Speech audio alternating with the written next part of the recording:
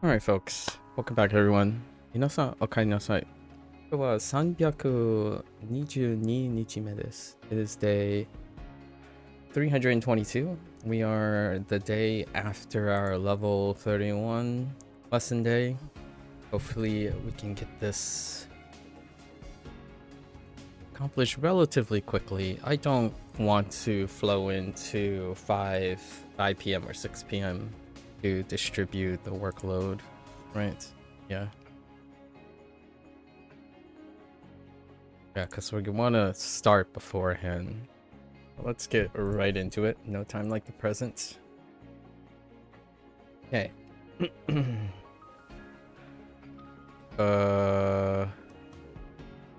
Mud. Okay. 希望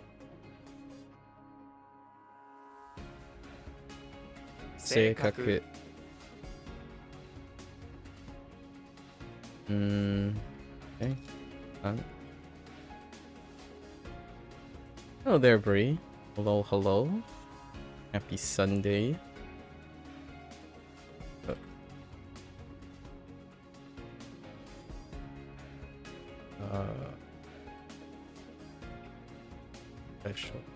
Exceptional. Good. What's this, man? Okay. Hanken.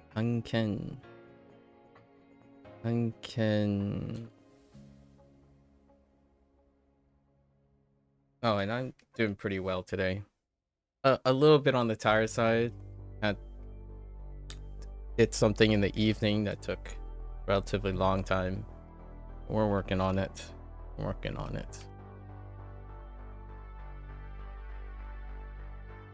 Nest. 周年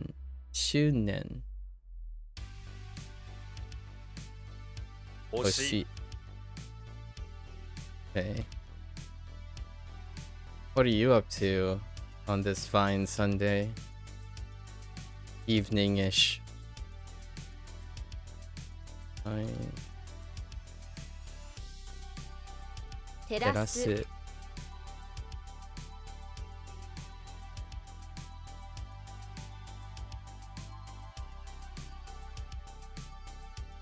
壊れ物 壊れ物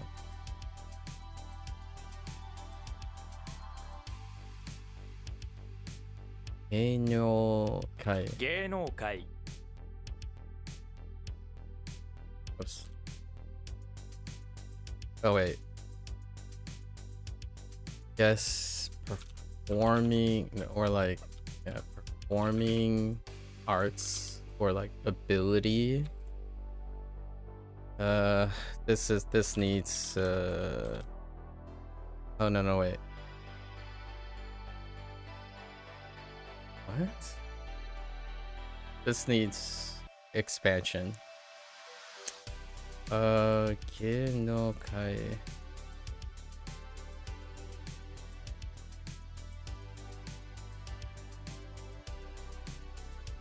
Show business, probably. Okay.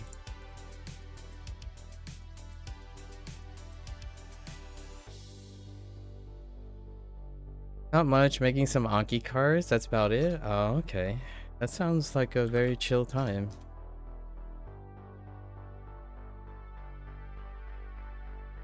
Dakyo. Anything you're particularly making at the moment? 頑固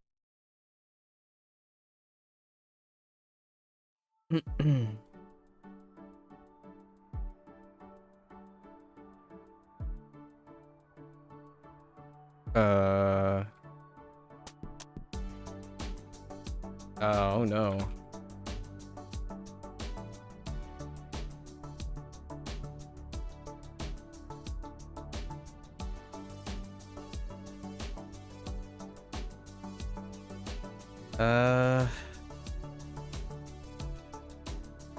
What is this?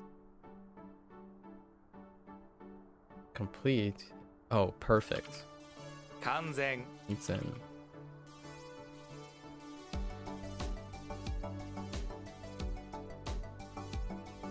We're kind of trying to finish our reviews today before in an hour. 才能 I know. 願望 Unbo.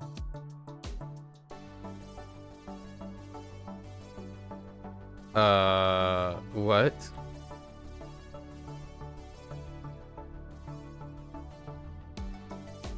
Shoe? Or... Yeah. What?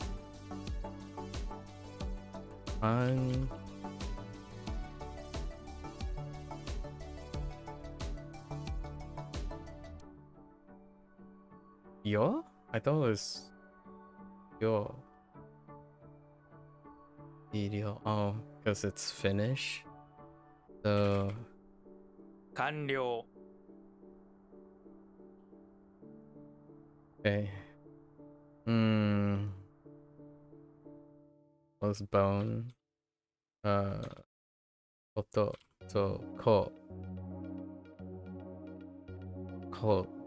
kotsu. So kokaku. 骨格 Kokaku.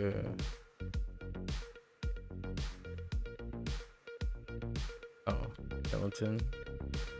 Making Anki cards to help distinguish between the conjugated verb. Oh,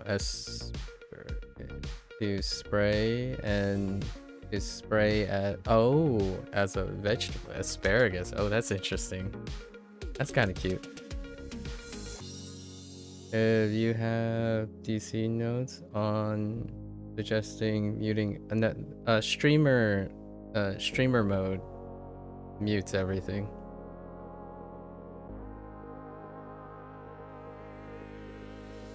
So you don't have to worry about that. No worries. Discord's got it covered.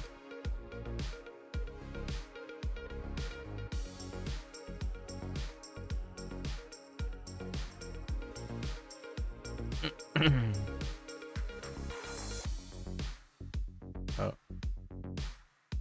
See ya.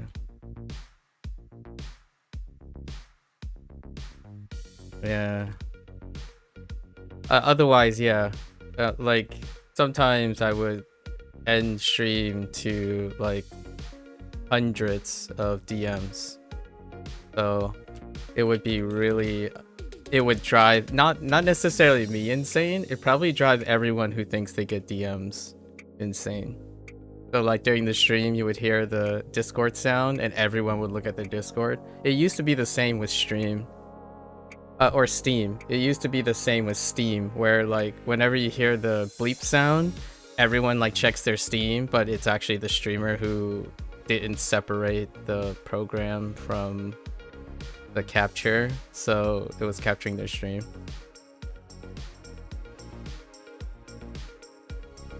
Yeah, like I remember before that was the Skype noise. And then before that was the TeamSpeak noise. It went through many phases of like when you hear it's like and you check and like nothing happened. Oh, and there was that binging, like that binging default message noise like iOS and Android had too. Yeah, there are so many notification sounds, but I think Discord and Steam DMs is probably on the top of the list nowadays. Whenever you hear it, like I hear it sometimes. So sometimes content creators like YouTubers add those noises to elicit the same response. DC noise sounds in their videos to make people check their DC. Yeah, and that's how they like re-attentify the person. So re-engage the person. It breaks the cadence so that they stop being passive momentarily. So you can place the Discord and Steam noise here and there to cleverly re-engage the person because you're breaking their static attention and then making them readjust their attention again. So when your attention fades into passiveness, it becomes active momentarily again because it was a distraction. You didn't even know it could mean spray or sprinkle? Your original plan was just adding, oh, for asparagus. But when you were looking for example sentences, many used it as the verb, so you just decide okie dokie, then you add both. I see. Interesting. Spray and asparagus. I wonder how that came about. That is one way of making people alert. An evil one. It's not subjective. It's more of an objective choice, right? We're talking about people who need to encourage engagement. Like, for example, I probably use the Discord voice and the Discord notification and Steam notification during lectures. If I were making lectures nowadays, I would probably use those noise to whenever an important topic comes up, I would probably use that noise. It's using what you know is true to your advantage.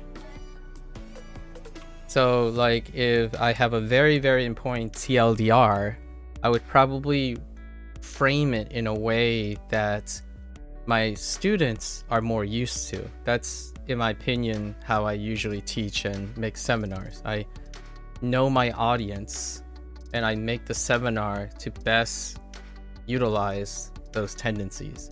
Being out of touch makes you less efficacious when it comes to providing advice and, you know, teaching. If I'm paid to get performance out of students, then I would have to understand how the students pay attention and then how to use that.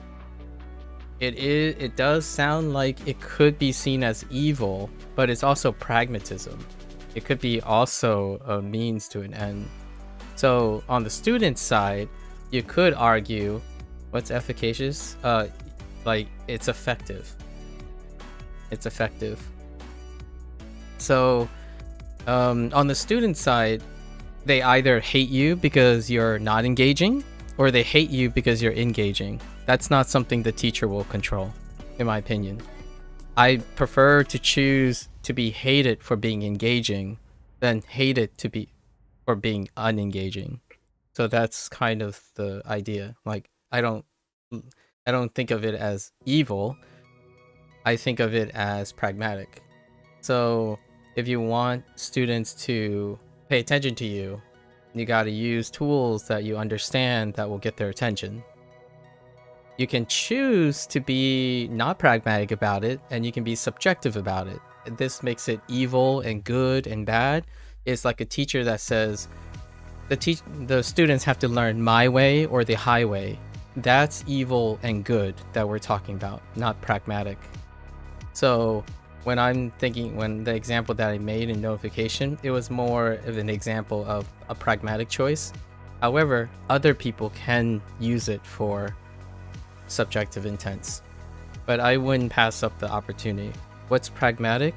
It's practical. Like it's free of emotions because you're trying to do a job. Like professionalism, or maybe like the Chinese culture. Like, I don't care if I don't like this job, I have to do this job because it's required of me. So instead of thinking of it as something I want or like, is something I have to do. And how do I do that? It's pragmatism in the sense that you're trying to suppress your emotions.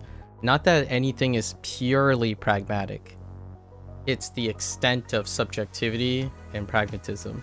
So whenever someone says like, oh yeah, I don't really want to, like for example, you don't really want to drop this class, that's not pragmatic. If you're failing the class, you can drop it. So the last thing is pragmatic because it feels cold. It doesn't have any feelings involved. It has minimal feelings.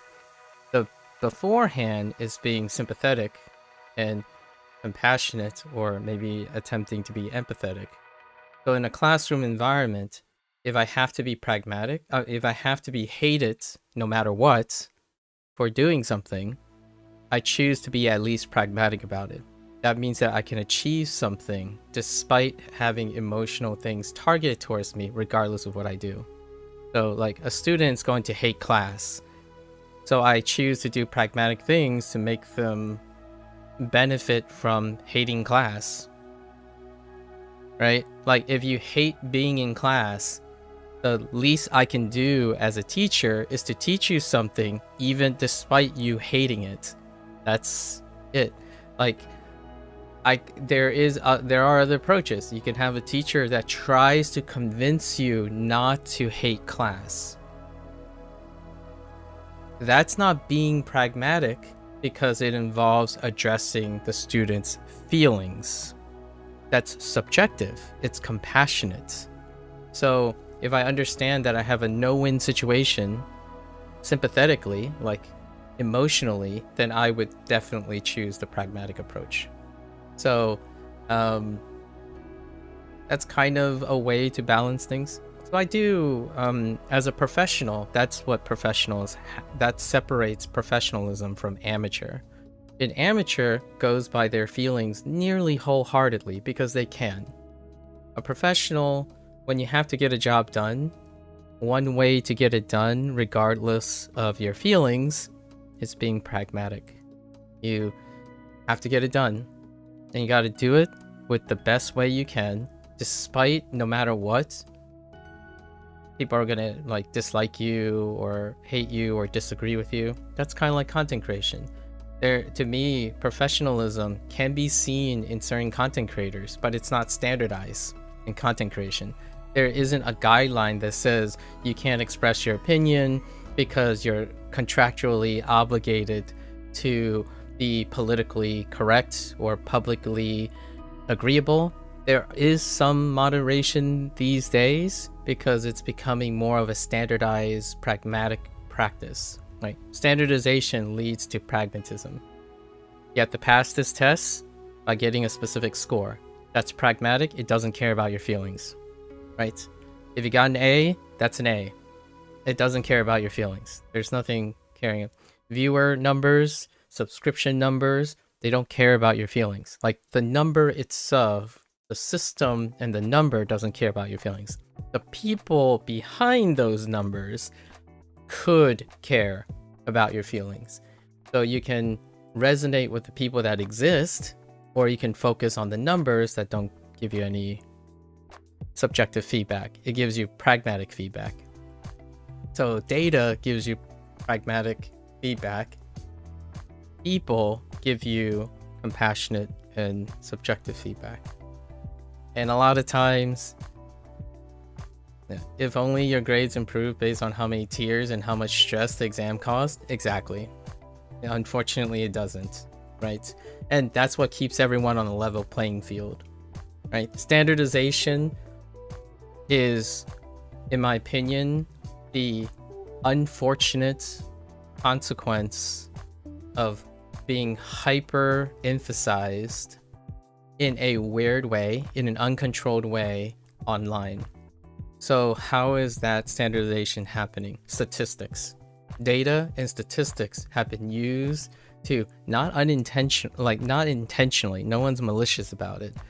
It has been used in a manner that now is no longer standardized. So there's no standardized practice on how to use data. So you can use data in any way possible to create emotional attacks with the data. It can be self-inflicted and it can be between people. So like you're not learning faster than the other person. That is subjectively interpreting data that has no feelings to impart feelings. But those things can be inappropriately used for one's health, right? Like for example, how do you know you're doing well in Japanese learning? You can use all the data possible. What makes it hurts and makes it going to affect your decision is the subjective part. The pragmatic part is if you're truly pragmatic, if you learned one kanji every single day, you improved. That is pragmatism. So if you're saying you're being pragmatic about it and you care about data and you like being objective, then one kanji is an improvement from yesterday. There's no feelings about it. It is one greater than yesterday. But if you're saying, oh, I'm not improving fast enough, or this seems hard, or my progress is slowing down and increasing in a feeling way, that's weaponizing, that's using data in the way you want it to use. For me, I usually use the data as a way to boost my motivation. Any data that demotivates me, I try to turn it into something positive. So that's using data. However, using data then becomes evil, easy, good, bad, useful, waste of time. That's the human response. That's what elevates data, the use of data. But where there's evil, there's good. Where there's bad, right? Or sorry, there's evil, there's good. Where there's a waste of time, there's value in it. That data doesn't offer. It's the human that makes the data that. So oftentimes when people tell me they're being objective and they say, oh man, this is slow. It's like, that's not objective. You could say 10 is slower than 11, but when you say you think that's slow, that's no longer objective.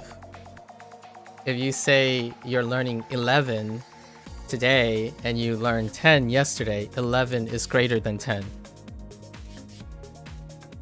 So you can say that 11 is faster than 10, but you can't say that feels slow. Like, I should go faster. That is interpretation. And I think the internet does that without standardizing things. So there's no like handling of data well. How do you tell which part of a double bed sheet inside thingy is the top or bottom thing or the longer side bits? And they're square? I have no idea. I have no idea. What is a double bed sheet?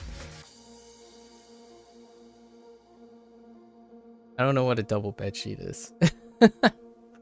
Okay, I do have to keep moving because we gotta finish before 40 minutes is up. Yeah. I don't want this to overlap to the next review set. It's gonna extend it too long. So let's not remember what this is.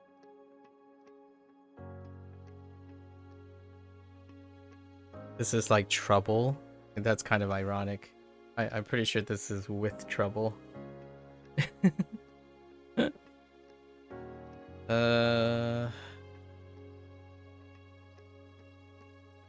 With trouble.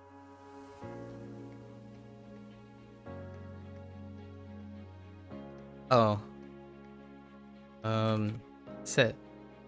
Kaku. Sekkaku. Kaku. Pretty sure it's like with trouble. Alright. Rise. That's a tricky one. Oh. We created a mnemonic for this, right? Sheep, scarce, towboat. Toboshi. Toboshi.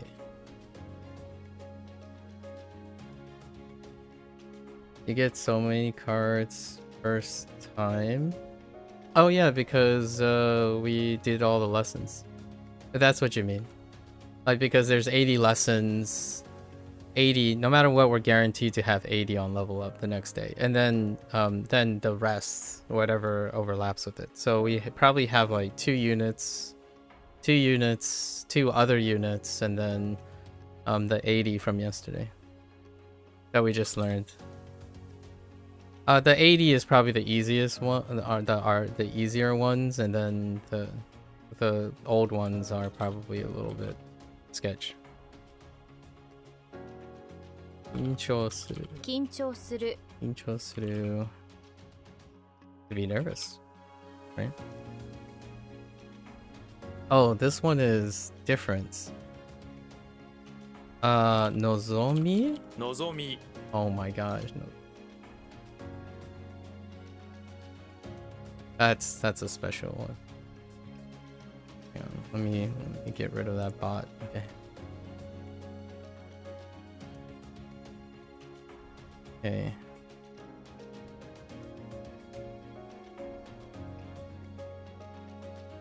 Tsumu.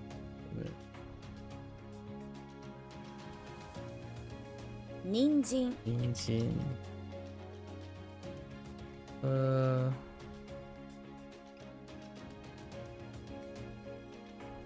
Osoraku. Osoraku.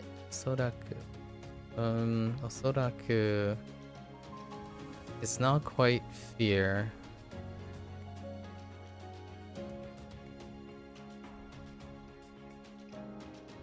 It's not quite fear. Fun fact today or not today? For context, you're only at your Akam night to Friday noon. To Sunday night to Friday noon. I love postponing things. I see.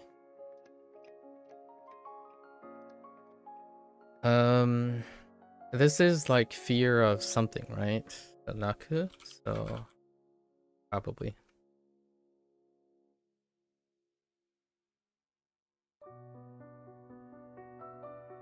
Heck. Sigh. Yeah.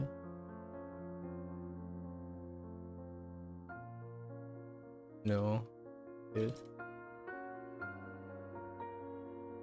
Oh, accommodation. Oh, I see. 主催する 外務大臣。え？外務大臣。Oh, 外務大臣。I said 外務大臣。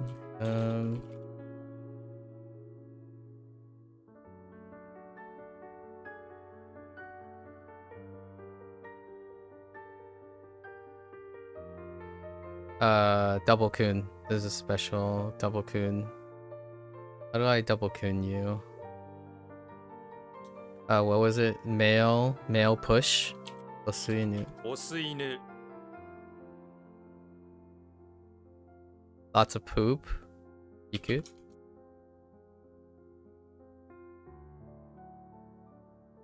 Zan. Nanse. Oh, danse. 男性。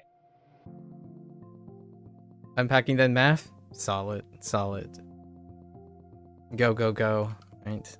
Good luck.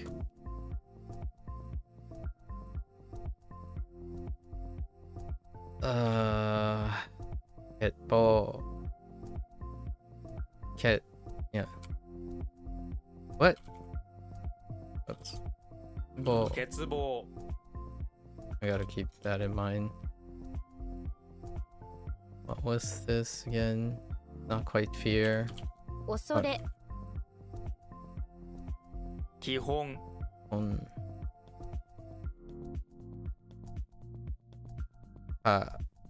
Oh. 格好。 Cool. We're just gonna go with like personality or like nature, characteristic.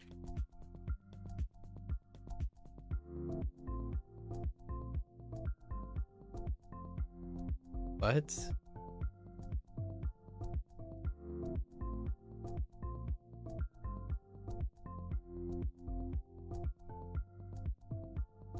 Appearance? Okay. They're all subtly different.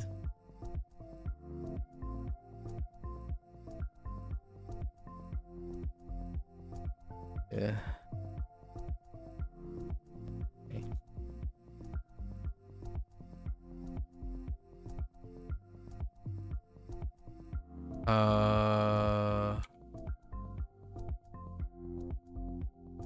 Ibun?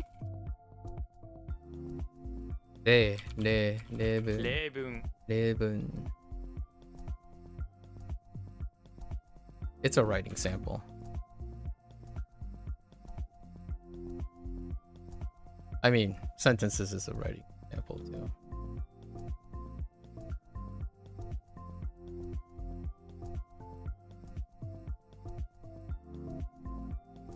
貧乏 빙보. 一 지레. 例 시보. No? 시츠보. 네? 失 시츠보.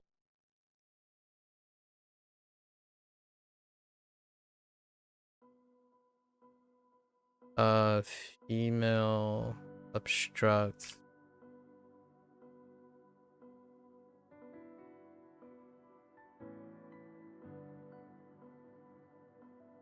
迷わす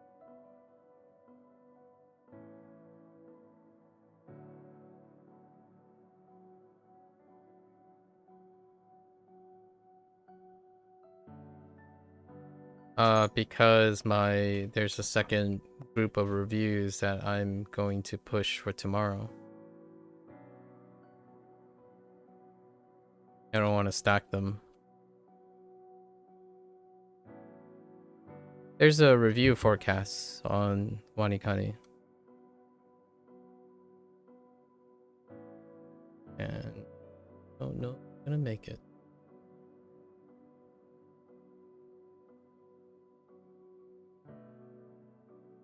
And what was it? Wolverine, construction, measuring, jeans. Inquire.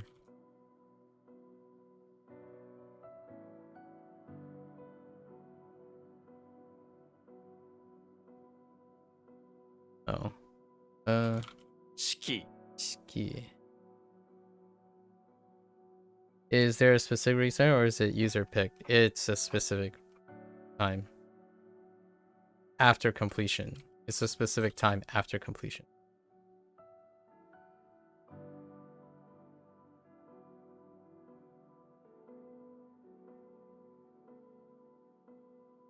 Okakusuru.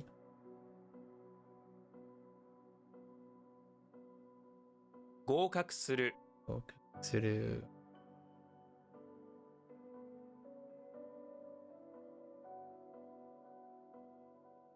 No, it's not an hour. It's staggered. 4, 8, 16, 4, 8, 16, 32, something like that. So this would be the 4-hour reset. The next one would be like 8 hours or something. And then 16 and then 32. And then even further back, like 64. And then that's when it's burned and left out of the cycle.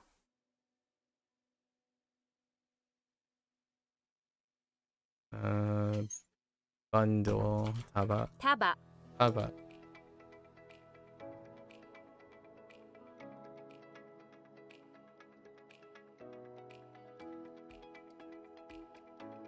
Reigai Okay. So when you're telling me, when you said that my schedule is never the same, it's always the same. And this is the reason why it's always the same. I have to adjust for the drift in WaniKani every 2 or 3 weeks. And we're adjusting to it. So that my stream schedule always stays the same. But the reviews don't always stay the same. Because WaniKani doesn't have user selected. So my period of activity is always the same, which includes streaming and my lessons.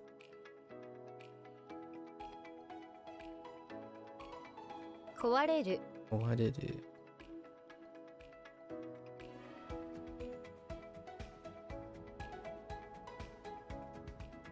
Osaeru.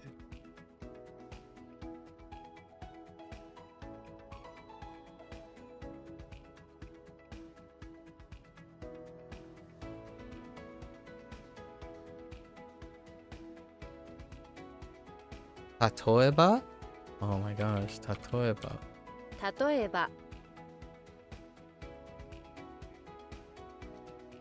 Is WaniKani, etc. strictly on stream? Yeah, everything is on. Everything about WaniKani and HanziHero is on stream.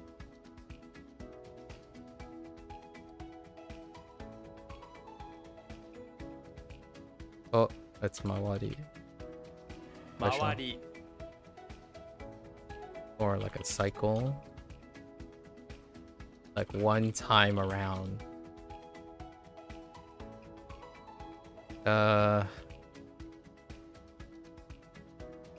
How do you circumference? Okay. They're all the same. Same but different.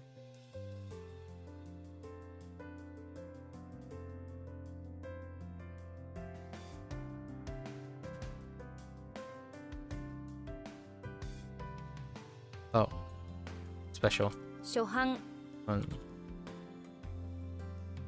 Okay.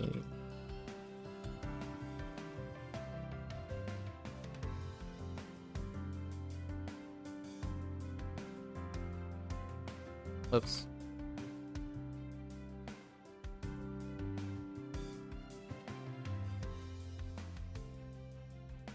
Has documenting everything been helpful? I document the things because I'm sharing it. I don't really think the act of documenting is something I have used yet. I work on things as I go. So looking back, we haven't really done any much looking back in the sense of using the actual documentation. I document everything though. So like this isn't new. Whether it's streaming or not, I document everything.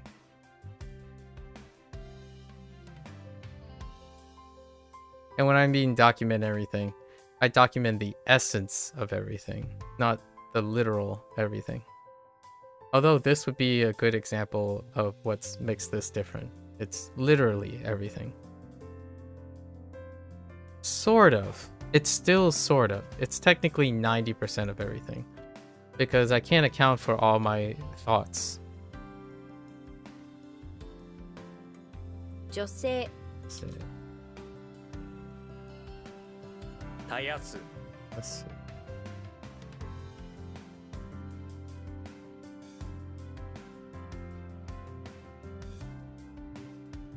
人人格格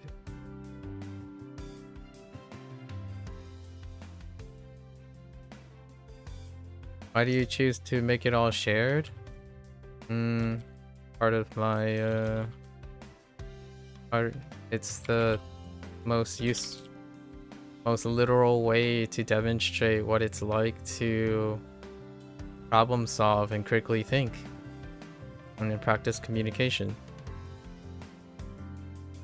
It's part of the 太 plan. 陽系 Are you okay? The short answer is because it's everything. It does the most things that I know all at once. Because I am more so the person to do 30 plus things at the same time, as opposed to trying to do one thing at a time. But in this day and age, people are more equipped to do one thing at a time really well, and then go to other things. So you want to start there. I tend to try to do one thing that involves as many things as possible. But you have to build up to that. You have to start with all the things, see how they're connected, and then try to do them together. So I started with Japanese, then I staggered to Chinese, and then I picked two things that are relatively similar in a way that I can stagger them together. So you build up, you start small. So I started with Duolingo.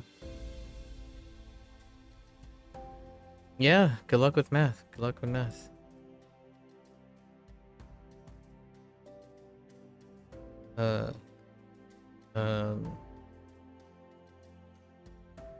It's like something tsukyo. Go tsukyo? Go tsukyo?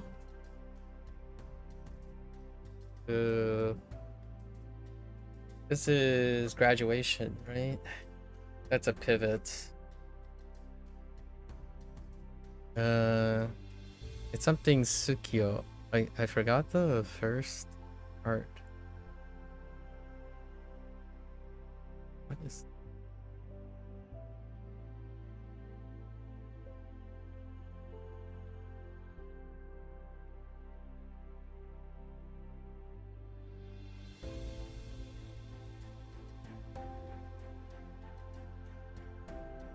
Let's go.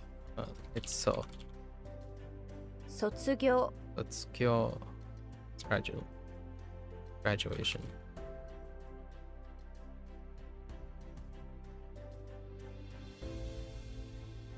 Chi. Ishu. Ah.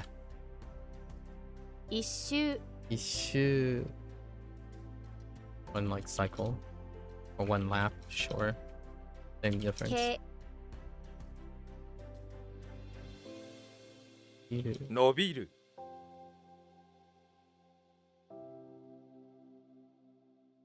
That's fine. It's good enough. Hanatsumeri. What? Hanatsumari. Oops. Oh no. Hanazumari. 鼻づまり Hanazumari.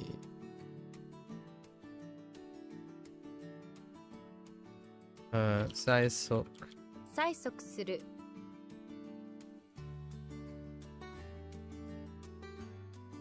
Oh.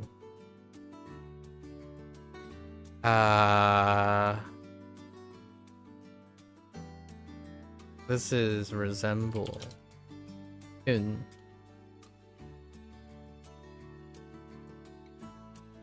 Yeah, I'm probably gonna have to do the 5 o'clock one. That's fine.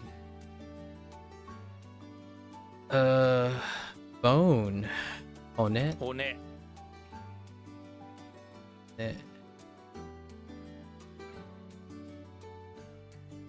Nosumu. Nozumu. What? Wish?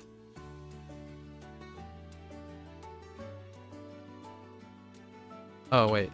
Nuzumu. Nosumu. What? Hope. How do hope? Nozomu. Oh. 望む Chikakai. 地下街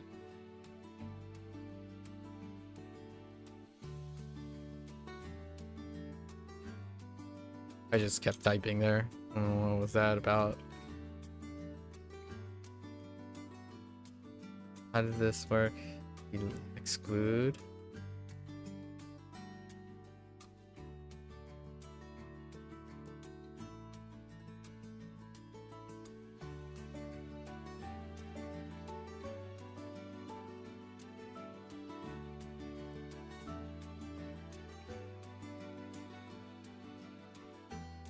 What am I excluding?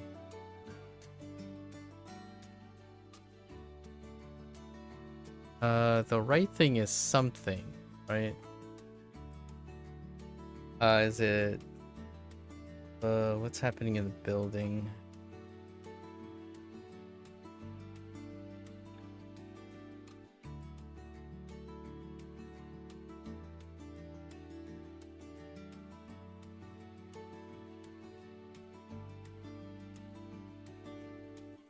Surplus buildings.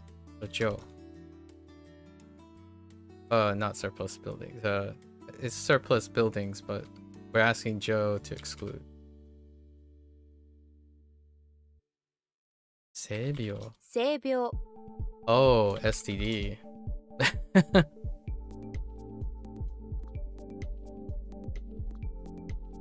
Makura. 枕 Oh, Makura.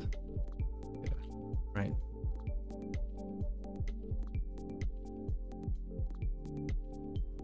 Oh, you lost your calculator? Great start. Oh boy, calculator.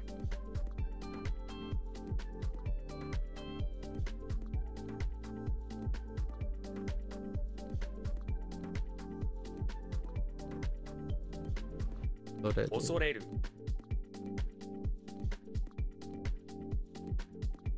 念願 Nenkan. Heart's desire. Oh. お願いします。お願いします。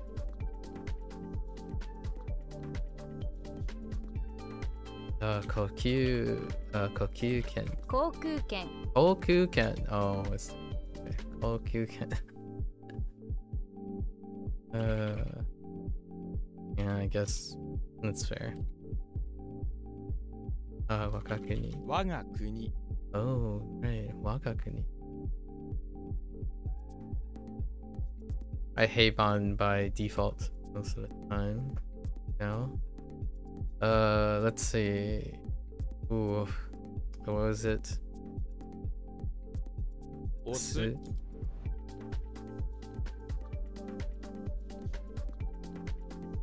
Participate. You feel like in a four-way multiple choice question list, my answer sheet shouldn't be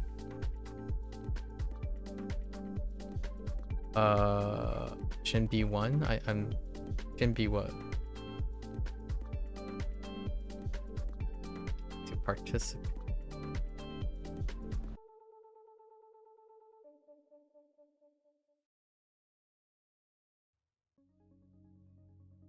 Santa is doing something. No, like those are the options you think it is. I feel like in a four-way multiple choice question list, my answer sheet shouldn't be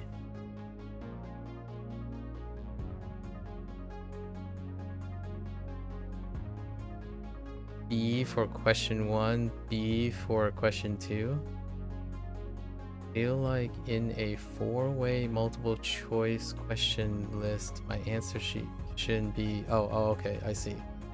That sequence, I see. マイル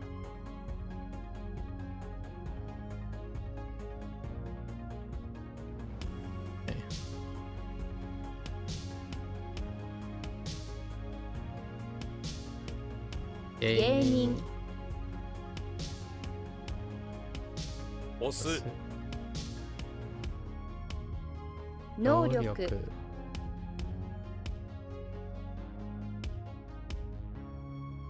思い詰める。思い詰める思い詰める。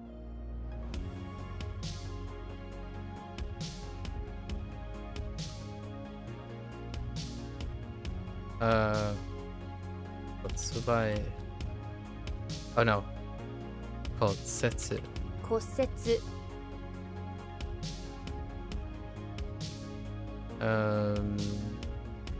Good. What is that? Oh god.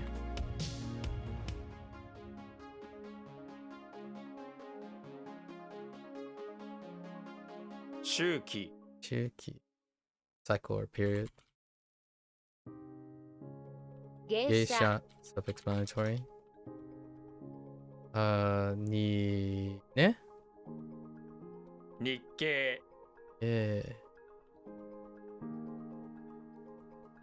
Oh.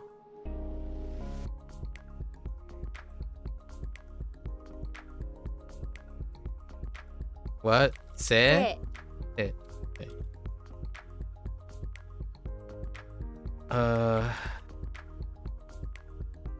Alright. Chopsticks, 貯める。貯める。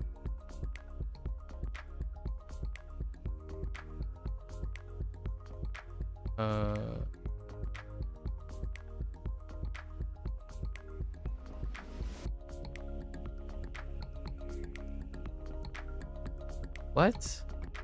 Oh. 本能 Oh no. That's instinct.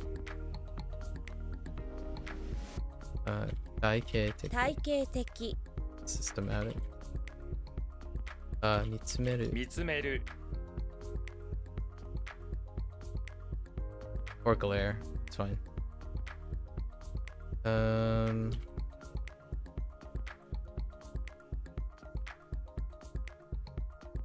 Shoot.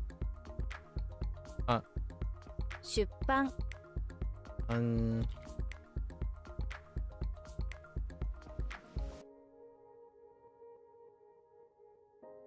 To hold. 折る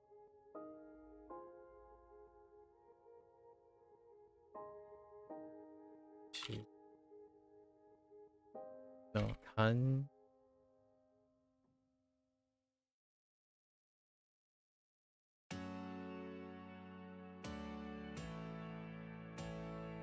To become. Wait. Actually, that's not to become. That's to complete. Or that is become. 完成 Hanse. Just completion. All right. We got 15 minutes. That's pretty good. Yeah, this is where we're going to. These are our new characters from yesterday, right? We don't have to go over the radicals. I don't think I paused on them. Okay. Let's go over our stuff. So let's start with our definitions. This is day 2. Showy. Exceptional.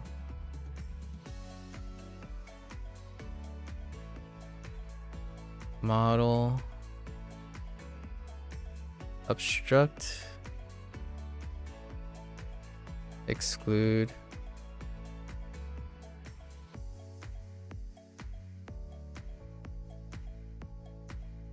Inquire.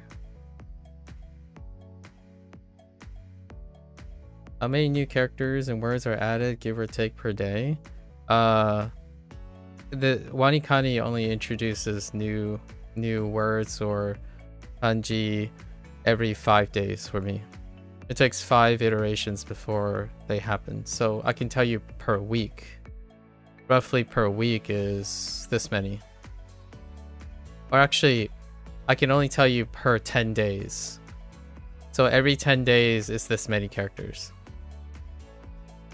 And then words would be probably double this. In total is 100 items per level, and each level is every 10 days, 10 to 11 days.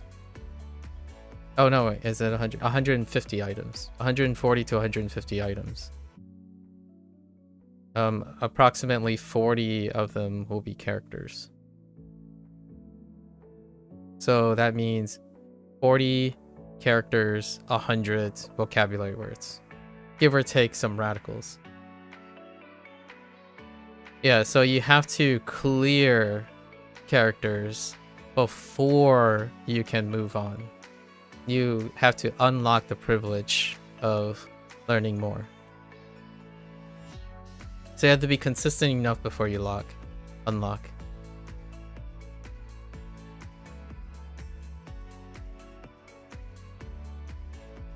How much? However, I don't operate with mistakes, so I don't work on one-time guesses. So basically, it's every 5 instances. So that's roughly 11 days, 10 to 11 days. The second half, I need to unlock all of these to get the second half, which is the 6 remaining characters.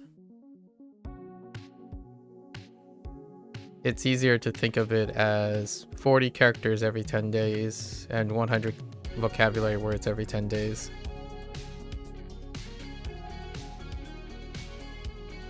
HanziHero does it differently. It's 20 lessons no matter what. Every single day you're learning 20 things. 7 characters and 13 vocabulary average every single day. And then the review averages 160, like 130 to 160-ish every single day. WaniKani is a staggered thing. So the lesson day is the highest. The day after is second highest, and it goes down until you level up, then it goes back up.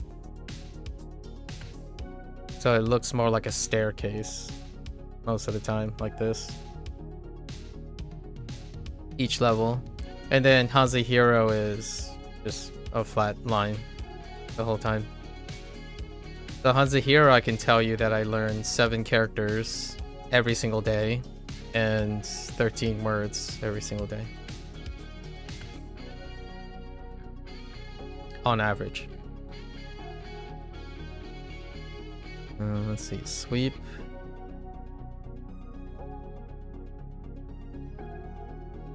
Sweep. Mud.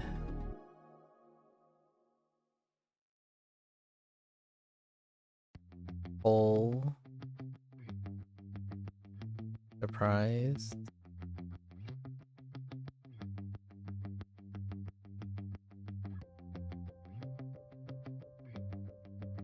Sigh. Storehouse.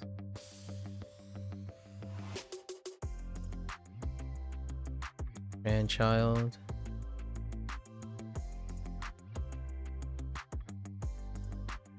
Nest. Belt. Diameter.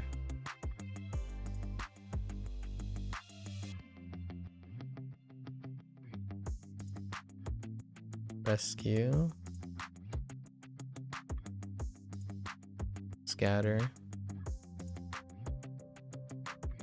Outer.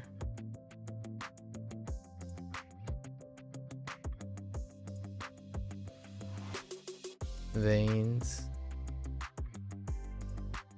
Veggies. Freight.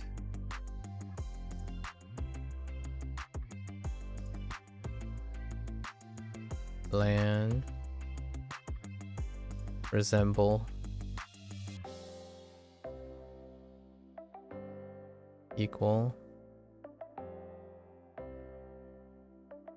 Brave.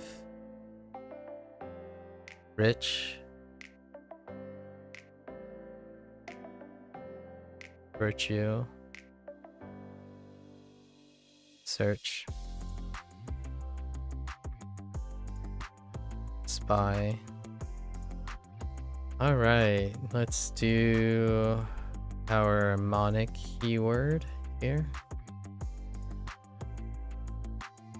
Car. Go. On. Bowl.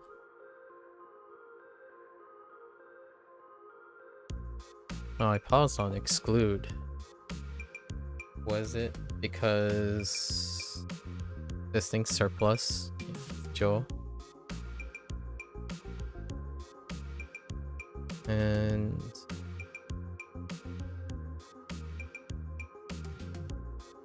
jeans.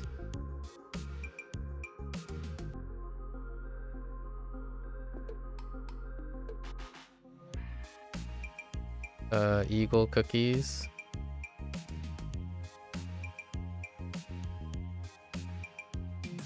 Soul.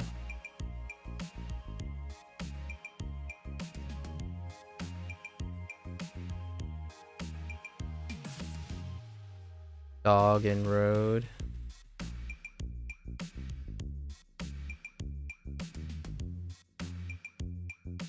Bowl.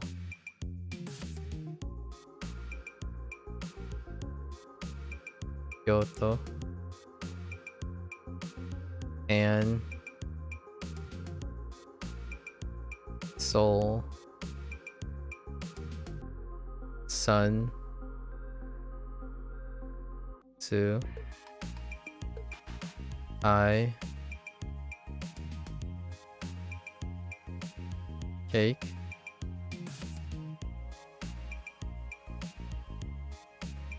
Cucumber.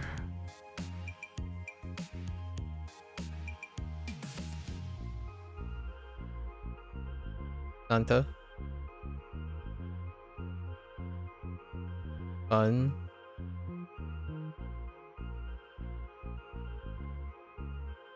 Make. Cyborg. R. read and cookie. Yeah, read and cookie.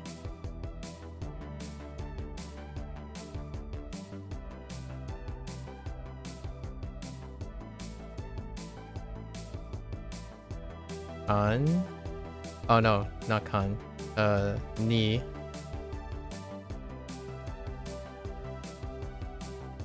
That was from yesterday. That was a weak point.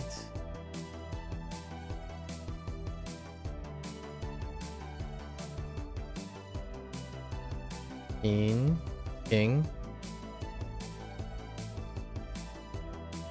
Bobo. Fool. Goku.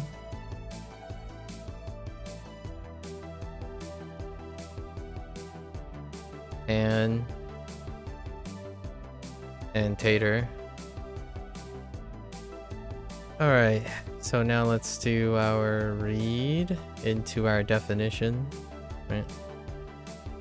So, ka, shoi, go, exception, han, model, bo, obstruct, jo, exclude, jin,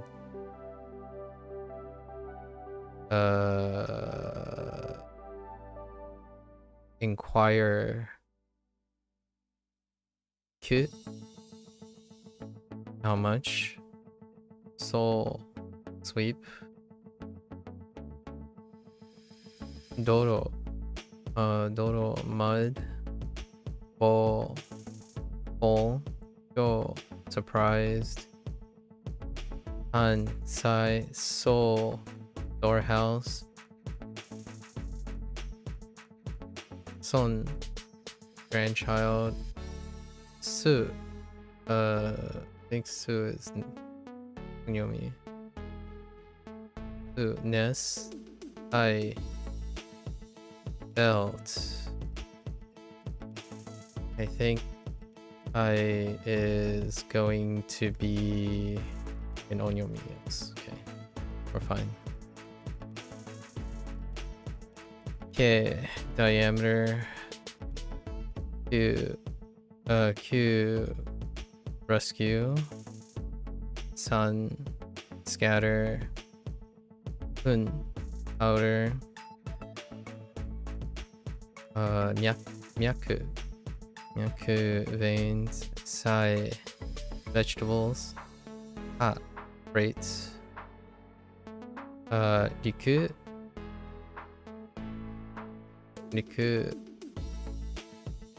land, ni, resemble, in, equal, bo, grave, u, rich, hook, virtue, search, spy. All right. Managed with 2 minutes left over and a bit of yap. Do you usually try to do this at the start? Yeah, this was yesterday too. We did it yesterday. This is my active recall period. So this is the application. This is the minimal you can do when I learn something. So if lessons happen, I actively recall by the end of the session. But I do this at the end of every single session. And they change based on it. So the first 2 days, there's an active recall right after the encoding. And then the second days and third days, they're abbreviated. So I'm cutting steps out. So you do all of the steps. No matter what I learn, I'll always learn through every single step. And then as it extends further and further, I can choose where and what to use.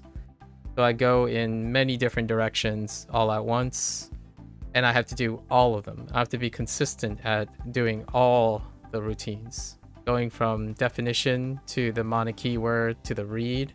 And then after 3 or 4 days, the active recall will be done differently, where I just do the read, know what the type of read it is, and then the definition.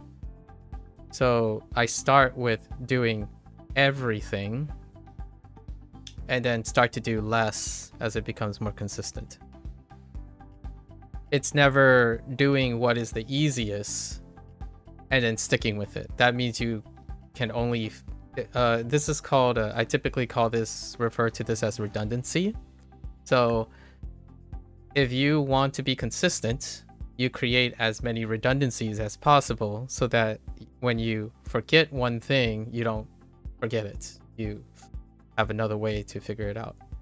And it's up to you how much time you want to learn redundancies.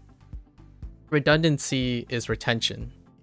So if you're really confident that you can retain something, you don't need a lot of redundancy. My breakup, right? My breakup is that I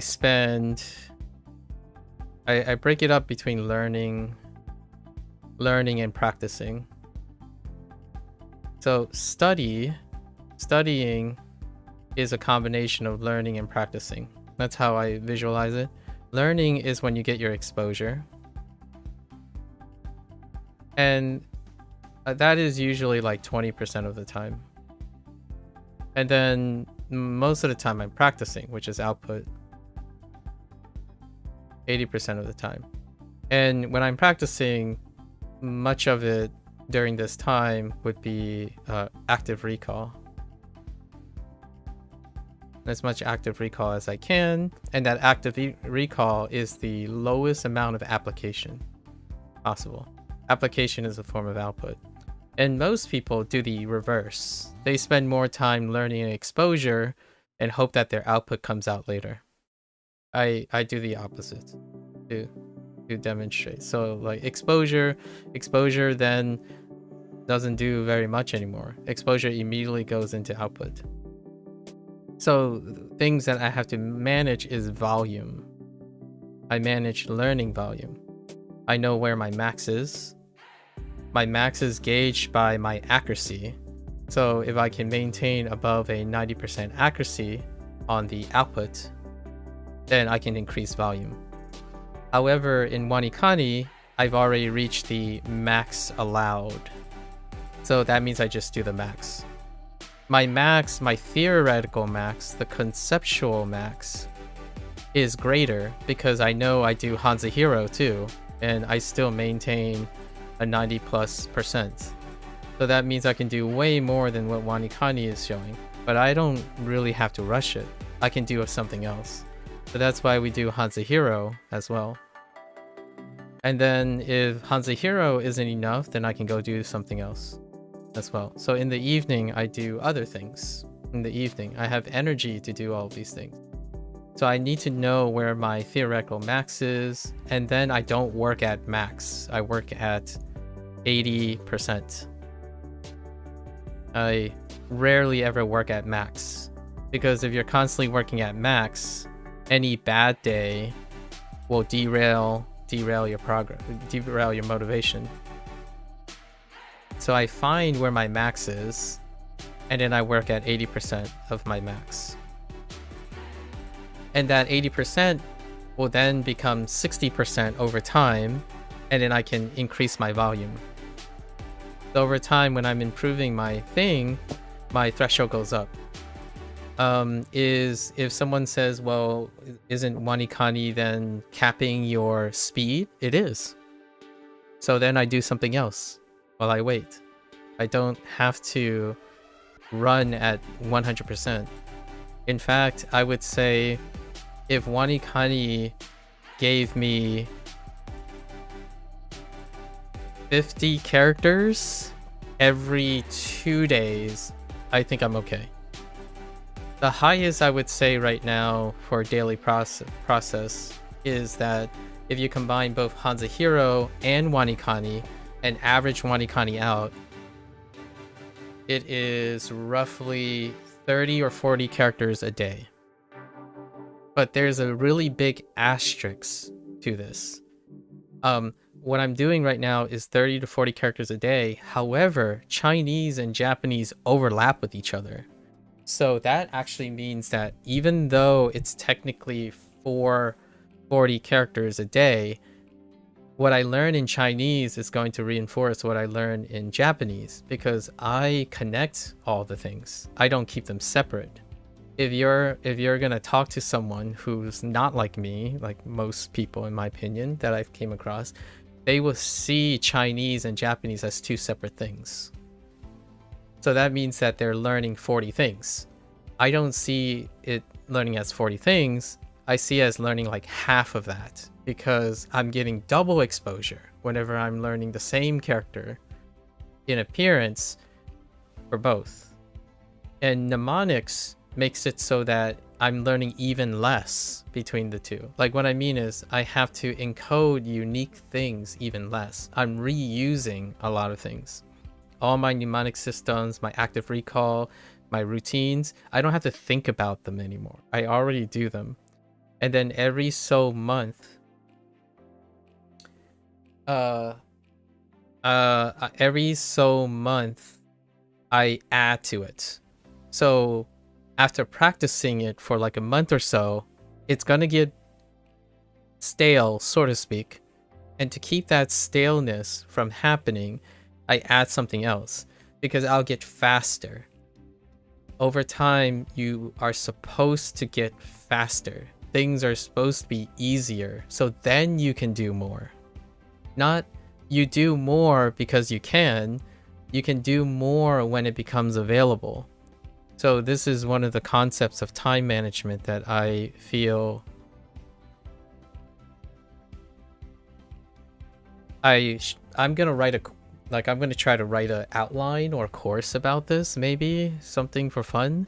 But time management, there's the internet way where you work at max all the time. That's not time management. This working at max is vibing.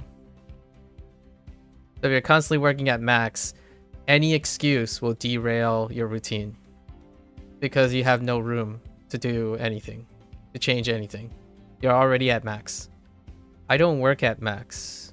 I determine the max first, work at 80%. I wait till this drops down from practicing. Eventually, this is not going to be 80%. It's going to be 60% because I'm going to get better at doing it. When I gain 20%, then I'll add more.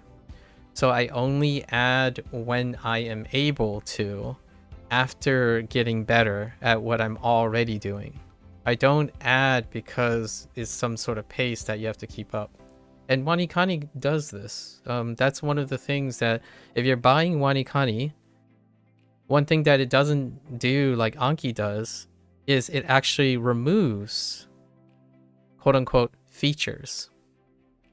And if you like that, it's trying to teach you something mandatory. This is what happens when structure is forced upon you. And if you are able to solve and work with a forced structure, it means that you're making something work. That's a different type of skill building than it is to find the most flexible tool in the tool shed and then choosing how to learn yourself. If you're choosing how to learn yourself, you're going to choose to learn the least. That's usually what happens when a human is given options. That is not something unique to adults or children, or it's unique to humans. You pick the path of least resistance when you're not forced to do anything. So if you pick a tool that has all the flexibility in the world and you haven't challenged yourself to test other things, then you will stick to the thing you do best. When you do that, then there's really no room for learning. There's only room for repetition. So Anki works really well if you need routine and scheduling. And that's removing the need to develop those skills. So whenever we talk about routine and scheduling, it's lacking because most of the things in your life is doing that for you. So when there's no routine and scheduling for your life things that don't have those tools, you can try finding one. That's an alternative, like find a life scheduler. I don't know who that is or what that is, I haven't came across it. If I do, I will probably suggest it to people who don't care or want that skill, right? It makes it easier. If only there was a vibe-based Anki. Anki is as vibe-based as routine is available. So Anki is the most full-featured, in my opinion, the most full-featured vibe. Because it does not force things upon you. The minimal thing that it's asking you is to do your reviews. And that's what makes Anki successful. It is teaching people to do something, or it's trying to anyway. It's trying to condition people to do something they don't want to learn to do themselves, which is to do your review, keep track of strengths, weaknesses, keep track of the frequency of your study. That's replacing the skill that most people find very, very difficult in the internet age. The internet age is you get what you want when you want it. When you want to watch a video, you get to watch it when you want to. When you watch a movie, it's available in its entirety. Like, it's not true for everything, but the idea is on the internet, you always get what you want when you want it. I grew up not that. I never, ever had that feeling that I always get what I want. The internet has made me feel the same way though. Like, I like the internet because I get to watch what I want when I want to, but it's already like too late, quote unquote, too late for me. I've learned that I can do things at precisely when something tells me to do, because I can bend all my things around it. So if I get a job, it'll take me 1 day to adapt to the job, because I can rearrange my schedule and meet the demands of something that isn't me. On the internet, it's always you. You are the main character. Everything's targeted to you, right? Your ads are targeted to you. The stuff you watch on YouTube is targeted to you. You get to choose what to watch on YouTube. In fact, most of the time when I watch YouTube, I watch it on an account that doesn't have an algorithm, like a personalized algorithm. I watch whatever is popular. Like, during a period in the day, I have an account that has no history logged in, and it's deactivated. And I look at the front page and I see what other people are seeing, not what I want to see, what other people are seeing. I do use a personal algorithm. You know, I didn't say I didn't. So this is probably one of the things that we always talk about. When I say I'm doing something, it doesn't mean the opposite is true. So when I say I use a anonymous one without an algorithm, I also have a personal account with a personal algorithm. But they're two different things. I'm doing something that people don't typically do on top of what you typically do. That's how you learn how to solve problems outside yourself. You need time and place. Yeah, black and white. No black and whites. It's grays. It's both. I do personal algorithm during a specific time, and I do non-specific algorithm in another time. That's how I learn to be on top of pop culture, or at least try to be on top of pop culture. So if someone starts talking about One Piece, I can at least talk about One Piece. Both. The answer is usually both. So if you ever ask me like, oh, so does that mean you never immerse? It's like, no, it means I immerse at a different time. The idea is you can't come up with solutions or problems if you never do them, or even see them, or entertain them, right? And most of those things will never be normal or easy or approachable because you have no exposure to them in the first place. And even after exposure, if you don't do them, then that exposure does not become a learning lesson, right? Truly, for the record, while I separate learning and practice, many people who are learning, I don't know, learning coaches or stuff, both of these things are required for what people consider as learning. However, what they consider as learning, they only do this learning. That's why I separated the two. I've watched a couple people who brought up learning coaches or learning specialists, and I watched some of their videos, and their principle is that they're going to present their terminology based on what they believe is the accurate terminology. I'm using this terminology in order to demonstrate that while my terminology is different, this is what people are referring to. When they say what you're wanting to learn is learning plus practice. What people do, what they actually do is they learn.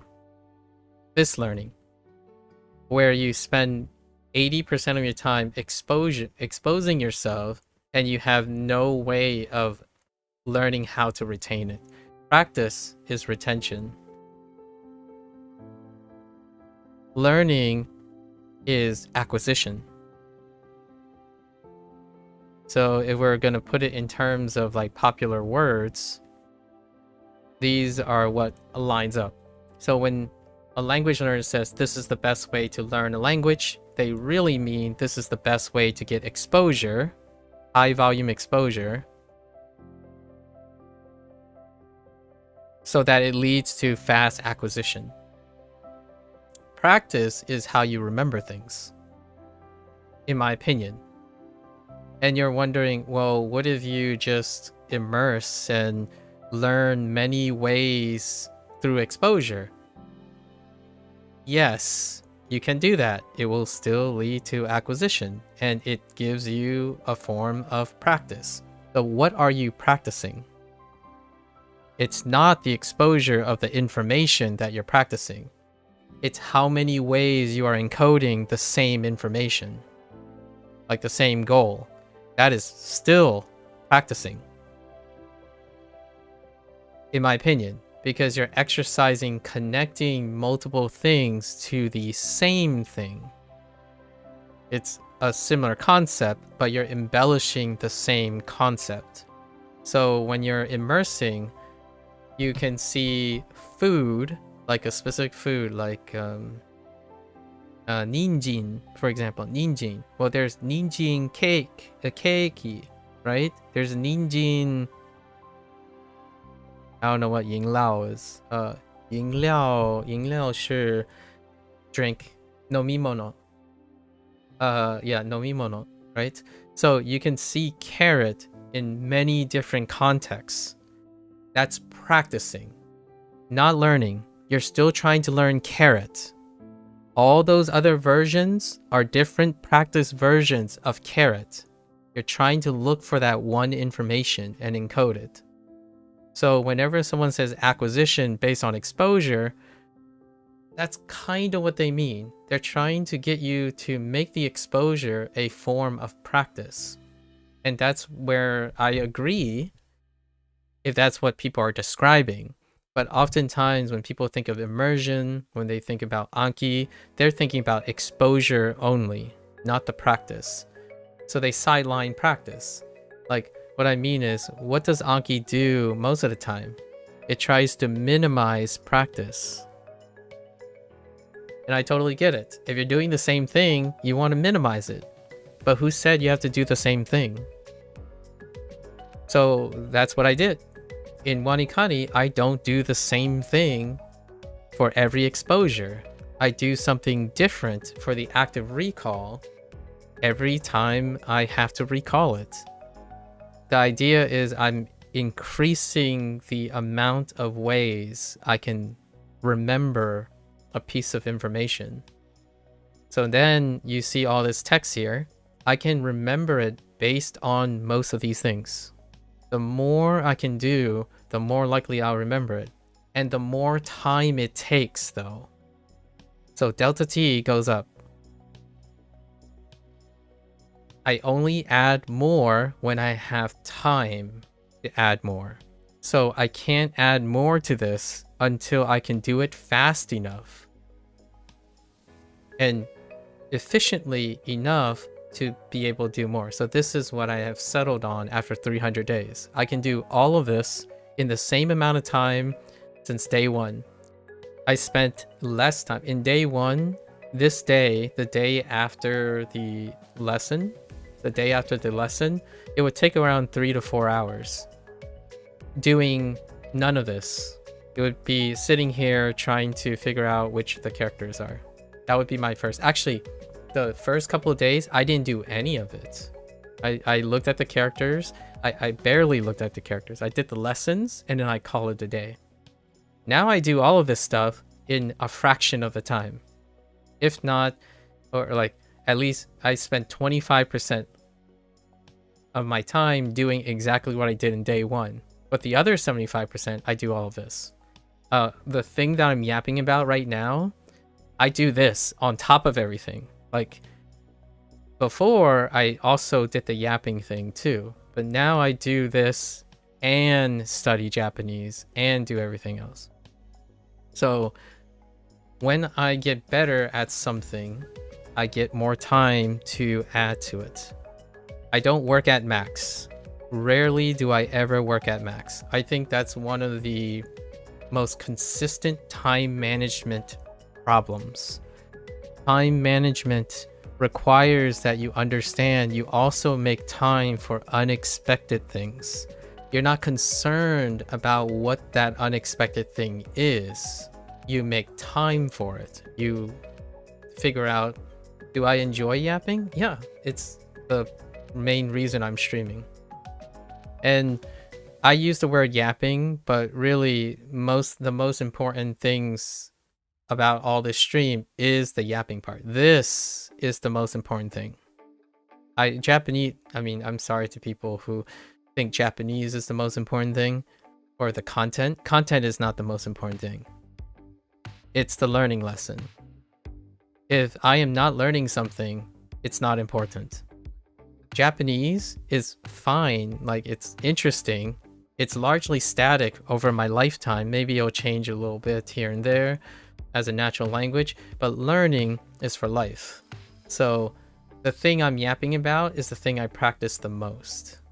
All these topics, every single day in and day out. Time management, day in and day out. This is what I'm trying to improve, and it takes an astronomical amount of more time because it's my specialty, at least in my opinion. If I have any specialty, it's this, and it takes increasingly more time than ever because remember that when you're in a specialty, growth is kind of like this.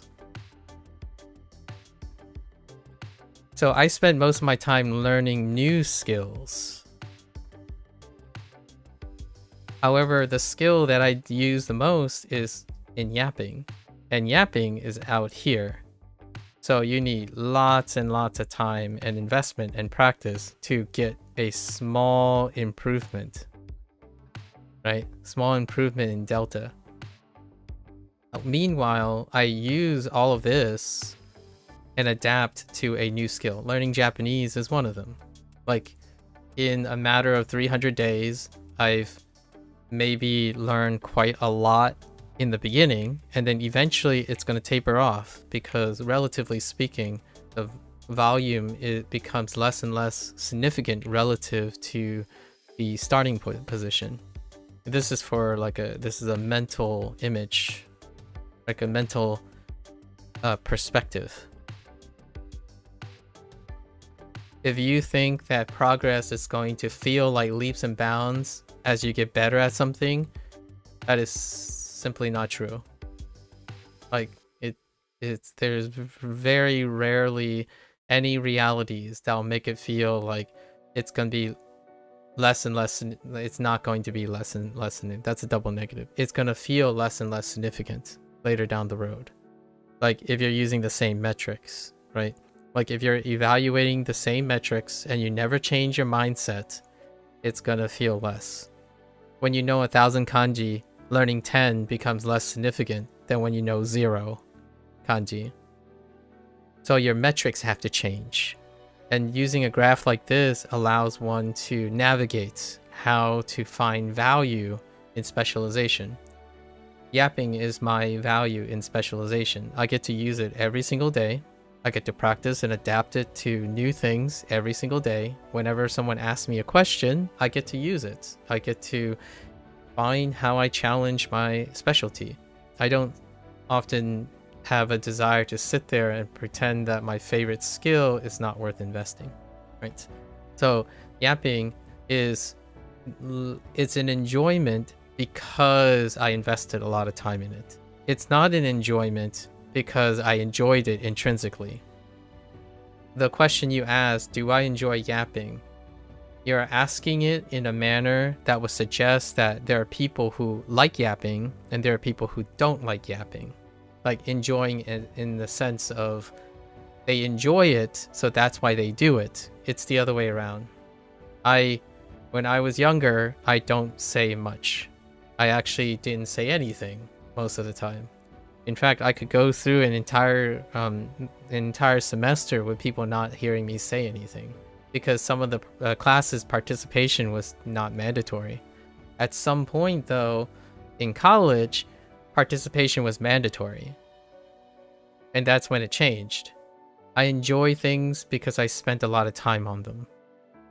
Most of the skills I have today that I do well, time management and all of that, is because I worked on it. That's the true enjoyment. Are you the sort to enjoy writing long text to people, essays, and explanations? I learned to find it useful. And because it is useful, it is enjoyable.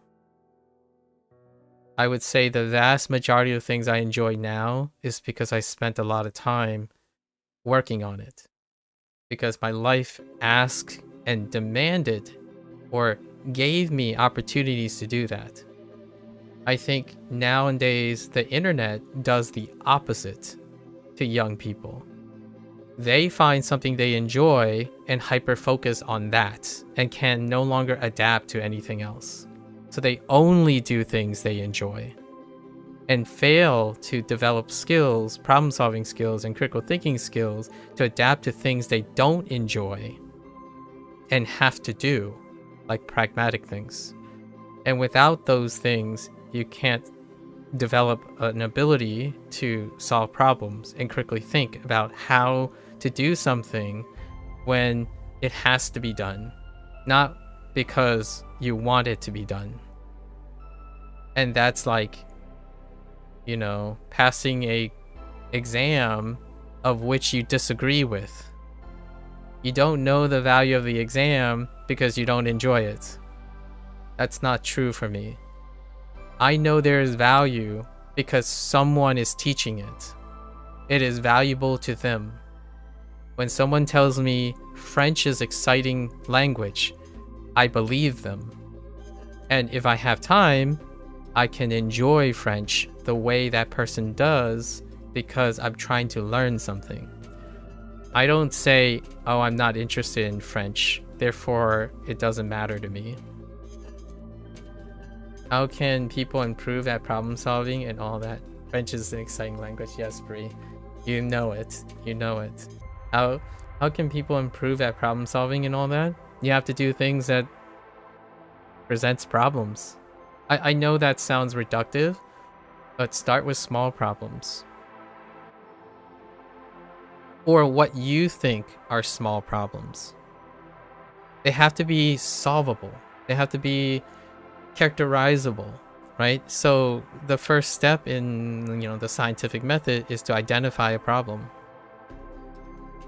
And I don't mean by acknowledging that there is a problem. You have to identify and characterize it. And then you start working on it.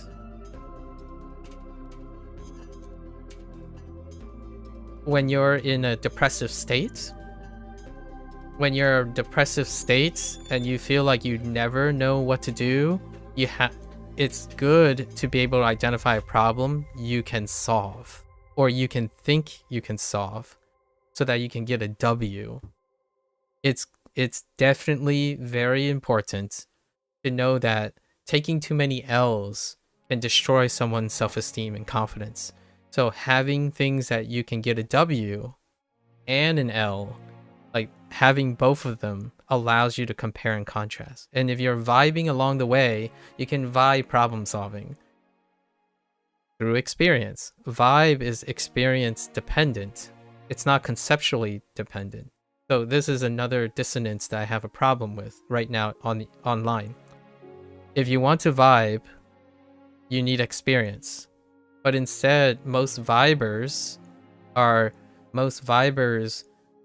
encouraged to do concept and analytics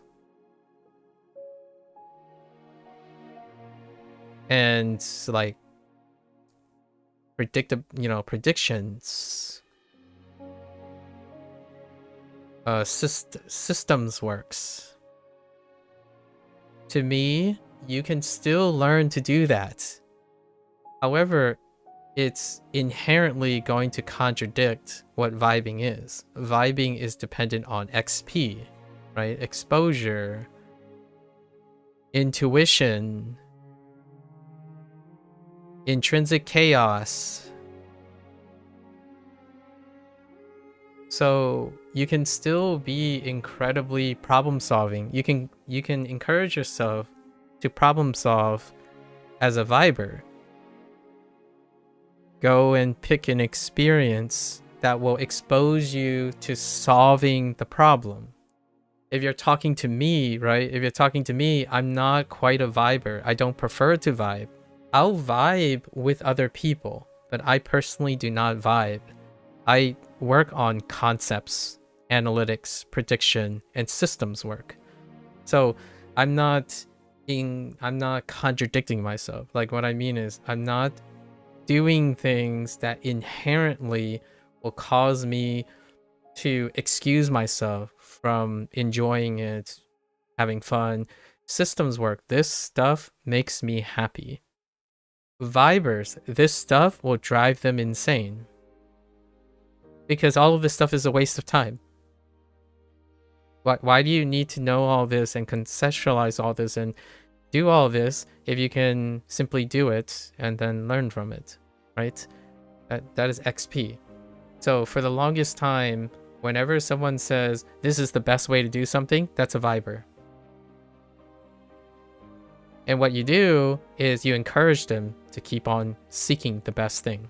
Like keep on encouraging them to do those things because their intuition can provide problem solving skills and critical thinking skills. It's a different way of acquiring problem solving skills and critical thinking. You're not gaining any critical thinking skills and problem solving if you're a viber and you're having trouble conceptualizing. Like if you're not here, if you don't think any of the things I'm saying are very interesting, it sounds like a waste of time, then conceptually you can either work on it as an experience or you go and get experience. And in my opinion, if that is your strength, it'll probably show itself. Because you will feel out most of these things. At least in my opinion. And here's the catch. Here's the trap here. I do both. I don't do one or the other. I have a preference. I have a preference for one. Like I lean towards analytics. That doesn't mean I don't do both. You're a human being. You should be able to do both. So the answer often is try to do a little of everything so that you actually know what your options are. And if you have time,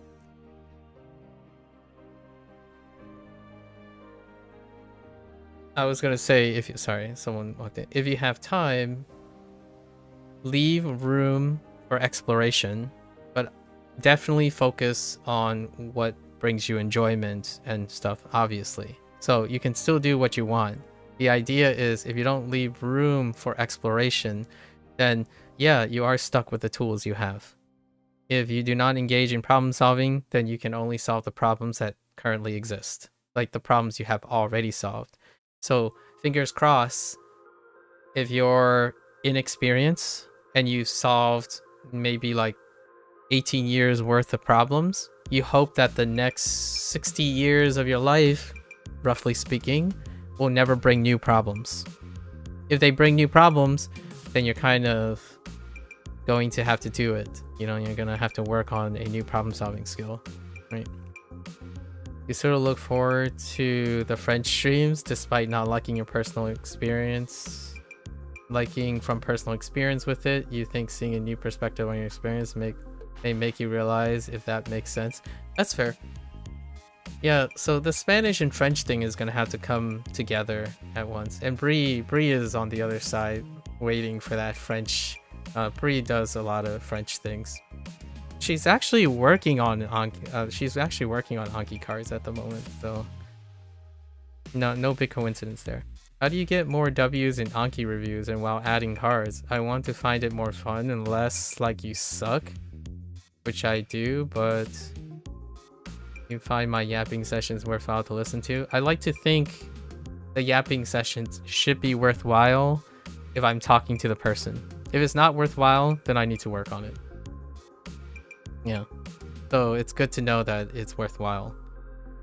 If I'm yapping and it's not worthwhile to the person I'm intending to talk to, then I have some... It would be a feedback that I would have to take to heart. Because that's the skill that I think I do well. For the W's in Anki reviews, well, you got lots of W's. What is a W in Anki? Doing your reviews. That's a time management W. If you finish the reviews, that's a W. You get one every day. You're supposed to get one every day anyways. That's how it's supposed to work. It's supposed to provide you with the satisfaction of getting a W every day. Yeah. I can share with you how it's different for me. Like for example, WaniKani, my W takes a year and a half. I don't see anything else as W's at the moment. My W's are as delayed as possible. I do not derive the same satisfaction from instant gratification. In fact, I think instant gratification for me is really cheap and available in a pinch, but I rarely use instant gratification to help me feel happy during the day. Like, I don't need to buy an instant gratification. I don't need to watch cat videos to make myself momentarily happy. I'm already consistently happy. So the idea is that I wait and I work towards something big. The 100-day review is a form of delayed gratification. So every 100 days, I record a 5 to 6 hour piece on everything that I've learned and I piled and compiled for the last 100 days. And then that is that's my delayed gratification. That's the reward for working. These day in and day out, they barely tip my fancy. Like, this might form the basis of people's motivation. This is where you start though, right? Most people start here. They start at instant gratification to keep moving. And then you can build yourself up for delayed gratification. That's how I am approaching most things when I'm talking to what most people dislike about what I say. That's what I think young people do. And they also intrinsically do until they become older. Time dilates when you get older. Things that look like they were short are long. And things that feel like a short time or a long time, they change when life gets longer, when you have more experiences. So for now, I think this does really well. Instant gratification does so well that it is addicting, right? It locks younger people, inexperienced people, like mentally, not biologically, but usually biologically correlates. It locks you into a state in which you can't grow. My most, I got some satisfaction, but arguably some of my most satisfying things is knowing that I've been a friend for someone for 15 years. Like, it's not even getting a PhD after 7 grueling years. That was a drop in the bucket. Like, those are delay gratification situations. The obvious solution to increase the W count is, of course, to finish decks, but you've been struggling with your consistency lately, as you may have guessed, seeing your numbers of blue-red. Yeah. You can make more decks. That's a W. Every time you make one card, it's a W, right? Or make the cards that you want to make. Do you think instant fast gratification is bad? No.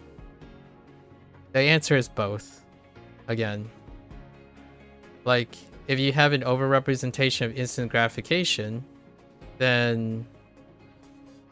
Like, and what I mean by both, I mean instant and long.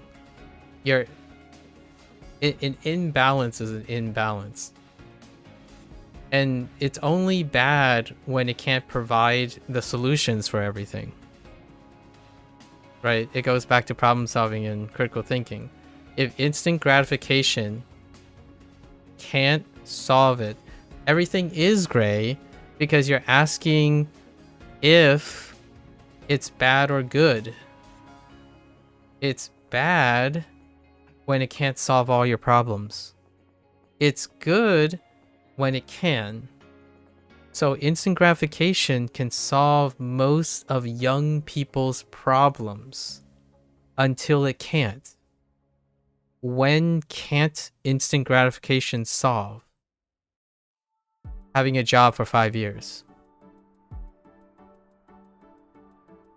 It's not going to be sufficient. Spending 10 years learning Japanese, it's not going to be sufficient. So it's only bad when there's a problem. That's something I can say with absolute certainty. So it's not about whether you need something, you want something, what is the secret sauce. It's bad when you can't solve the problem. So if you only have instant gratification and it's not good enough to have not a problem with it, then it's bad. Or like, because you have a problem with it. If you don't have a problem with it, then it's fine. It's not bad, right? But is it good? You can also ask, so is delay gratification good? I would say it's good if you know that you have a use for it. So that's a way to frame things. Something is good when you have a use for it. It's a waste of time. It's like meh, it's not good because it doesn't offer any benefits. It's not bad, it's just not good when you have no use for it. So delay gratification is something that's absent. So when something is absent, you actually don't know if it's good or bad. It's neither good nor bad. So it's not even gray. It's moot. It's not just gray. It's neither. It's a void. So if you don't have options and don't have solutions that you can see, those things are neither bad nor good because you don't know. You actually really don't know. So if you ask me if instant gratification is bad, you're going to try to avoid it. That's not the point. Because you're using it already. You have to understand how it's useful and how it's not useful for you. Like, what is about instant gratification that makes it either bad for you or good for you? And what can you do to make it less bad, more good? And one way is to use delay gratification. Like, you delay your gratification.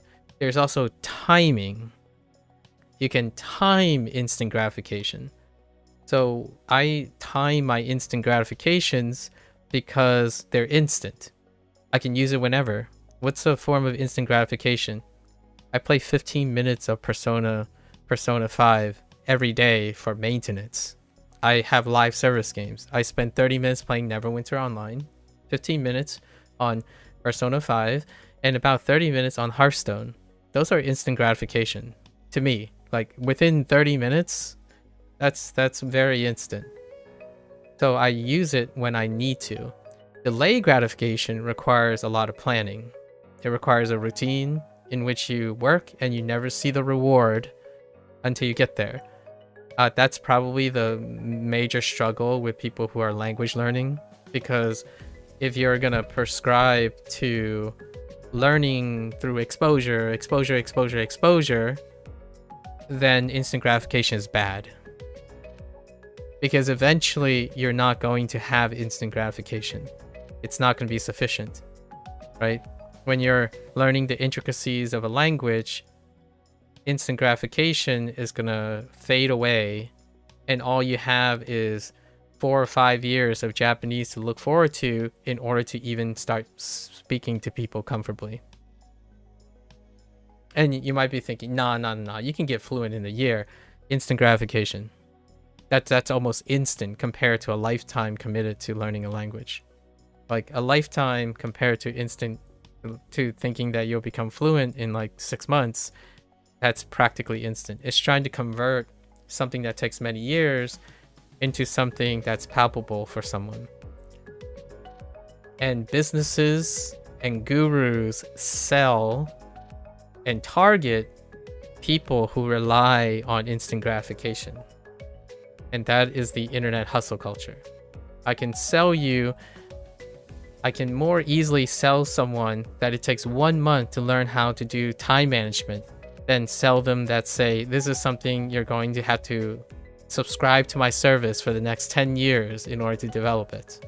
You can kind of spin the delay gratification as a business model too.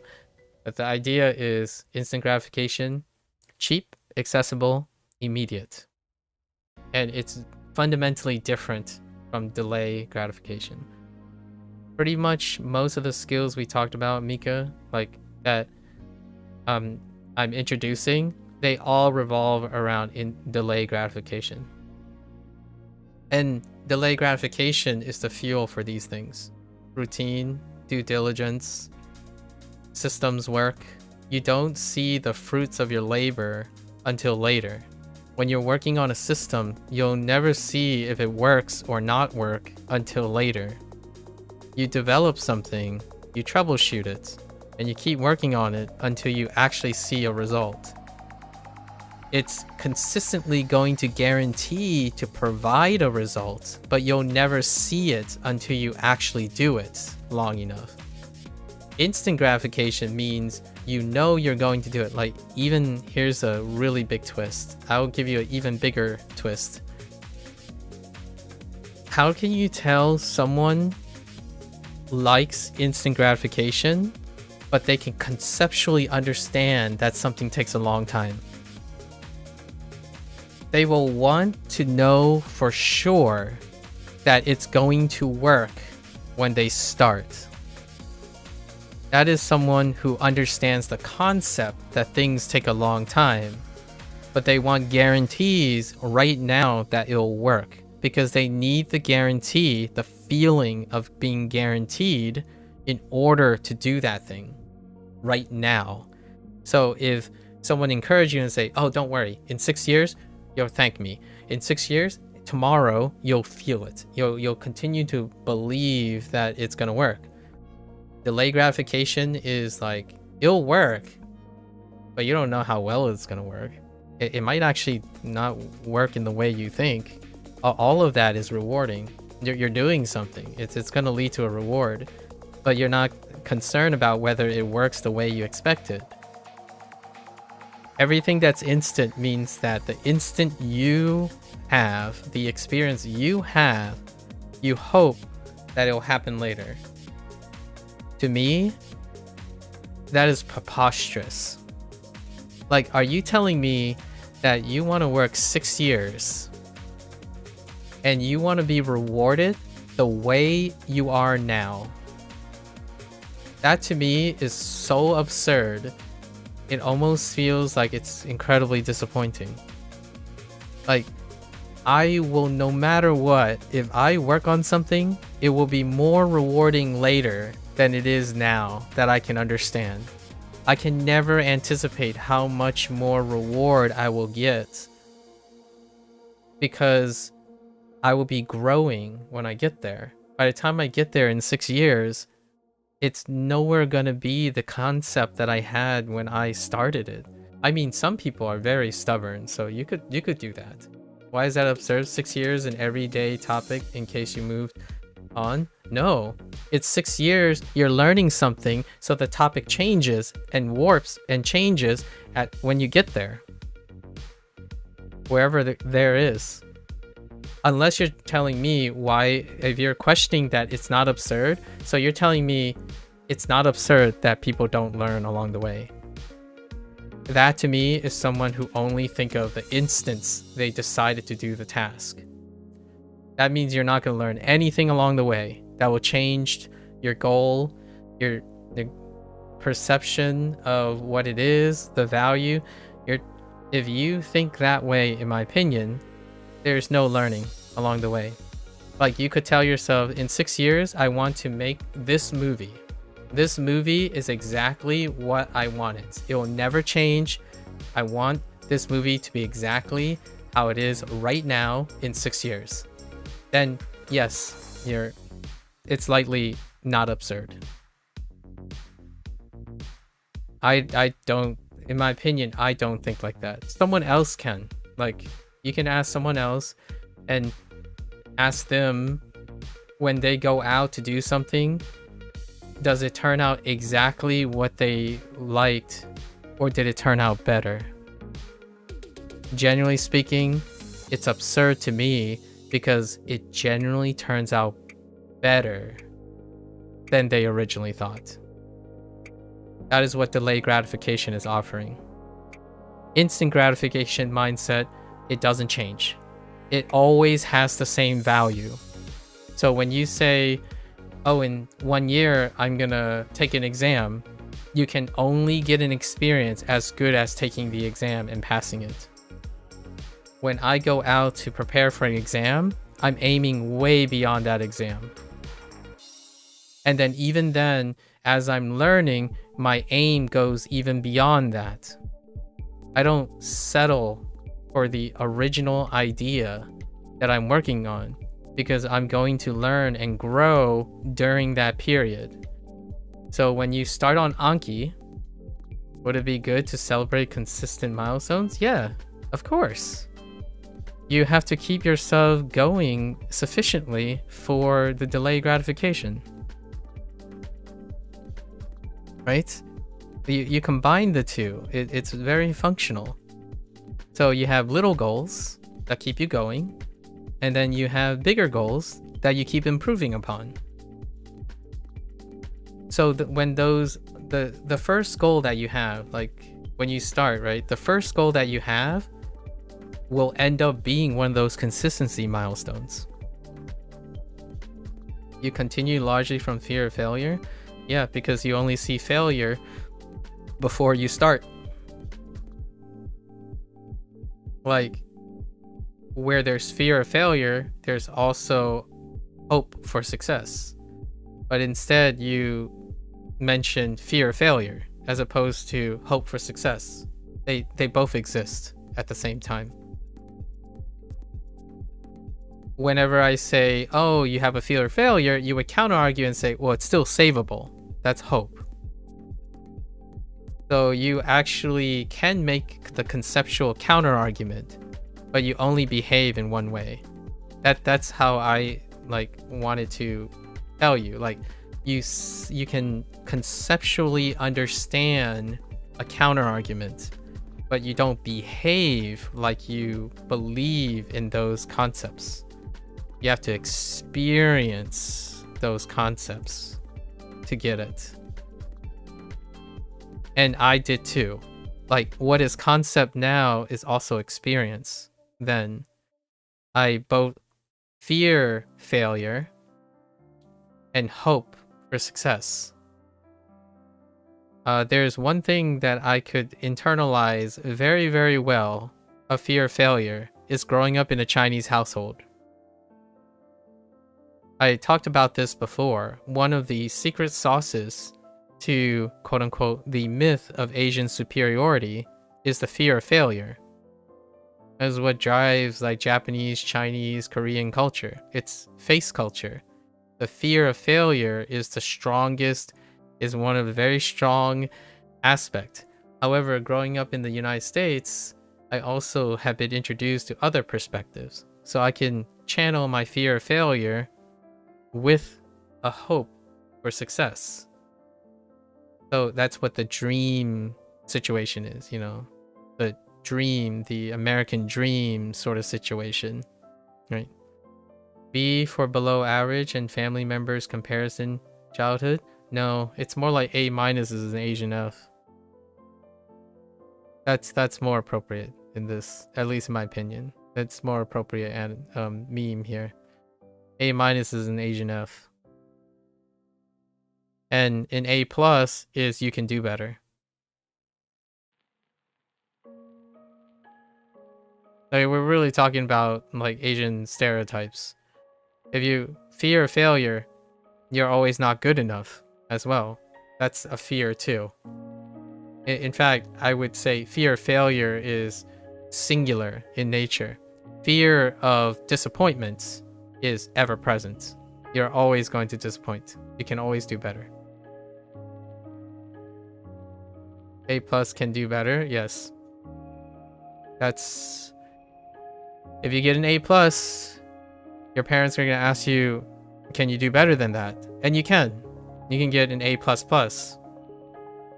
At least in my high school, you can get an A plus plus.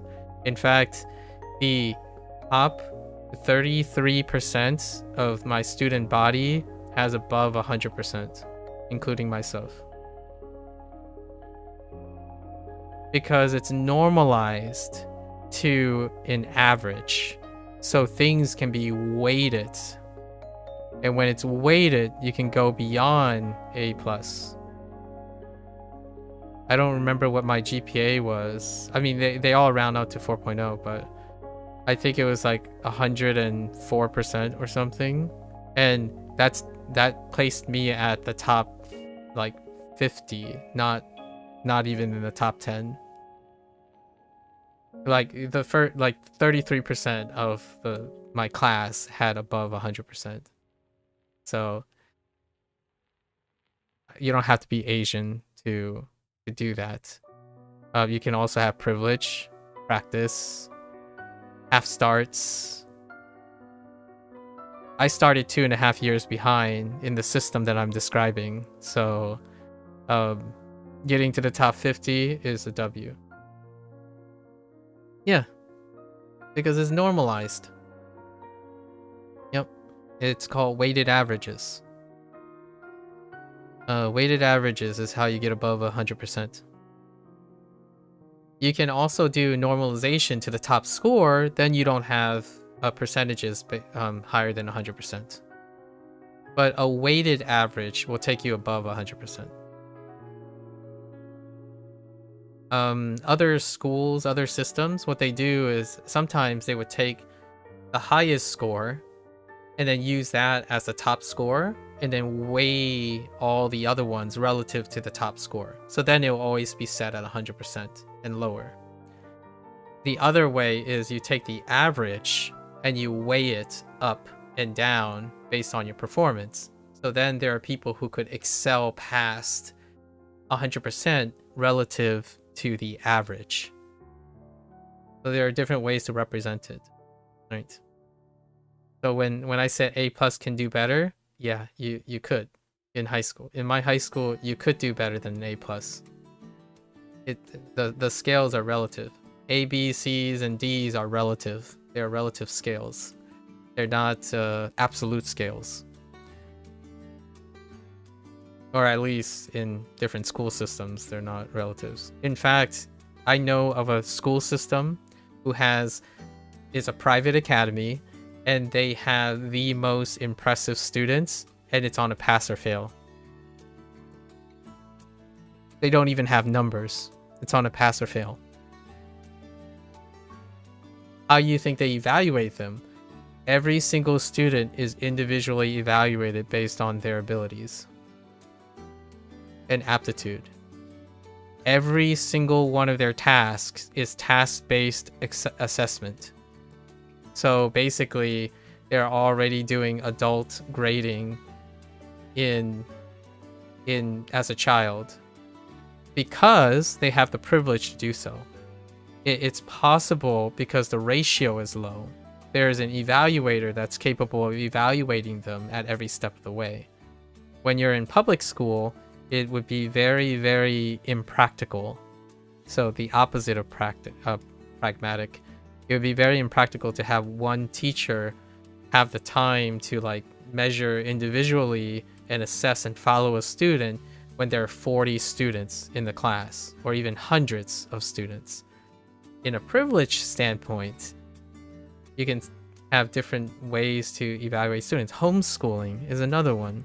Homeschooling is an individual-based evaluation, so it has no standardization.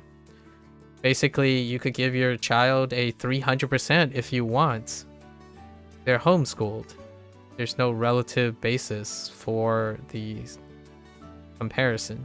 So whenever you say A+ can do better, the joke here is that compared to what?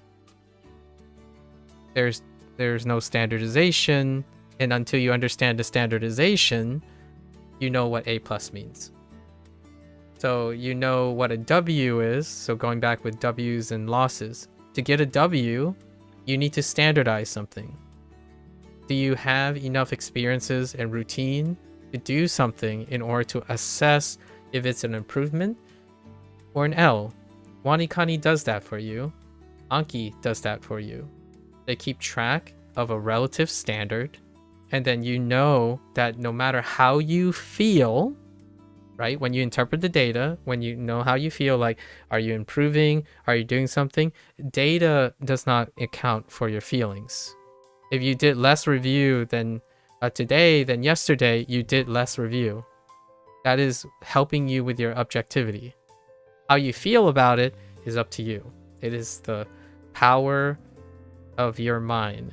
So most of the time I'm focusing on that end. How to use data to help you understand about how to keep you regular, learning, motivated and whatnot. Data comes easy, in my opinion. Data is the least thing you can do because it is legitimately thrown at your face. Whenever you say, how do I learn Japanese? Oh, that's easy. Learn 3,000 kanji. That's data. Like, oh, okay. How do I do that? Now it's up to you.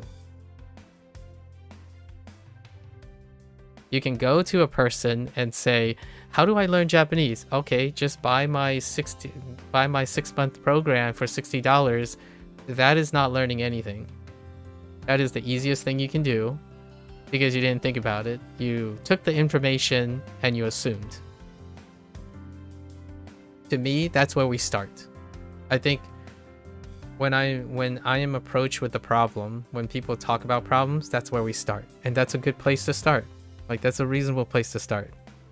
And with experience, you're gonna say things like, when you learn Japanese for 4 years or something, and you look back, it's like, oh yeah, now I remember. Like, I didn't know enough to know how useful that was gonna be for me. But now I do, because I have 4 years of experience.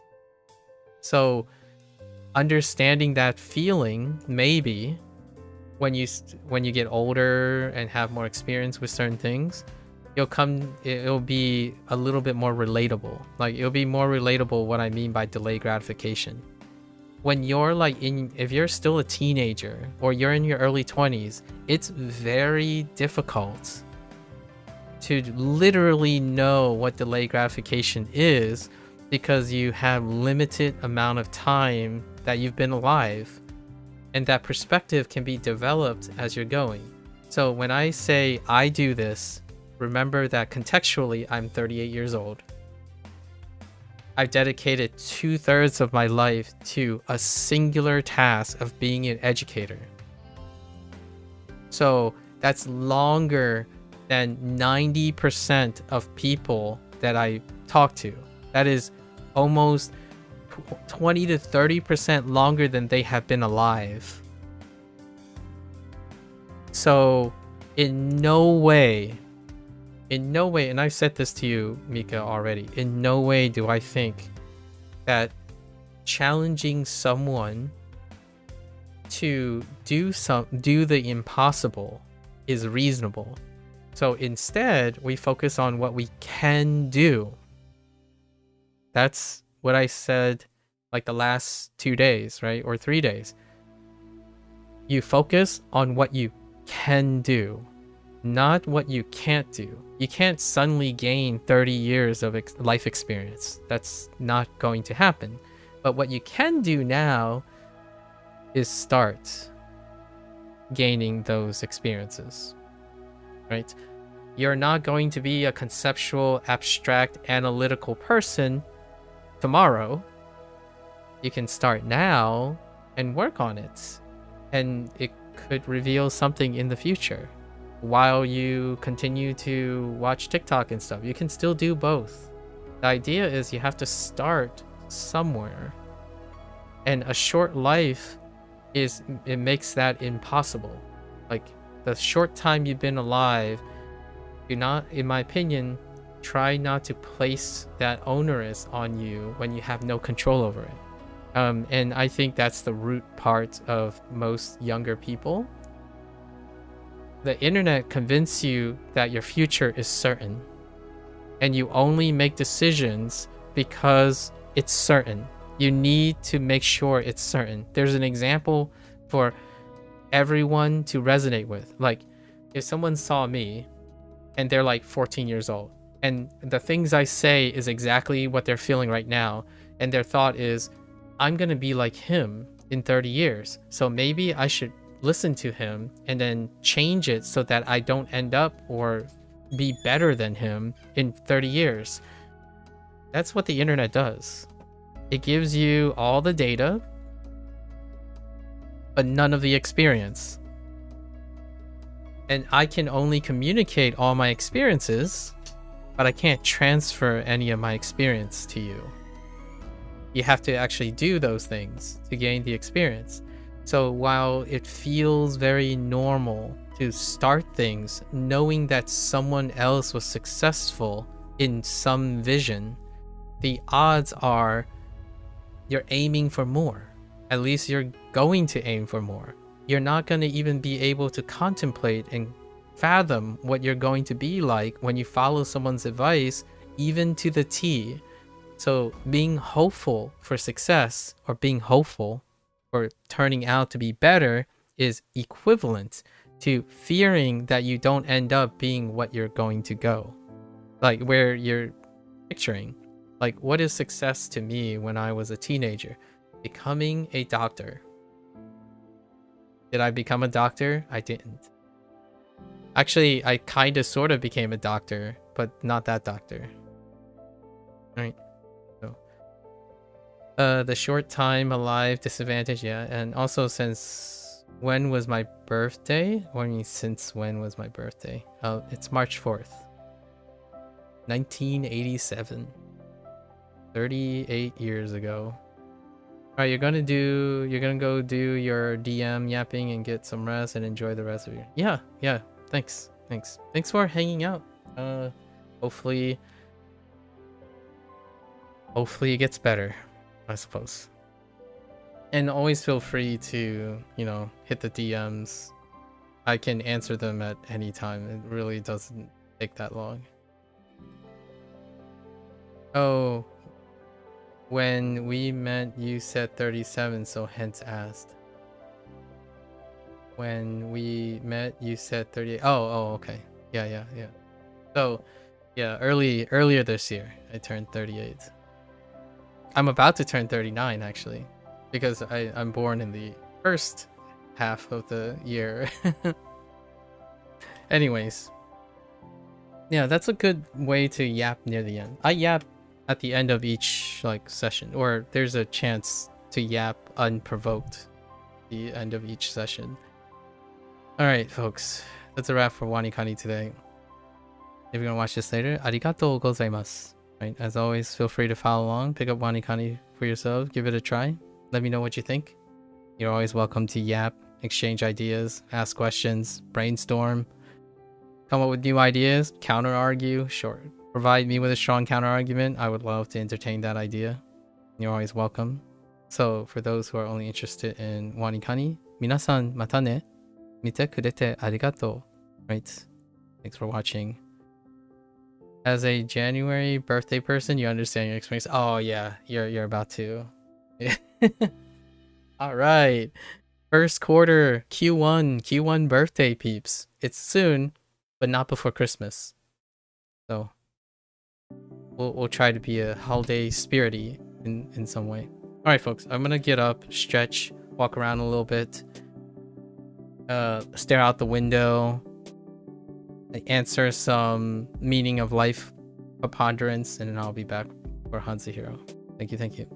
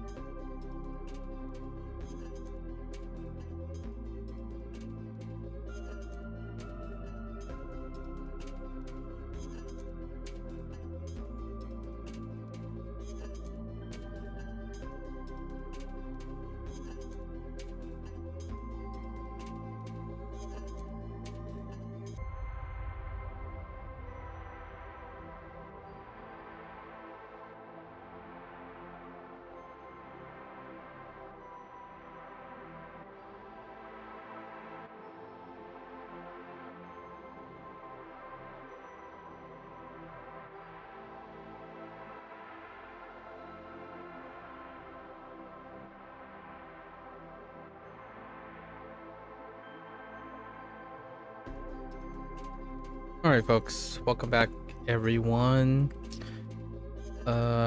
大家回来，欢迎大家回来。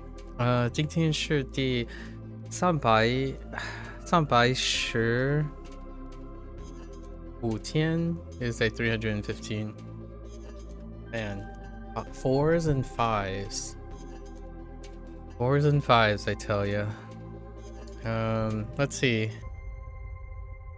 Okay, we got 5 things. Yesterday was going pretty well, and then it kind of just fell off the face of the planet. It went from like, we're scrapping along, and it instantly got hit with three things. Although I think we were able to improve or like add to the existing 5. I believe is Jiu. Jiu is one of them, which is pressed from both sides. I'm going to use the word squeeze because I think squeeze is adequate. Jiu. Let's see if we can recall the changes. Yes, we can. Wait, hold up. Can I?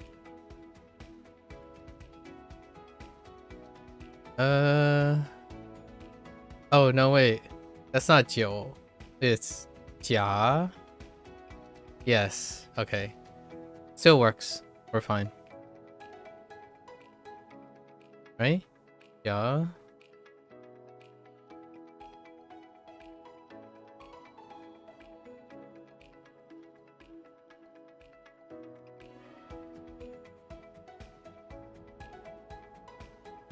I actually don't remember what I changed about this, other than like making more sandwiches. Oh, maybe I kind of removed the conga line of people. Just lots of people.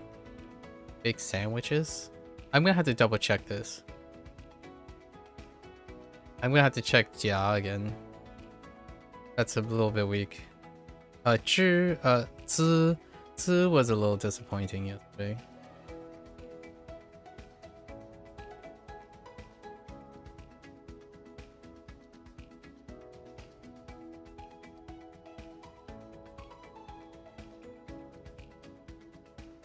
Consult. We gave this one a pass. I think that's a hiccup, so it's fine. And then Wei. Fix the Wei. Hello is with a mouth. And that's good enough for us.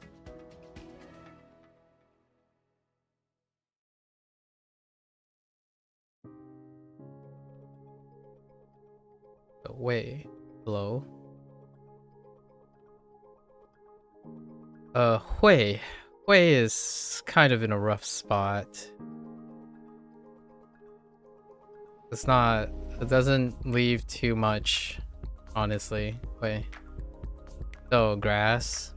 We're trying our best to remember that is a special type of grass. That the Hulk, like, kind of jerry-rigged by crisscrossing fences, right? And then Kai is kind of rough. We got the mountain of beans, right? That Kermit the Frog is helping place on the table, right? Of the cafeteria by triumphantly carrying it all up. to the cafeteria tables.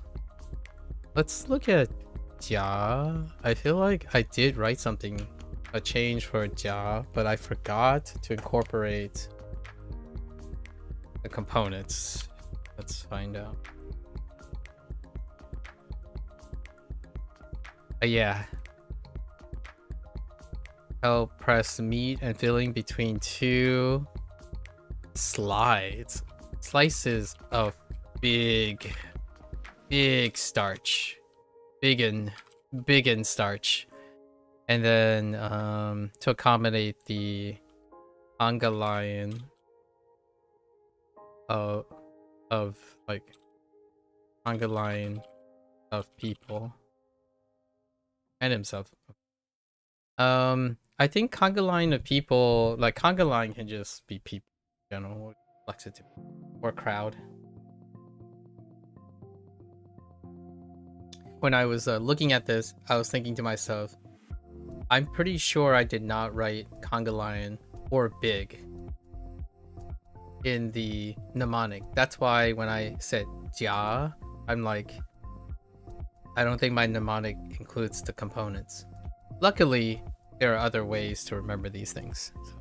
So the mnemonics, practicing and writing the mnemonics is more of a safety net. All right, let's get into our lessons. 徘徊 Pai Huai. Okay, Pai Huai, the two that we know as pace back and forth. Okay, we are ready for this. 徘徊 Nowadays, vocabulary is felt, right? In Chinese. Not Japanese. Japanese works. It doesn't really translate very well for Japanese. But we can infer a little bit from Chinese. Chinese, the way it's structured is really quite nice. It lets you adventurously be like, yeah, this character probably appears like this character, or next to this character, or in this context. And then in the future, it actually makes when I'm like listening to content and stuff and reading, I can adjust it. I can adjust like, oh, okay, so this character shows up with, and I'm looking for these things as well, and I'm listening for these things in addition. So it's my way of saying how to actively be involved with the exercise of remembering the characters.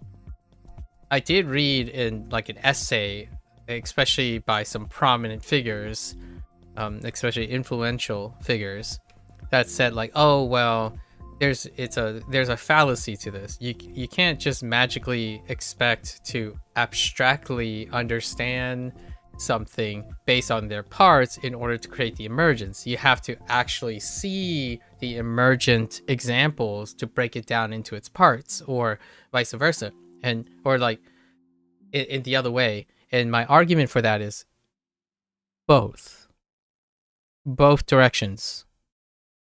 Someone who talks against another method that already exists that other people do to get to their position, and vice versa, is selling a product, because it's both. Why doesn't your product do both? Because it's about competition. So if someone comes up to me and say, oh yeah, you know, it's always about, to understand the universe, it's always about learning at the top emergent level and then breaking it down in order to understand it. Try telling that to physicists. And then you're like, oh, you know, it's always about learning the fundamental stuff and then build it up to explain everything. Try telling that to biologists. They both exist and they complement each other. They even supplement each other quite often. So to me, one of the fundamentals when I think about learning is all of the above. I think you are, and when I mean you, I mean anyone who wants to hear this and find this encouraging. As a human being, you are smart enough to negotiate levels of emergence, complexity, and even fundamental building blocks. The difference between one human and another human is how practice they are, in my opinion, statistically significantly negligible between human beings, unless you're an outlier of greatest proportion. Your practice of those skills reflect more the statistical majority of your capacity to do that. Do you like working with Legos? You can build things up with Legos. Do you like looking at something and then breaking it down to parts? Top down, bottom up, sandwich. Human being does both. You might have a preference based on your years of experience. It does not necessarily mean you can't meet the statistical likelihood of having most of the benefits of either form of thinking. When I was learning biochemistry, I was learning about chemistry. Chemistry brought me to physics. Then chemistry also brought me to molecular biology. And then biology helped me appreciate developmental biology. So we're going in different ways, right? We're going up and going down. And you can do that too. If that is, I'm trying to make it sound encouraging. I don't think there's a statistical significant barrier that affects a large majority of humans to be incapable of using abstraction to connect the dots to emergent examples. So when you're wondering, at least in my opinion, this is maybe slightly controversial, it's slightly hot take. When you're working on abstraction, you are practicing different skills that facilitates your ability to acquire a language.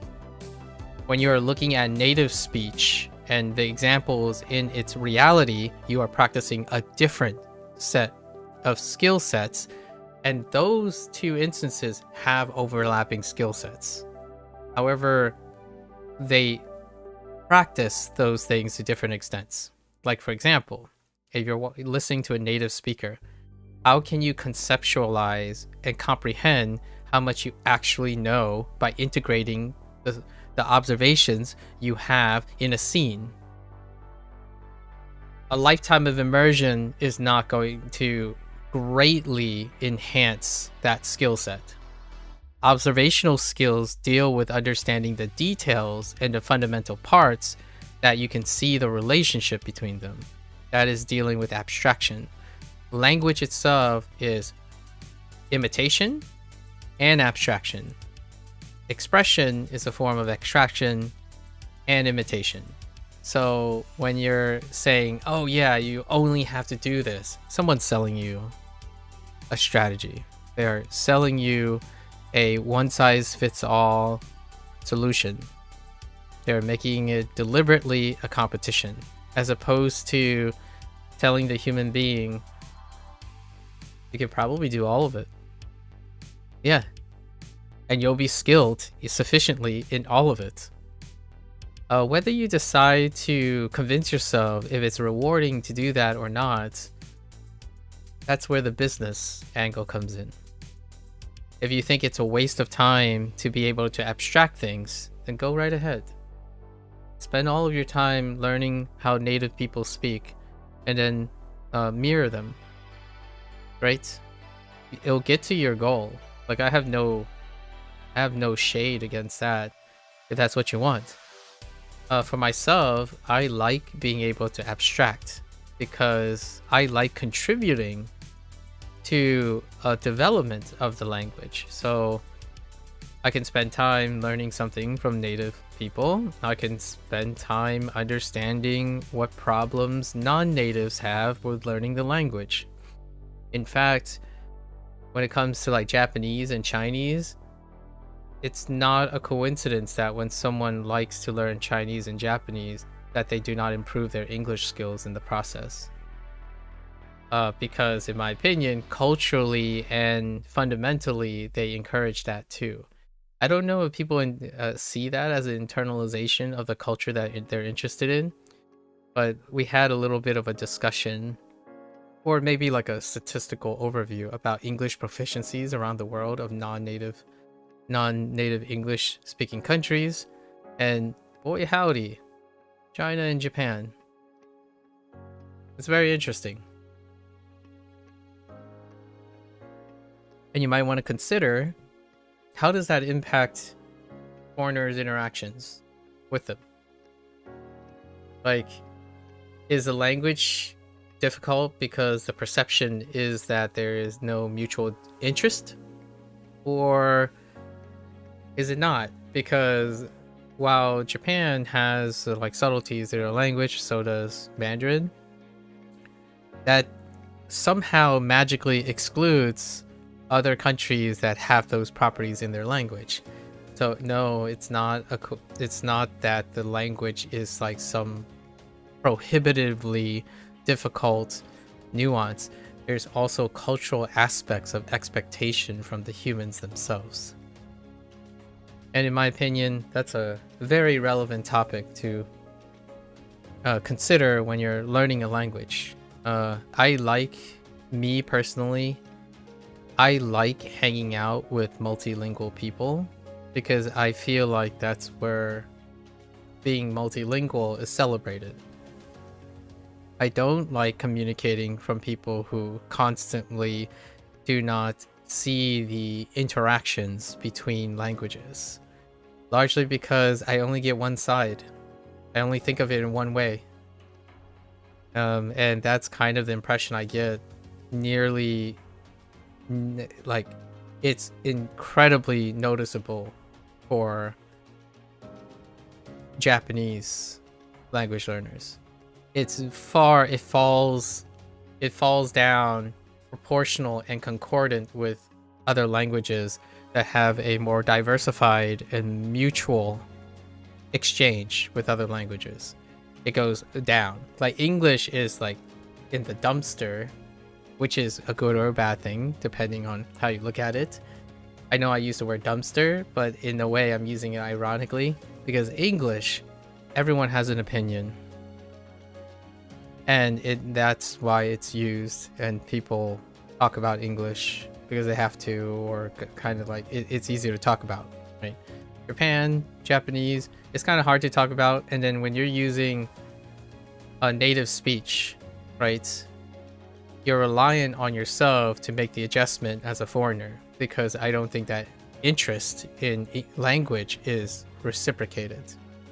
So for myself, I absolutely would love to meet the rarer person who likes being multilingual, as in they speak Japanese and English, as opposed to gambling my thoughts on consistently catering to a minority group, in the sense that if you want to learn something, you may want to learn something in a context that's appropriate to you.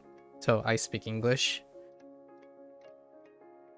I would like to know that the sources that I interact with and use in language learning is that they also reciprocated interest in English. Sometimes parasocially trying to model yourself after someone might have a really big dissonance or disconnect, because you're assimilating their attitude and their propensities from their perspective. So why do I say that that happens is because that's how people talk to me a lot of times, especially when they're learning Japanese. A little less so in Chinese, but the thing is, Chinese hang out in a different like sphere on the internet, so we can't really not really cross paths very often. But Japanese, man, that oh yeah, you're doing it wrong because you're using more than one language. Like, that's internalization. And I get it. And honestly, that's the irony in it. Those people want to be like that, and I don't. Right? I like the idea of consistently speaking more than a specialist. I like the idea of bouncing back and forth and speaking a couple of languages. Relatively okay. Right? Nah, I don't want to give anyone the false impression that that's the same as wanting to be a polyglot. That's not my goal. I want to be a learner for life, not a polyglot. But because at any time, I could pivot to something else. It's interesting. One of the main 挑剔 perspectives that we come back again and again, where someone's like, but then you're going to be translating for the rest of your life. It's like, I'm already translating for the rest of my life. I don't, it's like, but isn't that laborious and exhausting? It's like, no, I practice that every single day. So I guess you and I don't feel the same way. But doesn't, you know, isn't that meaningless? Always translating and always relating between Japanese, Chinese, and English? It's like, no, I want to always do that. Because how else am I going to appreciate all three, living a life using all three every single day? Like, I don't live in an environment where I use only one language at a time. I use all three. Like, that's when I watch a show, there are two different languages going on, not one. And then those two languages don't stay consistent with each other. Right? And then here's one that I feel has become my new benchmark. Whenever someone spends more time explaining that there's no equivalent in each language, my first thought is, yes, there is abstraction. But they would say, well, if you have to abstract it, then it's not literally equivalent. I'm like, exactly my point. You and I are cut from different cloths. I like abstraction. Abstraction is what makes language amazing. Language is an abstraction. So when you're trying to connect languages, feelings, nonverbal communication, and observational skills, those are all abstractions of the human behavior. So what does, when a language doesn't have an equivalent in another language, what is the bridge? Abstraction. How do you think immersion is getting you to feel the meaning of things when you look at them? Abstraction. Like, do you think that this person holding an orange, but you don't know that what an orange is called in Japanese, and you see that object, and then you look at that object, it's like, oh, it must be referring to an orange. Then you're thinking to yourself, it's like, oh yeah, you just felt that. Like, that word produced because you made zero connections to the idea that this sound and this thing keeps occurring when that object appears. Right? Observing and looking at the pattern. Patterns are abstractions.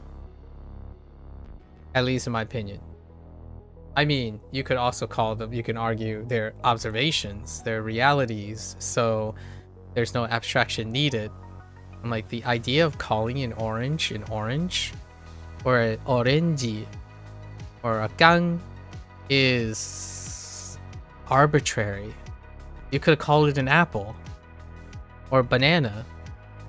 You could call it a banana. Like, you can combine both of them. Those are the things. So it's kind of weird, in my opinion.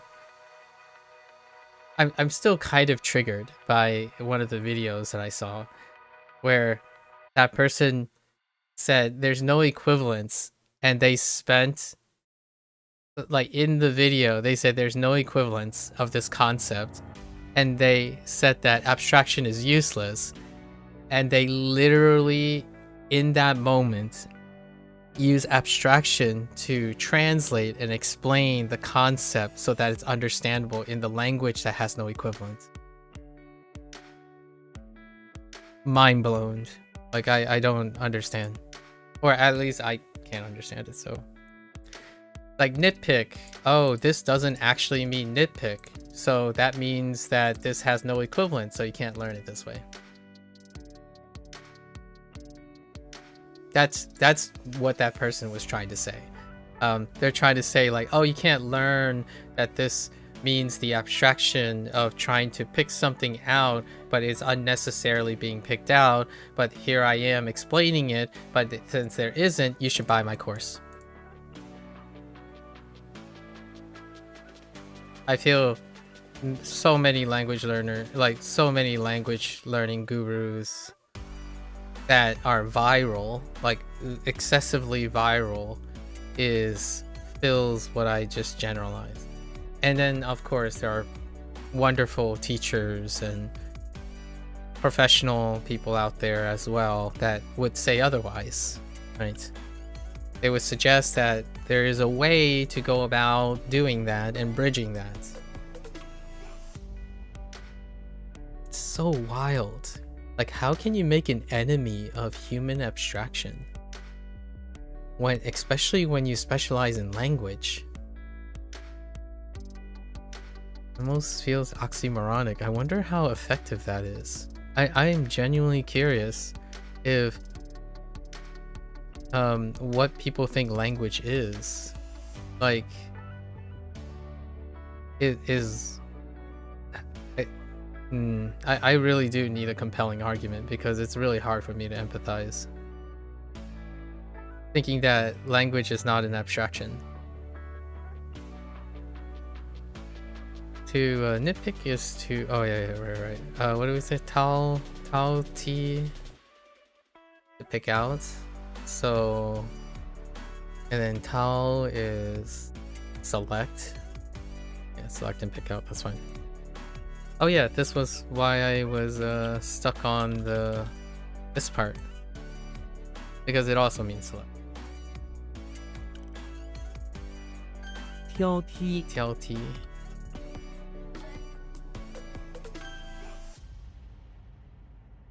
And I'm not even being nitpicky. Like, saying language is an abstraction by humans, I'm not even being nitpicky. It would take someone to nitpick what I said in order to give me a compelling argument on how language is like some raw thing that humans like a raw dog. I don't know. I don't even know what word I'm going for. Like you just straight up rely on on visceral learning or something. I don't know. I don't want to say immersion because it doesn't describe most of immersion proponents, but a really viral one would suggest, yes, language is solely predicated on non-abstraction. 官吏 Guan Li. We have Li, government official, and then we have bureaucrat. So still a government official. 官吏戏精 Qi Jing. How does Qi feel? How do I feel about Qi? It's kind of still like meh. Yeah, it's pretty meh. Qi Jing. That was until. So until now, up to now. Do we have until now? Okay. I'm okay with that. 戏精屡次 Lui Si.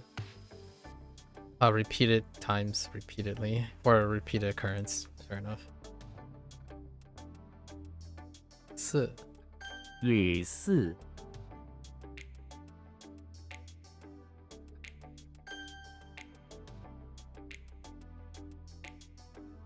徘徊. 徘徊 徘徊.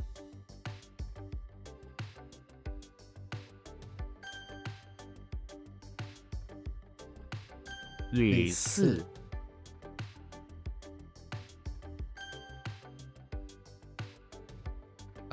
官吏. 官吏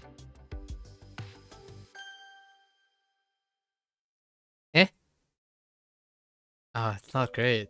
Really not great. 戏精 Have to go through it. No. 挑什么？挑剔. 挑剔 All right. 妄想 wanqiang. Illusion. Absurd thought or think. Okay. Wanqiang. I used the word absurd today.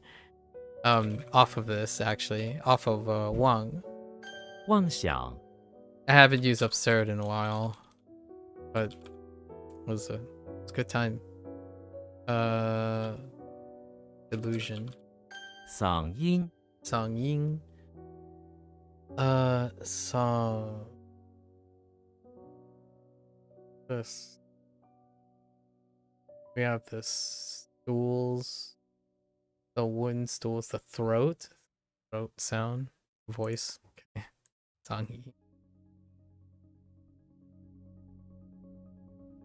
嗓音狂妄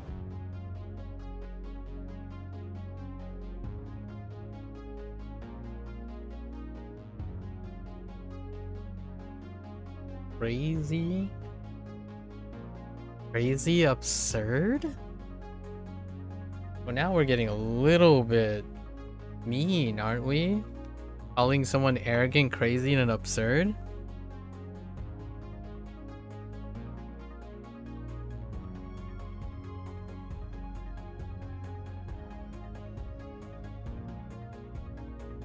I'm curious the degree of negativity, like the usage negativity between all the arrogance and all the prides.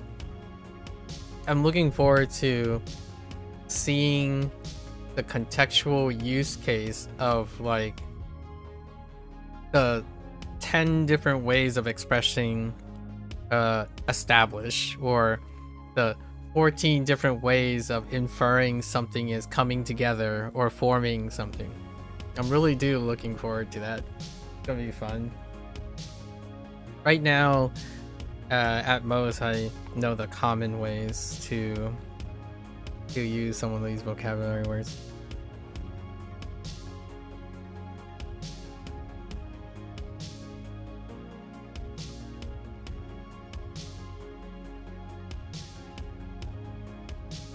Like this one sounds like it's supposed to be somewhat like insinuating arrogance, as opposed to like pride, like 骄, I don't know, 骄傲, right? 骄傲. Or is it 傲娇? Or like pride, which also is arrogance as well. Or maybe like Wang, using Wang instead. Wan. Yeah, Wan. Wan, it's more like Wan Jiao, maybe. Wan Jiao. It sounds softer. Anyways. This one sounds really aggressive. 狂妄 Huang Wang, or arrogant. 椰子水 椰子水. Wait, coconut water. Oh, we had coconut oil. 椰子油. Alright, that's makes sense. I haven't had coconut water in a while. Huh. 椰子水. 椰子水 猛 I used to get like cans of coconut water when like there was a time when coconut water took off like a lot. It felt like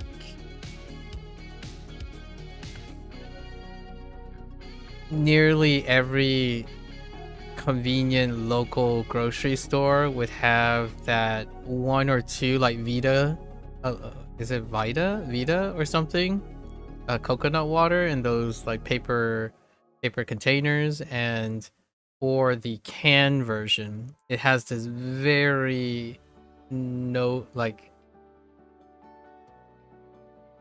very recognizable branding container. It's slightly like taller than it is wide. So I remember thinking to myself, oh yeah, you know what, And why drink water when you can drink coconut water? I'm kidding. However, coconut water they were sweetened coconut water. I'm pretty sure. It had like 6 grams of sugar.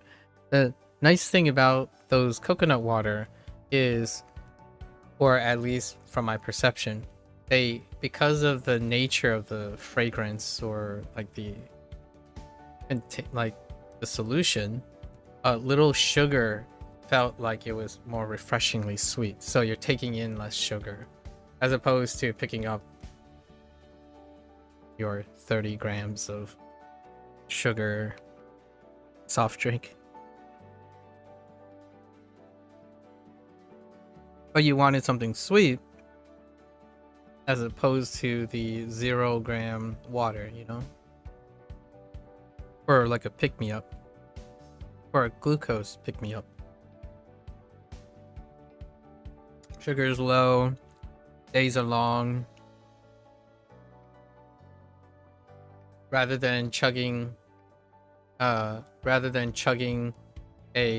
16 gram sugar energy drink, get that boost, pick up a coconut water with some simple sugars in it, slightly replenish the glucose source, you know. To sprout, wait, is this gonna be with Dao, right? Oh no, Ya Meng? Wait, hold up. Yeah, Meng Ya. I got 2 sprouts. One of them is to sprout. Oh, it could be like Kai though, like Meng Kai, which is to sprout open or bloom or bud or something like that. Hey, Mario is inside the entrance. I love doing this part where you get a character and you start thinking about all the other characters that could be associated with this character. It's like the new routine. Right now, this is my new routine where it makes the learning process very vivid. Like, being able to do this is one of the joys, in my opinion, of studying characters. For Chinese. Japanese is going in a different way. It's more like making the mnemonics for WaniKani. That's very enjoyable. And then using the Chinese to reinforce the Japanese is my new squeeze, my new routine. HanziHero is definitely, you learn a new character and you're just basically guessing on all the associated characters, which is what I like about Duolingo. You don't hear that very often, right? And people think, what do you mean associations? Duolingo doesn't teach associations. And my first thought would be, that's about the only thing that Duolingo teaches, by association. And then people would maybe counter-argue, say, no, Duolingo teaches by repetition. Well, I don't think there is anything that doesn't teach by repetition. That is the basic foundation of trying to remember something by brute force. When you're immersing, you're repeatedly exposing yourself to something. It might not be exactly the same, but you're still repetitiously exposing yourself to something. That is the bare minimum of passive learning. Duolingo teaches you by association. When they give you Hmong, right? When they give you Hmong and you do the exercises, they're going to give you 3 other Hmongs. And they might give you 3 other choices to have a combination of these 2 characters. And I can't spell choice. And if you're exceptional at forming associations, you wouldn't get confused. But if you're not, it's a nightmare. It's a chore, actually. And you know what this chore usually is mentioned by other people? It's tedious. And they only want to trick you. Well, in a very bro way, I would say skill issue, but it is a skill issue. However, instead, let's be a little bit more serious about it, and like, if there's a trick to it, then you can find a solution to it. And when you do, it's really fun to do it here. It's not asking you to do that though. Like, whenever I see this character, you're not thinking of Ming, right? Or Hua, right? Yeah, or yeah, sorry. Are you? I'm you know, I'm talking to myself, obviously, or anyone who's enjoying learning characters. But are you thinking about these things? Because Duolingo certainly does. That's one of the highlights that I enjoy about. This is the #1 highlight, at least the #1 highlight about Duolingo's character section. And it doesn't hold your hand at all, really. Because if you don't see these connections when they're right in front of your face, then yeah, they're gonna get confusing because you didn't pay attention to how these two are related, even though they were a choice. Whenever I did the Duolingo character section, I like smile all the time, like, oh, I see what you did there. Like putting this, and I'm sure they would put something like this. Right? And then this. And then this. All as choices. Like, I'm like, okay. Alright. Alright. I know I don't have to do this. This is an artificial situation. Like, a native only person would come and say, like, well, you're never gonna see these next to each other. So it's not like it matters. I'm like, yeah, fair enough. Fair enough. They're not interested in asking me if it matters. They're telling me that they don't think it matters. I'm like, yeah, you probably won't see these next to each other in a single sentence or something. Or like they have different reads, so you can't get them confused. I agree with you. I definitely agree with you. No skin off my back. I think this is funny and fun. You know, funny, fun, a cool trick is exactly what people hate it for. It's a bad trick because who needs to know that these are different things? Right? We can add even more. Actually, I'm not entirely sure of this one's. But we can do this though. Oh, no, wait. I think it's actually this way. Right?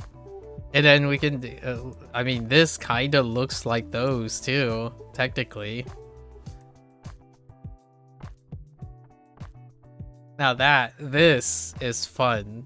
This is great. And that's the part that I really enjoyed about Duolingo's character section. I mean, other people can do the same. They actually do the same. They would go to their WaniKani section, or their HanziHero section, or even their Anki section, and they would do this. Right? Found in components. And there should be a similar, you know, like if we click on this, there's going to be a visually similar category and a similar meaning category. That's how Duolingo forms its forms its associations. Meanwhile, someone would complain about not learning anything because they quote unquote played Duolingo like it's a mechanical game instead of practicing understanding the associations. And then be upset about how they don't remember it either because they don't use it. So if I wanted to be really, really direct about the criticisms. Like, look at this. This is so much fun. This is how Duolingo would present itself. You get it. This is the answer you want. Likely 4 other examples will be one of these on this list because they all visually look similar and they all involve the same components. You know, provide the closest visually similar thing, or their meaning is very similar.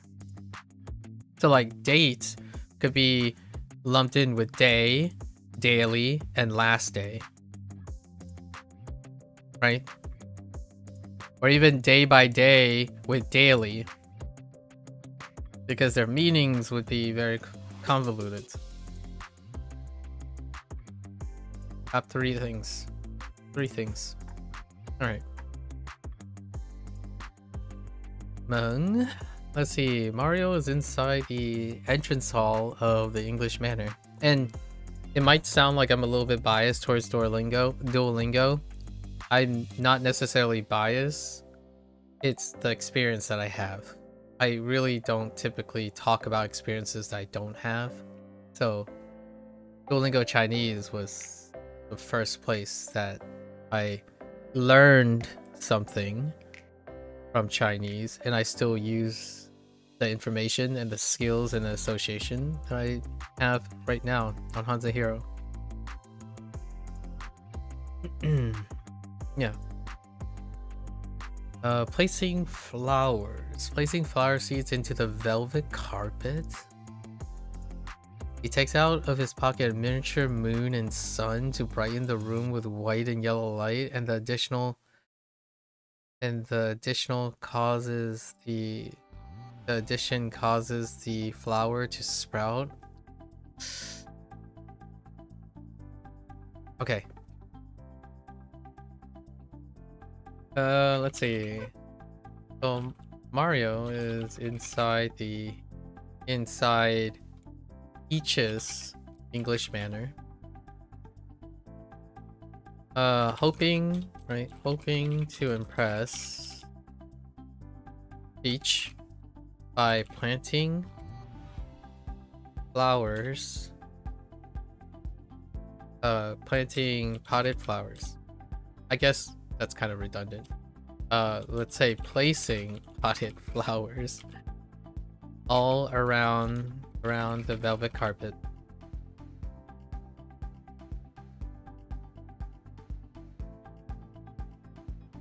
Throughout the day,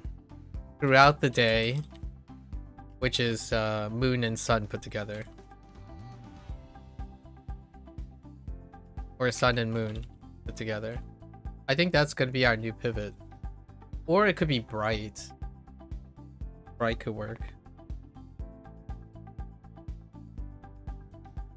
And it leads to the same mnemonic anyways.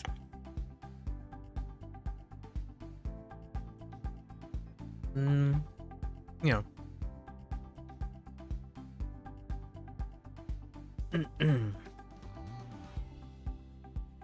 Bright? How can we work with bright? Put up a bright light to make it... No. This is good. I like it.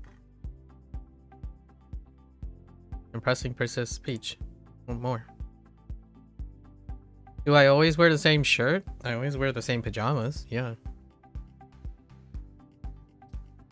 Or I have 2 of the same shirt, but they're technically the same shirt.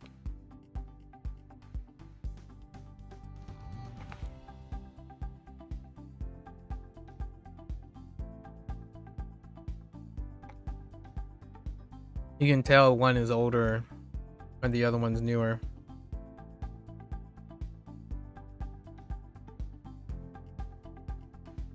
These are my pajamas, not my outdoor clothing, or my daily clothing.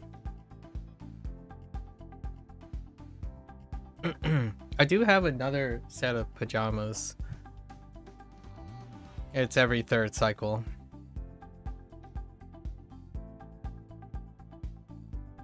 Meng Ya. Oh, there's Meng Ya. Just spout.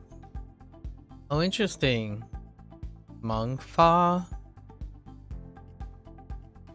Instead of okay, Knight, you sent a significant amount of messages for after, and maybe you have been gone off the topic as per usual. Okay. Good night. Good night, Mika. Something is squeaking.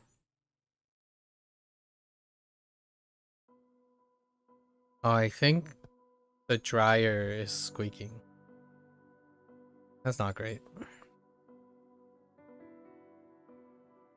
Oh, it stopped. Meng, It suspiciously kind of sounds like a rodent, but I don't think that's the case. I think our dryer is old.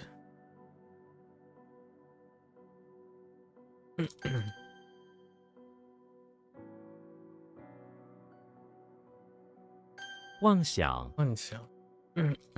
啊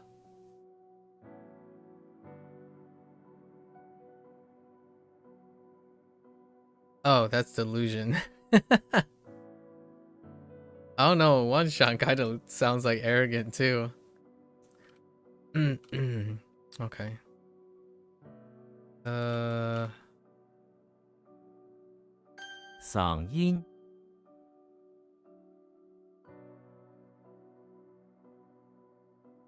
interesting. 嗓音 sounds really close to 声音, which they both kind of sort of deal with sound. 蒙，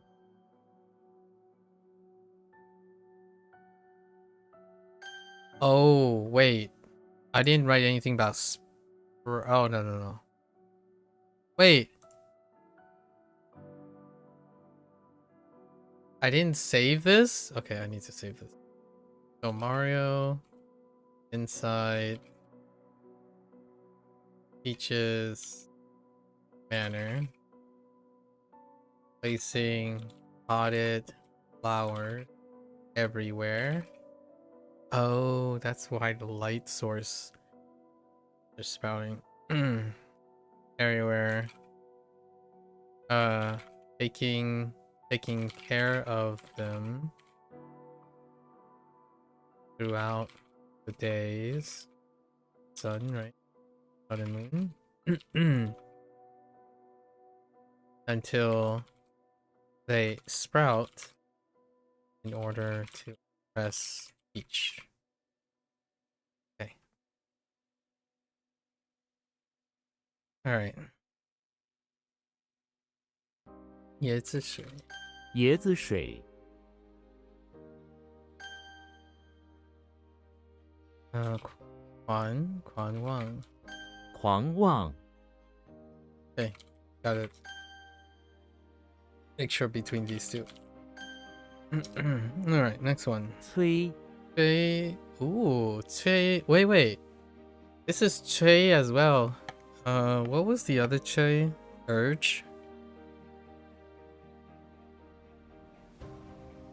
I don't remember what the left radical was.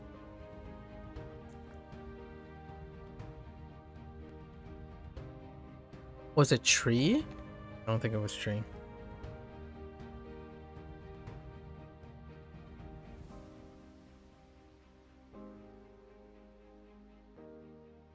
What was it?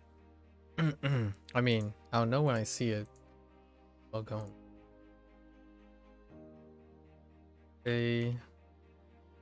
Oh, it didn't have anything. Oh no, yeah, it did. It's a person. Slender Man. There's another tray. Just a standalone tray. Okay. I mean, that's helpful. All right. So what is Cupid thinking? Cupid was urging Slenderman to go to the mountains to rescue a turkey to find his one true love. Now Cupid is in front of the beach house. Oh, it's in front of the beach by the bay, playing in the sand. He is making a mountain of sand with his fingers. Okay. However, a wild turkey comes up and destroys it by knocking over the mountain. Cupid, angry, decides to destroy the turkey and does so with his finger, destroying the turkey with a single angelic flick. Okay. That's not the archetype we're prescribing to. We're gonna say Cupid is in front of the beach house, right? By the bay. Building mountain sand structures with his finger.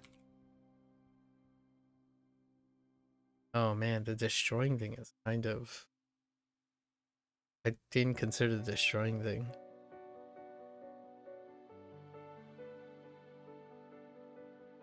Maybe like with his fingers so that his turkey pet, I guess, his pet turkey can have fun destroying them. Because Cupid is an enabler, not a disabler. 摧毁 灰 Do we have 灰? We do, right? Weapon, missiles, mortar. Maybe not.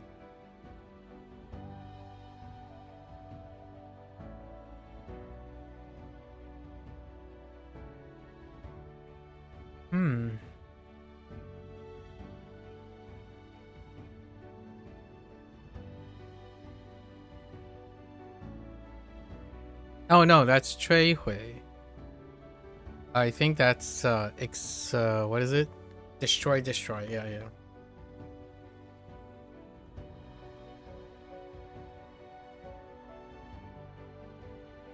I totally forgot about wait. Indestructible. 坚 Interesting. 坚不可摧. Actually, that 坚 doesn't look like any 坚 that I know. Oh, there is. Oh no, that's firm. Dang it! I thought I only knew solid or something. What's that?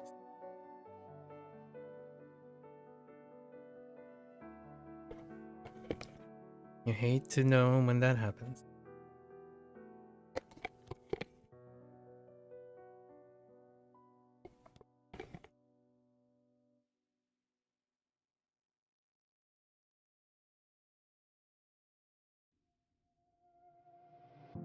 All right.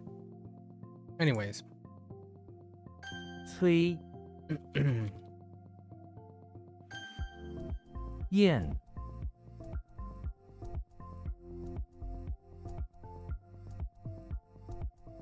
We have so many fire things. But what? Wall. It would be an obvious one, right? Or it could be like burning flame, like 烧 fun. Could even add like things like explode or something. Huh? Or torch. Probably 焰手. 焰 oh no 焰 no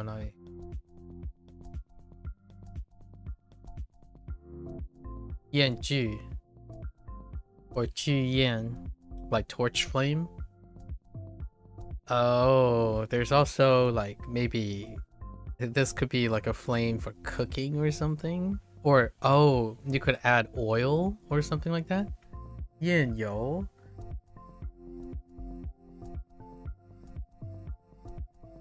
Yoshi is in the bathroom of the pawn shop where he is trying to create a flame to warm himself. He takes a mortar and a dagger and uses that to spark a fire. Oh, okay. Fire on a towel that grows into a large flame. He uses the flame on the towel floor to cook one of his spotted green eggs. Oh man. Okay, let's think about this for a moment.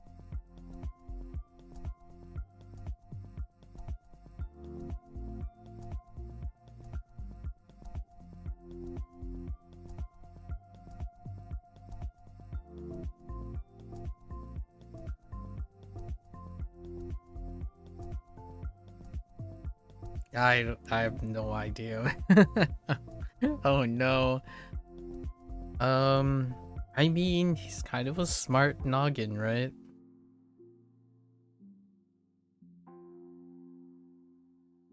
He's a dino though. We gotta play up the dino. I don't know. How often does this mortar... Did I already check this? How often does this mortar dagger combo go?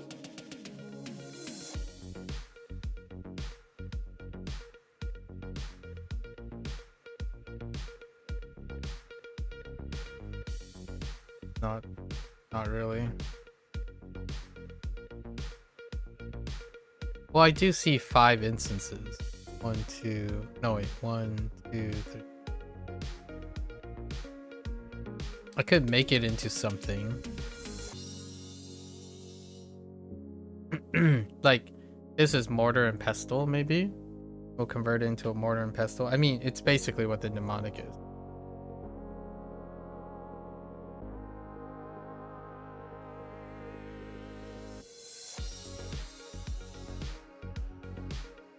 Oh, I got something. So, Yoshi is in the bathroom, the pawn shop.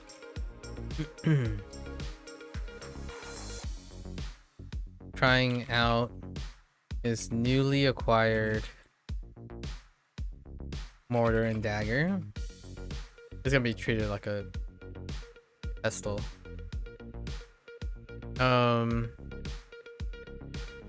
He is attempting to prepare something that can produce flames, like the fire flower that Mario has. The fire flower power.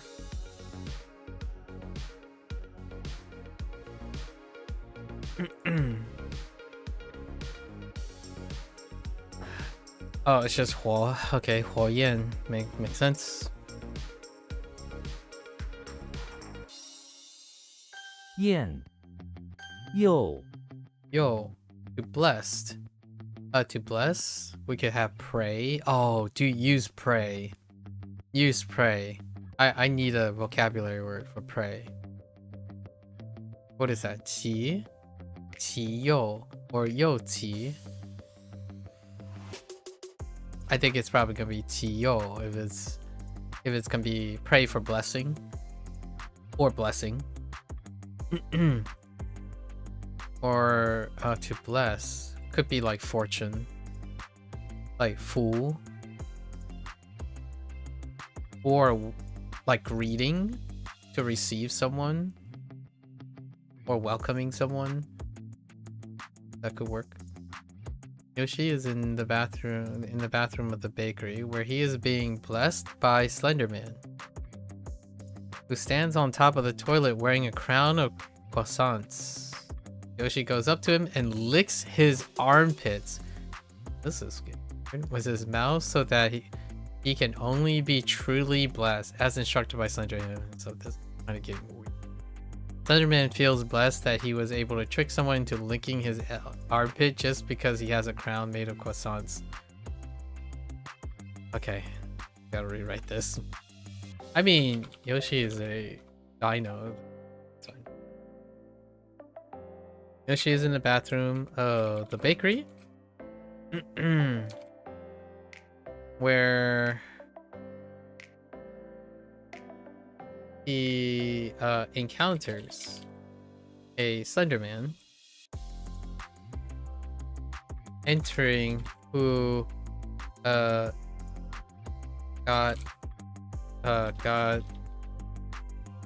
who spilled some, I don't know, pastry. Spilled some pastry. Who dropped some pastry on his, who accidentally rubbed some pastry on his armpit and mouth, I guess. So Yoshi, right, with the Yoshi being a dino,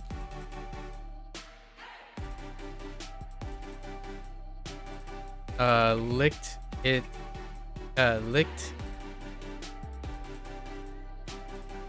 up with his long tongue.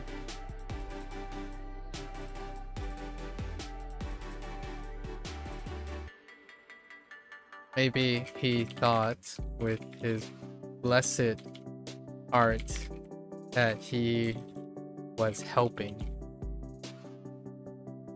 Alright, we'll try that. Oh, okay.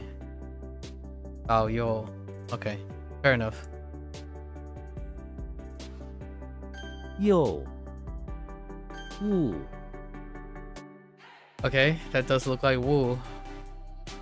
Reminds me of squad wool. To meet. Like what? Hui Wu or Wu Hui. Maybe.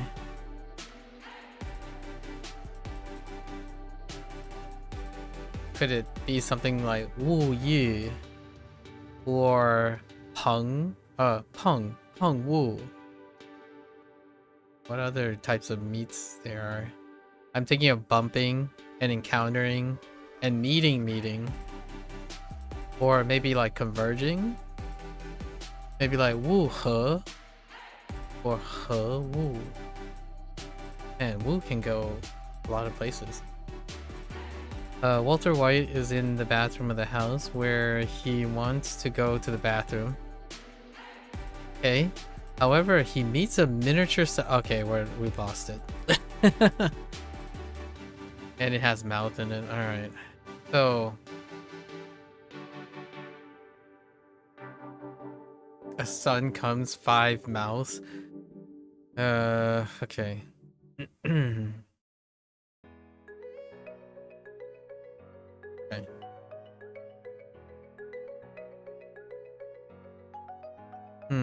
Meat.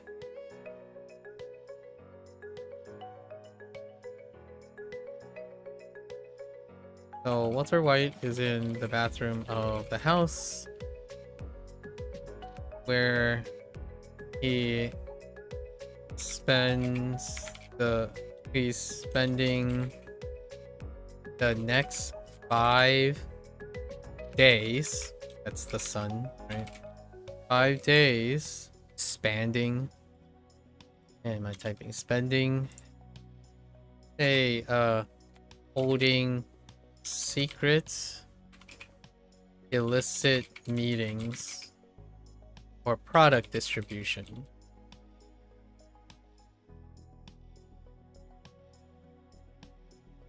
Holding secret meetings for product distribution. Secret meetings and talks. Right, mouth.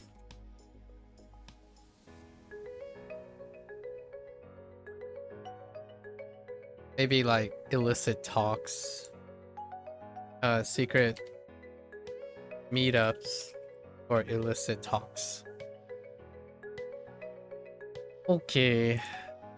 What do we have? Do we have Tan? Oh, I forgot about Tan for chatting. We can add chatting too. Oh, there's Hui though. Hui Wu to meet. Wu Tang. Forgot you could use chatting. Man, this opportunity. 物 T T drawer. I feel like drawer could be like mixed with probably tree, like mu ti, or maybe a shelf like ti jia, or it could be linked with tiao or jian or zi, like ti zi, as opposed to ti tiao. Maybe there's like a more slender version because a drawer is kind of slender. Maybe a type of drawer. I mean, a da ti could be what's a big drawer, like a cabinet, which we do have a cabinet already. Which I'm curious if there's one for like ti gui, right? Ti gui, using cabinets as opposed to shelf. Oh, you could probably use framework too. That's interesting. I have so many of those. Could do instead like a cup drawer or something like ping tea or ping tea. No. Or a utensil drawer like tea.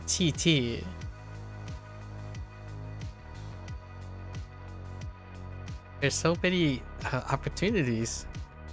Jimmy Turner is in the bathroom of the house where he finds a strange drawer, sure, under the sink. Okay. He takes a flag out of his pocket and uses that to gently open the drawer. Inside is an ancient sandal that are shaped like leaves. Oh no. We are not... This is not working. Also covered with old decaying leaves. Jimmy takes the sandal out of the drawer and puts it on the tile and tries them. Okay.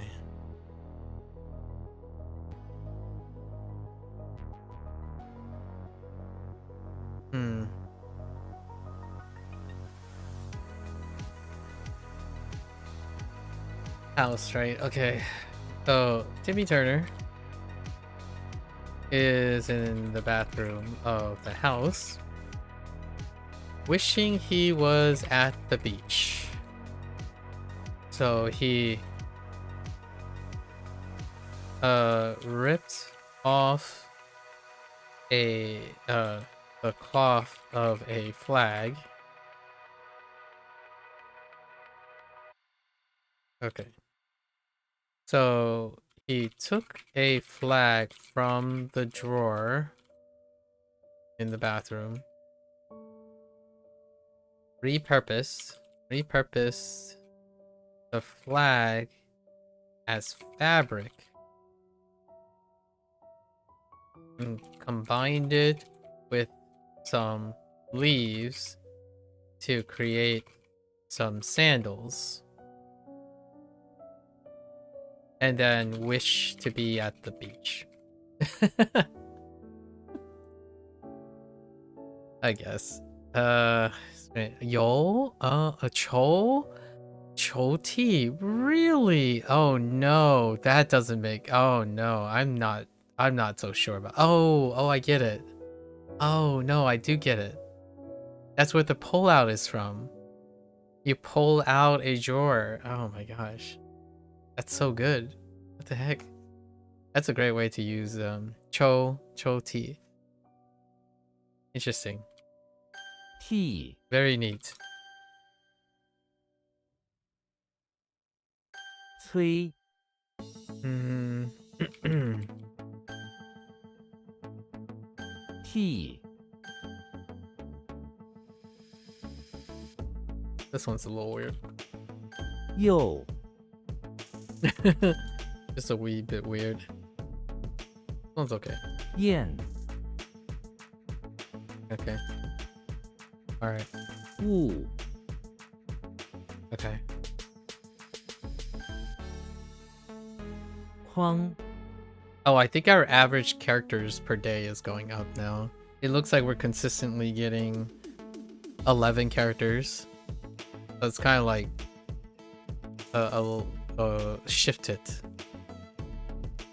So I have to pay more diligence to the mnemonics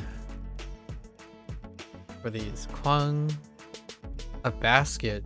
You kind of look like a frame, which is great because the other Kwang that we learned is the box with the scepter in it. Was it tree? I think it was tree, right? So like this character without this up here. Pretty sure this was Kwang. Our most recent one. And this kind of reminds me of a frame. Basket. Alright. So no tree, just bamboo all the time. So Koopa is in front of the chapel, which he has taken over. He sits on top of a box and holds. Oh man, that's such a missed opportunity. You could have banked it off the other one. We're gonna bank it off the other one.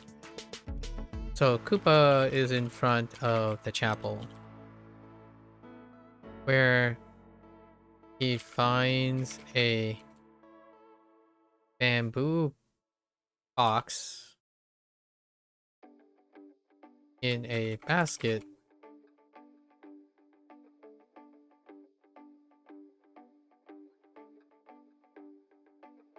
containing a, I don't know, a holy scepter again. A holy scepter.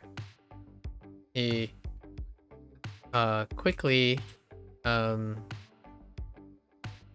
he quickly swipes it. Swiper, no swiping.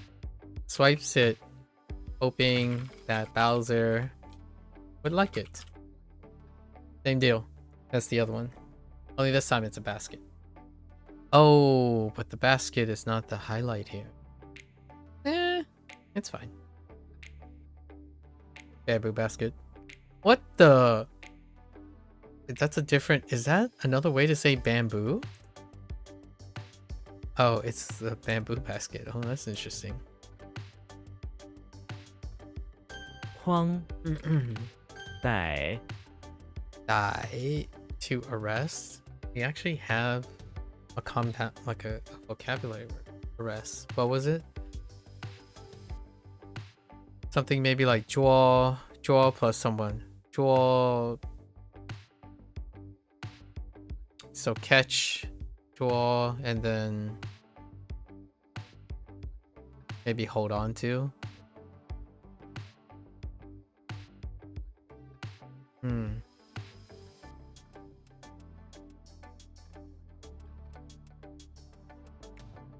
I'll have to think about it. It's definitely draw something. Draw jiao or something. Something like that.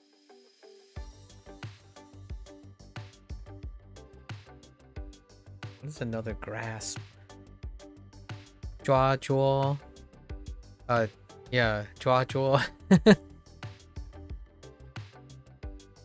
Dracula is in the basement of the high school. Someone used a pen to draw a small path on the tile floor. Basement, okay. That leads to one of the teacher's supply cabinets. Inside the cabinet is a snowflake that contains the answer to all of the tests that Dracula reaches. Dracula reaches in and grabs. He turns around, surrounded by police who arrest him for trying to steal the school's snowflake. Yeah, snowflake is kind of tough.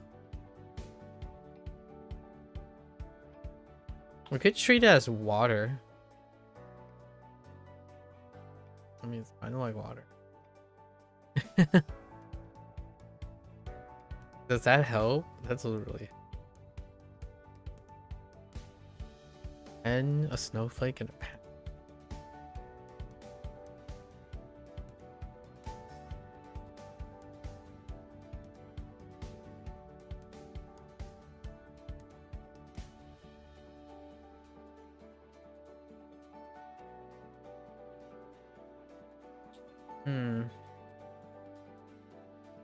Okay, Dracula retreated. Let's say Dracula snuck into the basement of the high school, right? He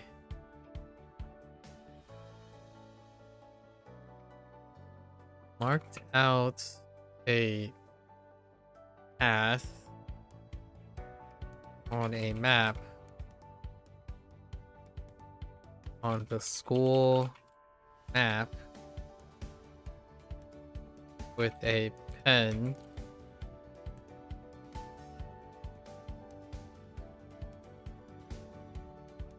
After retrieving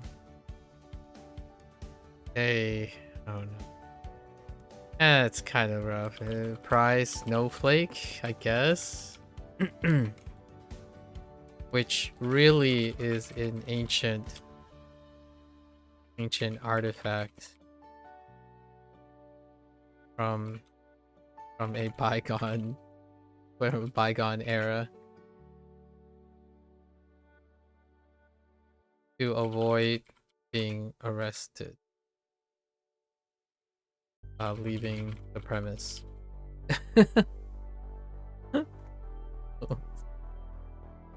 Is it Jaw? No, it's Boo. Oh, okay, catch. Oh, it's, yeah, it's Boo. Maybe.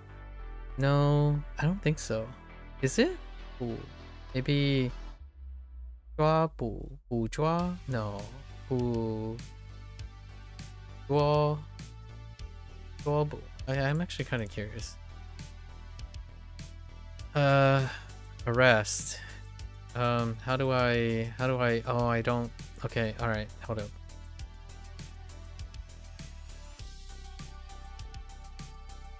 Yeah, draw, okay. Yeah, bourgeois, yes. And then we have dai bu. Or dai bu. Alright. Neat. 逮 Okay. 那 Nah. Shout. Maybe who nah. Or nah who. What other type of shouts are there? Just loud? Da nah. Oh, like big. Da nah. Or nah ying. Just like shout and sound. Maybe. Or out. Shout out. So like na fa. Or in a direction. No, direction doesn't really.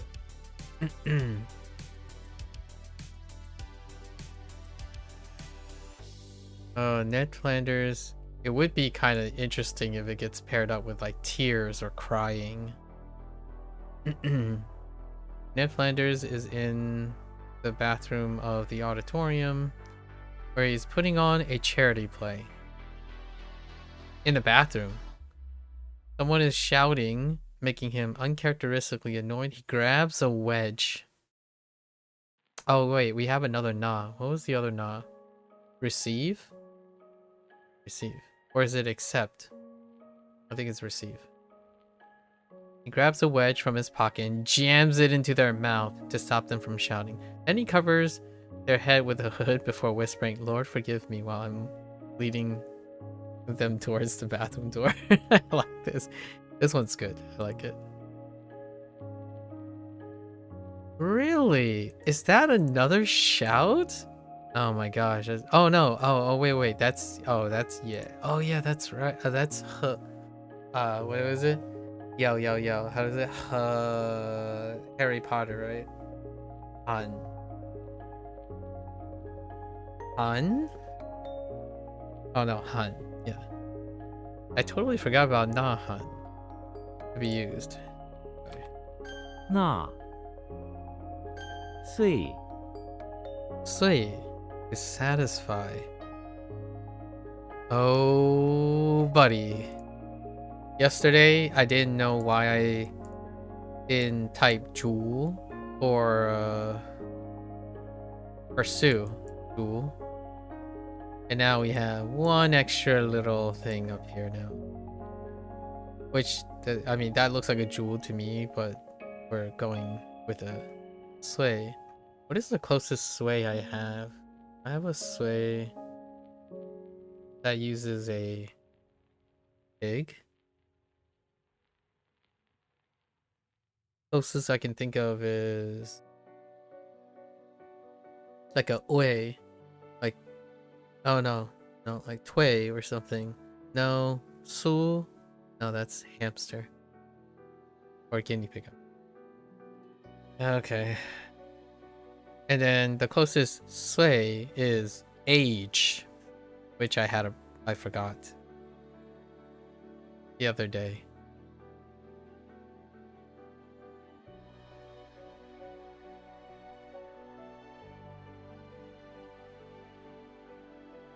Good old mouse. Superman is in the bathroom of the beach house by the bay, where he is trying to satisfy an evil pig with horns.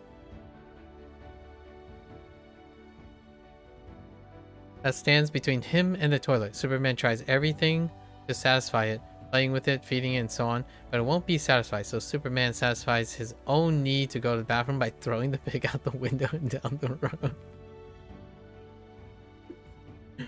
I like it. And it's gonna be like an alien pig with horns, right? An alien pig with horns. It goes smoothly. Oh, interesting. Very nice.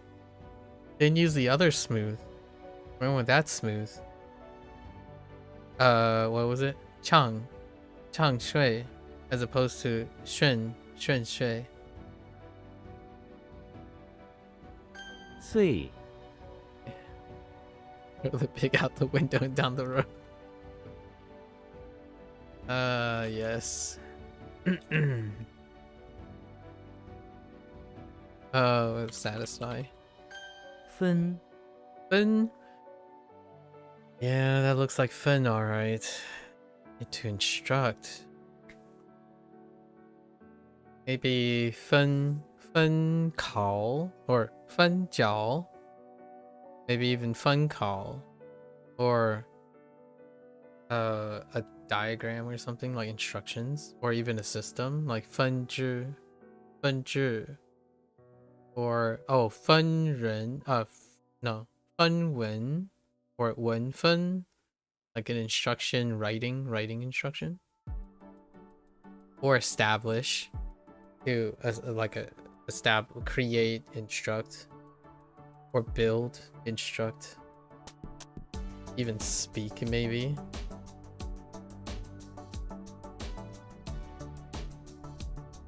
Something dealing with voice.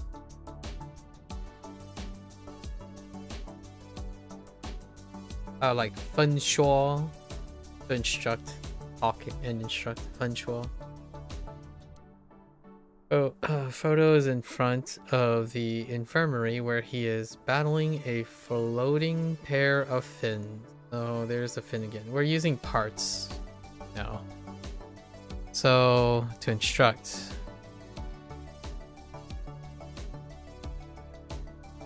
In the infirmary? Okay. So photo is in front of the infirmary using his years of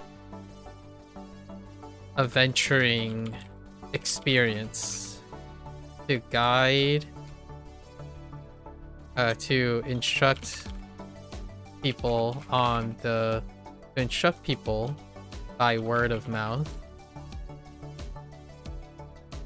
Where which parts of the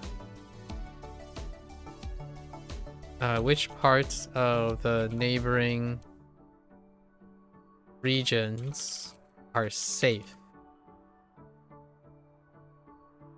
to all recovering and incoming patients. Okay. What is it? Oh, I don't know. Fun fu. I don't remember fu. Instruct. Oh, fine. 分 So many characters. Use. Why? Why? Hoang Oh, you know what's surprising about this basket? There wasn't a... What? Tea? No. May? Yeah, like a basket. Like double baskets.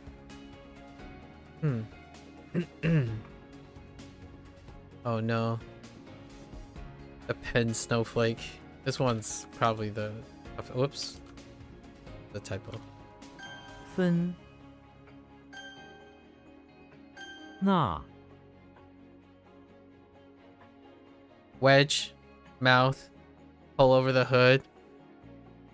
Lord forgive me. What happened? Shouting? Okay.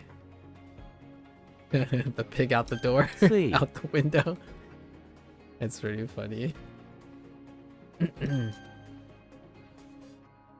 逮 This one's probably the best. Sure. Alright.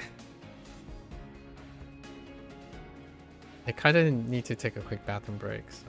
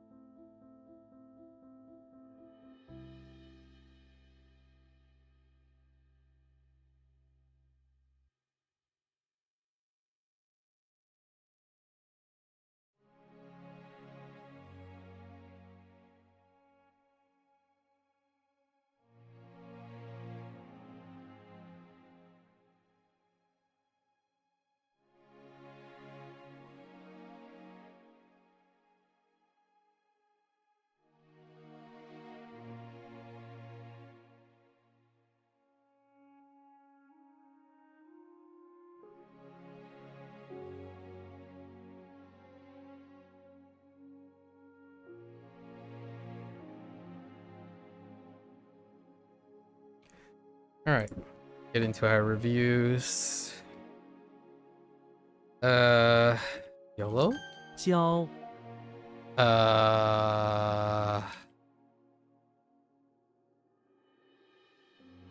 Um.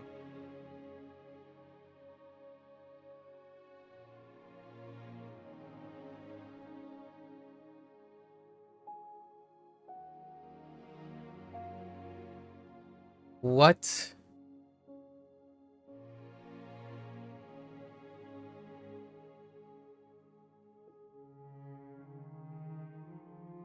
Star plus B. Yeah.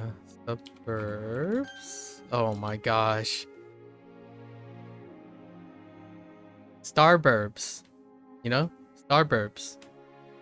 I'll remember that. Starbirds. Or Starbucks.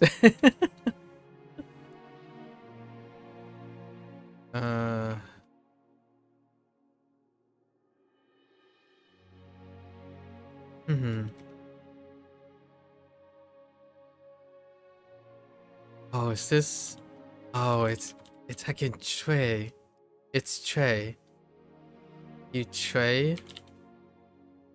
脆弱 玻璃很脆弱， Tray is a weak one. Not too many examples for brittle. Okay. What in the...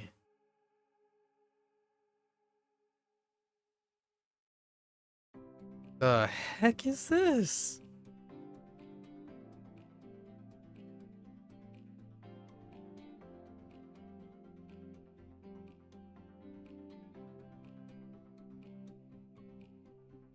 Will I be taking? No, there isn't any, like, we don't have any family plans here. At least I don't think.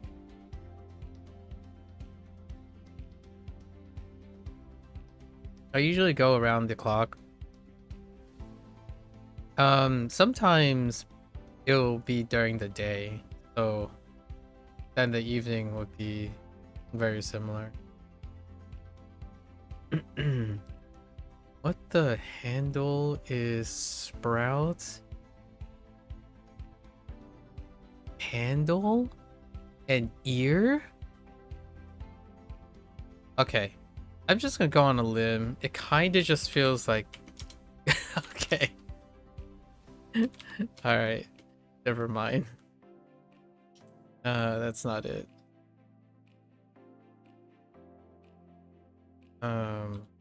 无赖他是一个无赖， Scoundrel.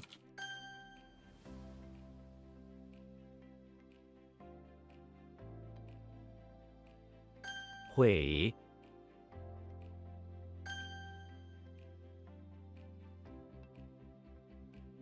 Yo, what? Hmm.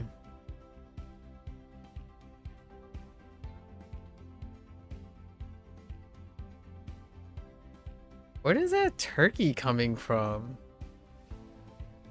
Oh, wait. Oh, this is so old. Ja? Oh, no. I think it might be Ja. It's probably Ja.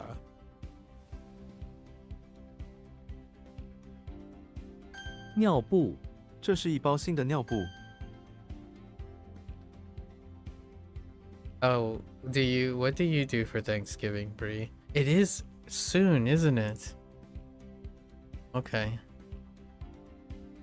Yeah, 4 days. Well, yeah, 4 days including today.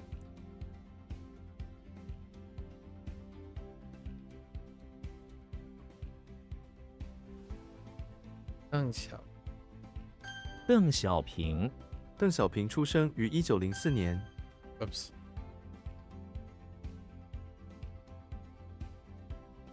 Za Miscellaneous?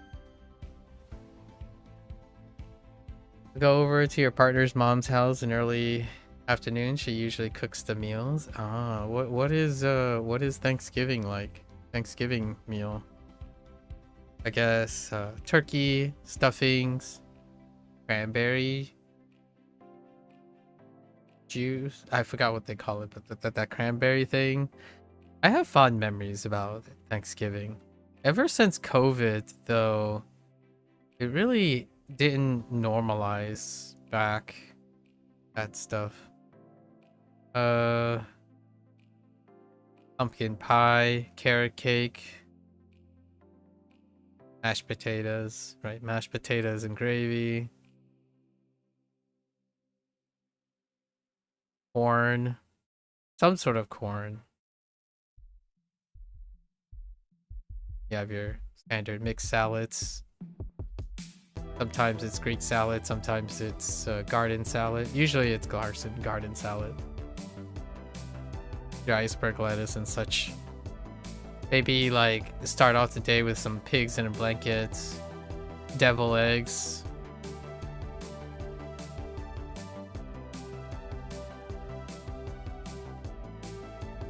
Yeah, lots of fun things. Actually, now here's the thing. Those Thanksgivings happen. However, other things happen too, like a hot pot. Hot pot also happens. Sometimes it's both turkey and hot pot on the same table. It's what happens when you live between worlds. Last Christmas. Oh, has it already been a year? Wow. Last Christmas is when I had a meal with the French Chinese friend couple that we have, and on the French side it was raclette. They did like a fondue raclette with some French wine and French meats. And then on the right hand side, I was sitting in the middle, so on the right hand side of the table it would be hot pot. So you got your standard like fish balls, rice cakes, crabs and whatnot. So I still remember this because this was a very he chuckled. The French person chuckled and said, "Wow, that's like the first time I've ever seen someone eat hot pot and raclette at the same time." And then I asked him like, "Oh, are you gonna have some of theirs?" Like, "Oh no, like maybe later." So and it was pretty clear like his son is French. Oh, his son made a really wonderful, I don't know what kind of pie it was, but it was delightful. And they like mutually ate different, like my parents did not partake in the raclette and stuff, but they also did not partake in the hot pot. I'm just sitting in the middle, I'm like, all right, well, whatever. I'm like double handing left and right. That's pretty much what it's like when you live with two different natives, and even like everyone around are specific natives, and then I'm just sitting there like, all right, well, let's do this ye olde American style. Let's just shove everything into our mouths. That's kind of how it turns out most of the time. And outside of that, it would be we go to a place that does traditional, right? Like a multi-generational American Thanksgiving. Or it would be something entirely Asian, which is a hot pot most of the time. We try to gather around a very steamy bowl of fresh ingredients, be thankful, share a meal together. Well, she has an allergy to gluten, so honestly, it's usually pretty cardboardy, but she tries, I guess. That's all you can hope for. I see. So turkey, gluten-free stuffing, green beans, maybe a green bean casserole or something like that. I forgot about the green bean casserole. I really enjoy green bean casserole, like just your standard cream of mushroom. I know I'm not assuming that they're doing the cream of mushroom stuff because that has gluten and all that stuff, but what I remember fondly is people's green bean casseroles. I had a green bean casserole, standard cream of mushroom soup with string beans, and then crushed fried onions on top, and then baked. Like, it's kind of really delightful. And then there's like potato salads and whatnot too sometimes. Gluten-free gravy, usually roasted flat potatoes. Okay. And some kind of dessert. Yeah. I know people don't really like gourds all that much. I really enjoy pumpkin pie.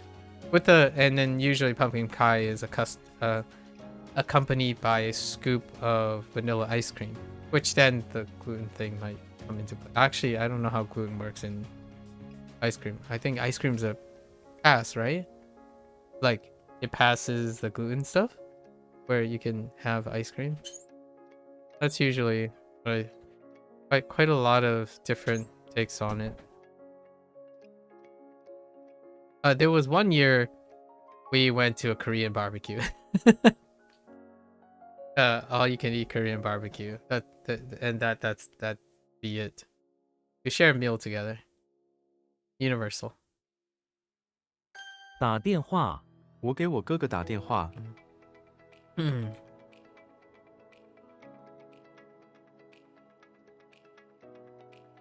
I don't know how to say phone someone. Is it phone someone? Oh, make all by phone. It's fine. It's just the same thing.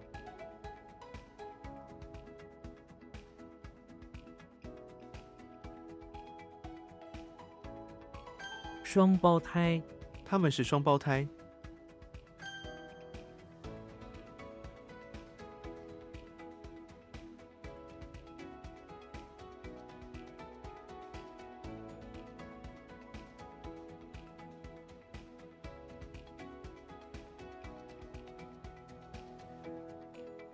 Dropping field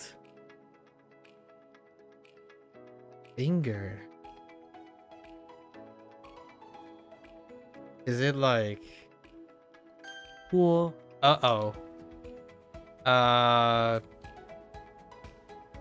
broadcast? Wow. Okay.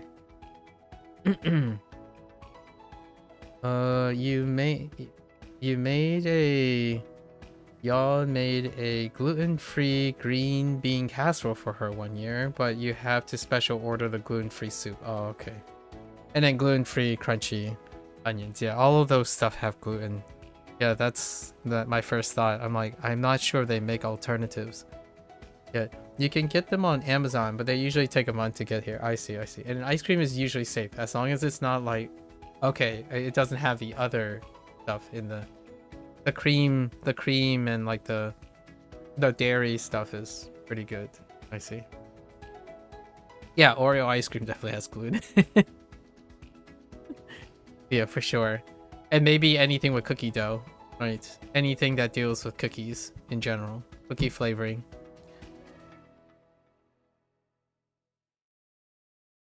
Interesting.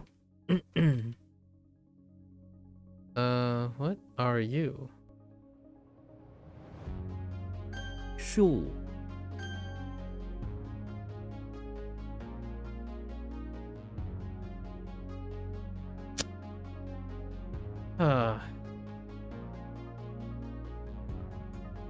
High rise? Okay.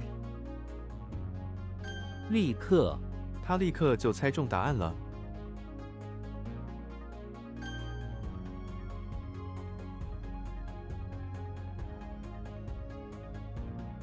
Do you do anything outside of the meal? Like watch the game or something like that? I kind of remember doing something like that. One of the years I actually did a 5k instead. Or was it 10k? It was either a 5k or a 10k. A turkey run. Go for a turkey run. I did it alone. There wasn't really anyone who likes running that I know. It's kind of brisk. It happens it happens on Thanksgiving Day. All the turkey runs happen at the morning of Thanksgiving.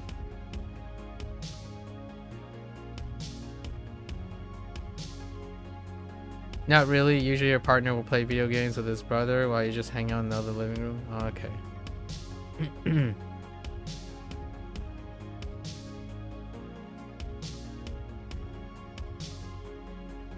What is this finger cauldron doing? Like, child support. Oh. What? Oh, 抚养费. 剧 Drama? Spraying. Oh, is this? 零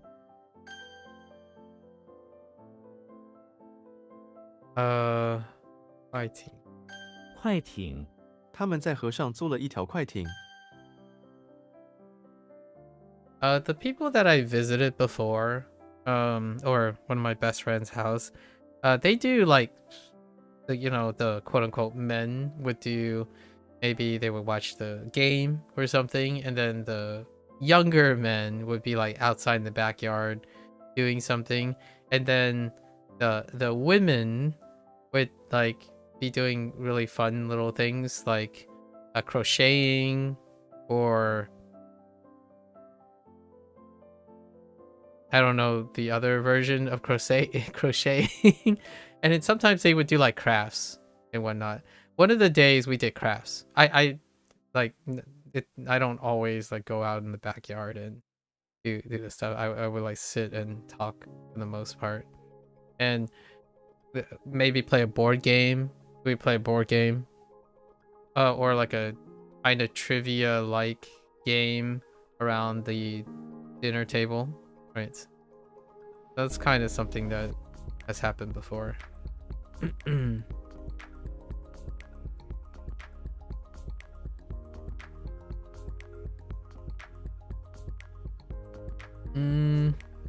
Yeah. It doesn't happen that often. I was usually out of town and stuff too. I lived away from most people when I was in graduate school. Oh, I keep writing Japanese.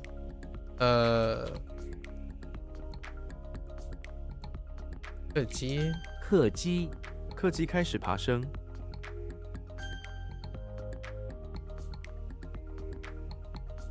长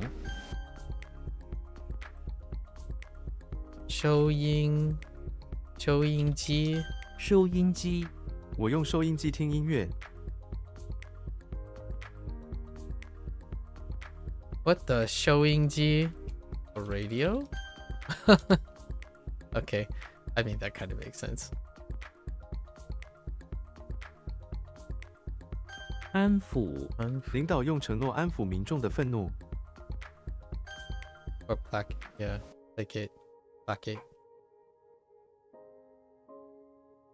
I get I already mentioned this a couple of times. I get really sappy around this time.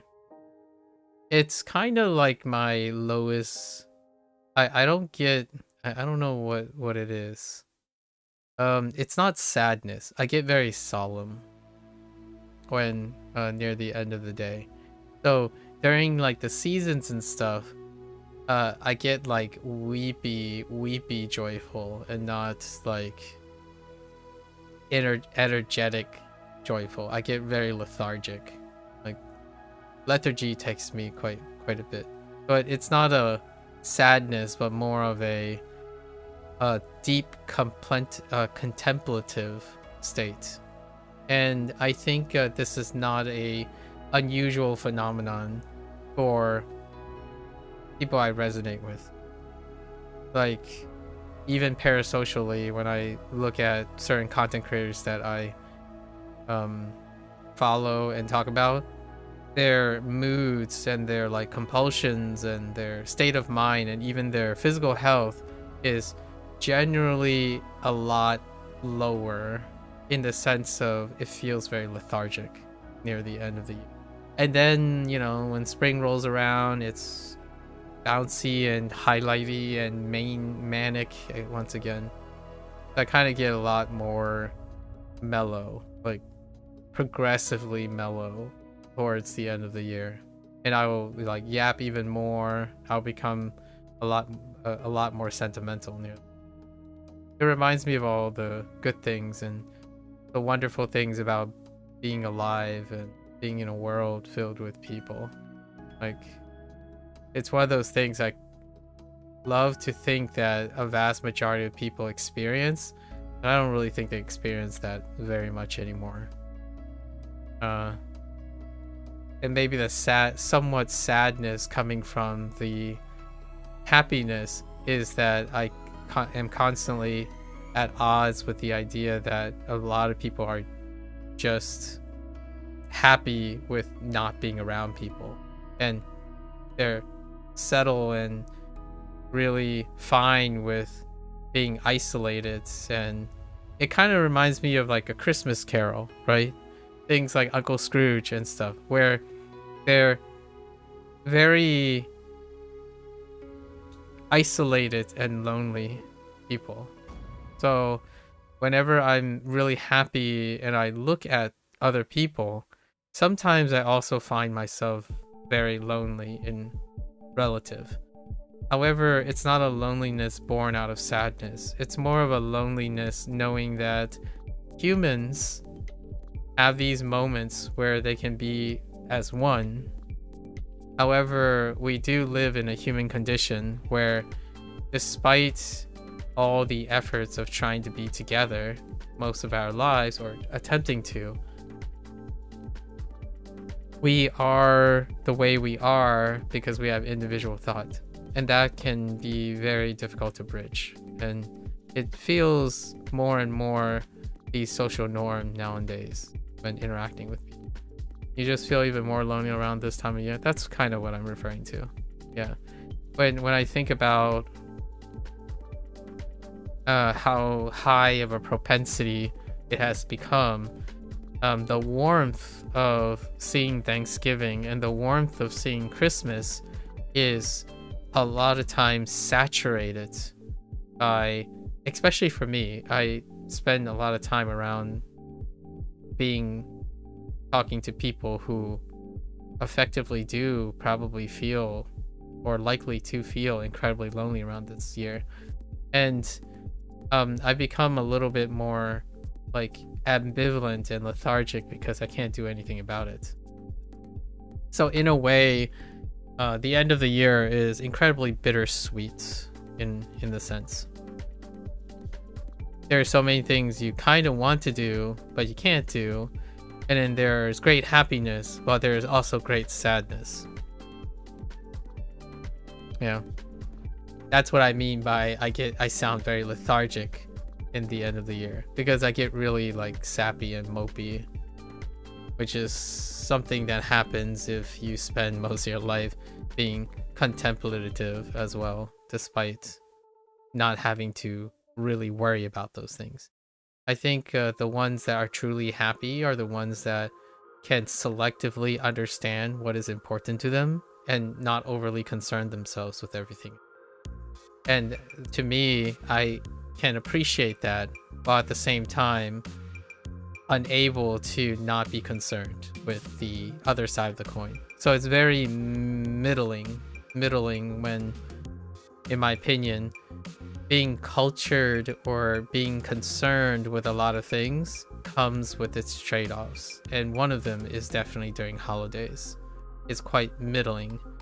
You are most simultaneously aware of those who are perfectly content or even uncontrolled to be alone and feel loneliness, while at the same time having people who are ignorantly blissful and well adjusted to their microenvironment to be having the best time of their lives during holidays. So it like really exaggerates the contrasts, right? If you're on one side, it's extremely exaggerated, and if you're on the other side, it's also extremely exaggerated. However, if you're in the middle, it's incredibly middling. Like you get whiplash all the time. You get slapped in the face with all the instances of grand loneliness and isolation, and trying to be proud of being like socially independent, which comes as a little bit of a mixed bag. And then the other side, where perfectly blissful ignorance. And that's kind of how I feel when I think of deep contemplative thought. And then the rest of the year is like, oh, all right, that's fine. Most of the time, most of the other parts of the year is fine. I don't know what it is. Maybe it's a combination of where I live, where seasons, right? The seasons, it feels like people being in their houses have both the sides of, because being in your house doesn't mean that you're in a house, in a filled house, in a full house, right? So that's my thoughts at the moment. It's my immediate thoughts. And depending on who you are, you'll be able to resonate with the other half of whatever I said.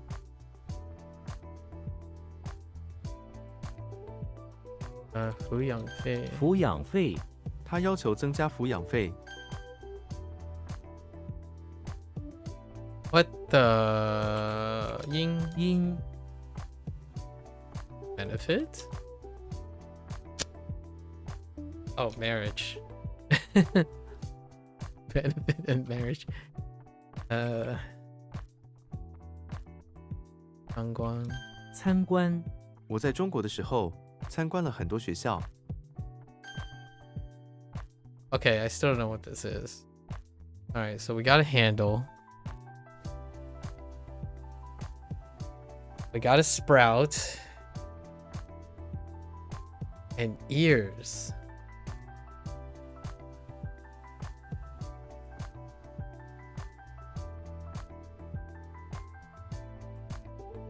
I swear it was like Quay, but maybe like I already did Quay.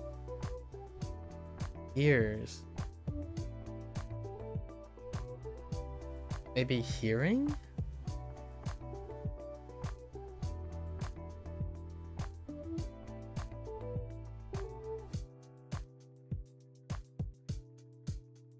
Oh, maybe it's... No.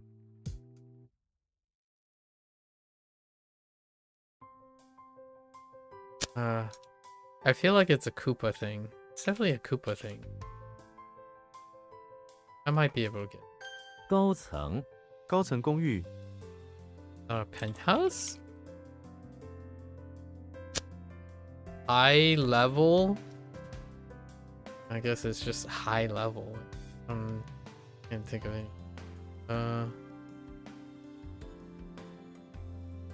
What the Silver Soul?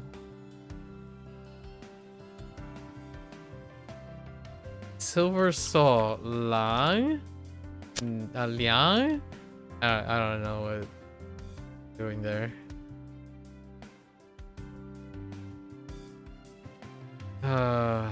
Okay. Hold.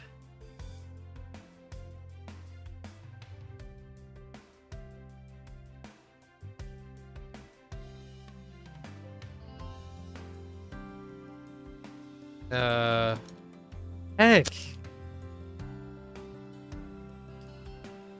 All right.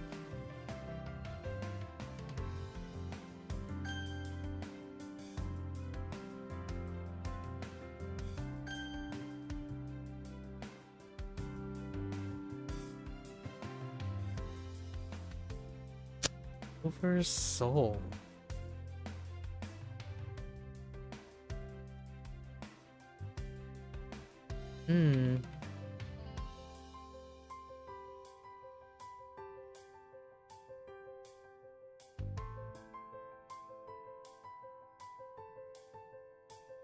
半裸在沙滩上，很多人都半裸玩耍。 Oh, high rise? I mean, high rise is penthouse. That's what I was thinking of anyways. 病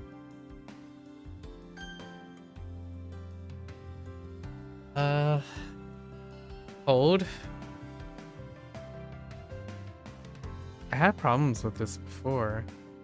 It's like the post. Oh, wait. Wait, where does the sun come from? But I know it's... Oh, no, it's not. Oh no. 恨 Is this hate? Alright, hold up.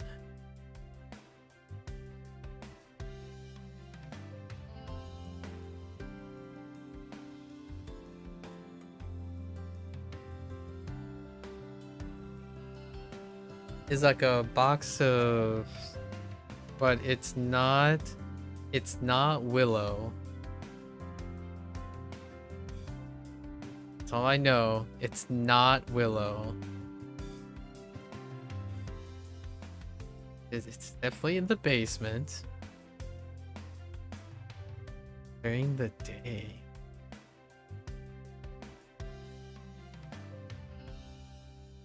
It's definitely not sun. I use day. Oh, it's Ang.昂 Oh man, that's so rough.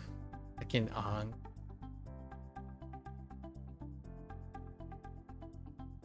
It's kind of like great or good service or like high, yeah.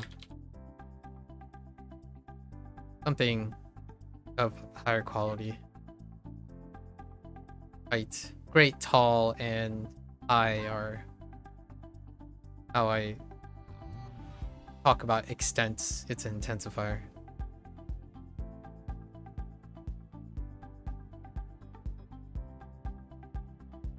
Dang it, this one sucks too. Is it another Master Chief? Is this Master Chief head? Yes. I 哀求 他哀求朋友不要离开。 Yeah, Master Cheeks. Every time Master Cheeks come out, it's rough. 哀求. Okay, we worked on this. 凯歌. 凯歌 战士们高唱凯歌庆祝胜利。 I watch a lot of like mopey things in Thanksgiving.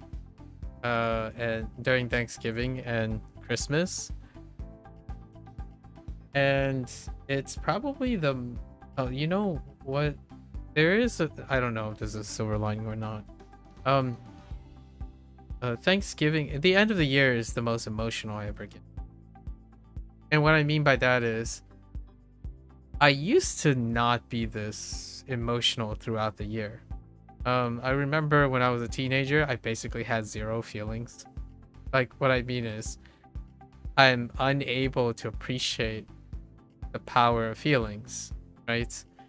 And as I'm getting older and progressively older, my being more emotional during the years, like during the rest of the year, leads to a greater, like, ambivalence and crash or something and negotiation near the end of the year.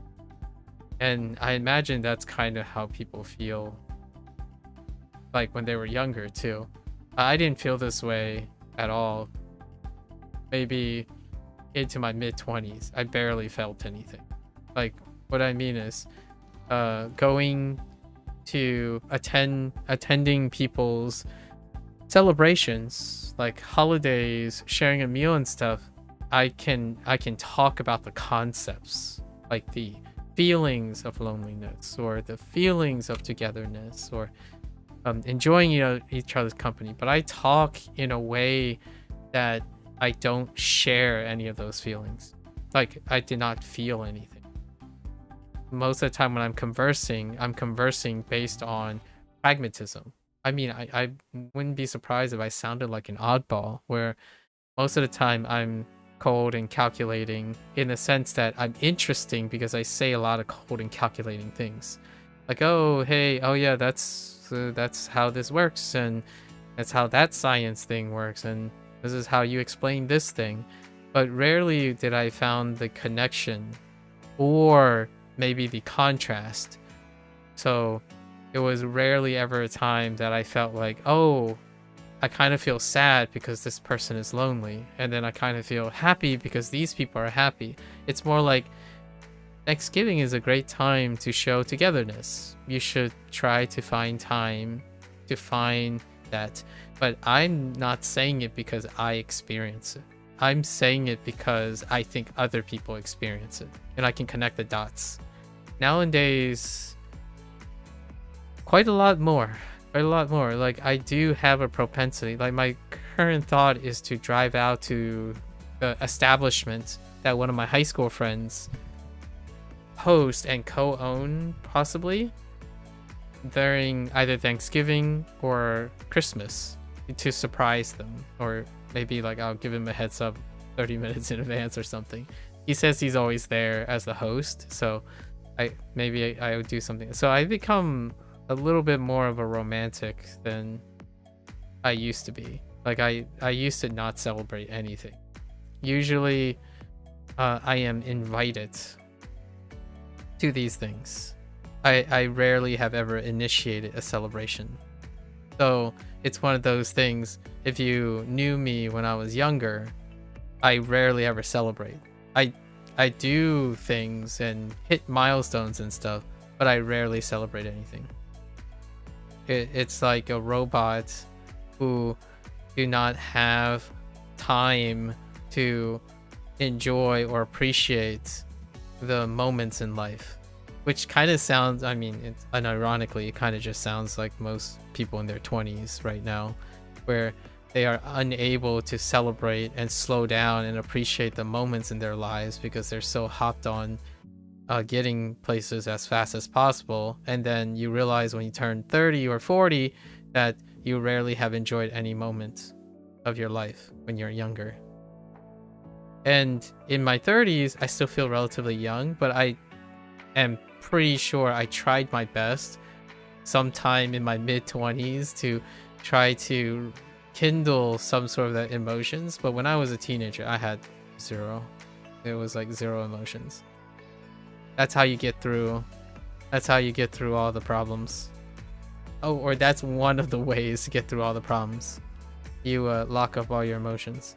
So whenever I talk to younger kids nowadays who like constantly decide to do whatever they feel like and always bank on the idea that whatever they feel like they can do, it's hard for me to empathize with that. I can empathize with them more now that I'm almost 40, but my younger teenager self would be like, I've said this before directly, like if you talk to that person would say, suck it up, get good, work on it, and if you can't work on it, then give up and just continue to accept your failure. That would be something that I would say in my younger self, because I would have no feelings involved. Like, well, if you don't, you'll be 30 soon. Well, welcome to the 30s, Danny. Yeah, like, I think about my younger self and I wouldn't even process that it's hurtful. I've legitimately made people cry by telling the truth. Like, my thoughts. Like, it's one of those things, like, you know that you're emotionally stunted when the only thing you care about is sounding like a Gen Z on the internet back then. What does a Gen Z sound like now online? They would say, oh, well, I'm not being offensive if I'm telling the truth. That was me back then. But that was before the internet. So you when you offend someone, they're going to be in your immediate environment for like the next year or more. Online, you could say, oh, I'm just telling the truth. It's not malicious. It's like, but telling the truth doesn't mean you're not a jerk. Like, that's just someone who's incredibly objective, but that's the nature of being objective. You don't know if you're a jerk or not, or you don't know you're offensive because you're trying to be objective. And that is what I mean by I totally understand. In a way, I made more than plenty of people either unknowingly infatuated with me without reciprocation, and as well as offend and make and devastate people unintentionally, because objectivity has no room for compassion. So you get this point where sometimes I have people who like being around me and I don't appreciate them, right? And people who really like being around me and I don't appreciate them. And then I have people who I just tell them the truth and all that stuff and it would devastate them. I mean, I've devastated adults and teachers alike, and I had no awareness of what that does. That's kind of how I feel is the normal way now how people interact online. And I see a lot of myself in that, coincidentally, for very different reasons. Like if you are hurt or you're constantly attacked from the outside, the strongest thing you can do is steel yourself and remove all emotions. That's one way to go about it.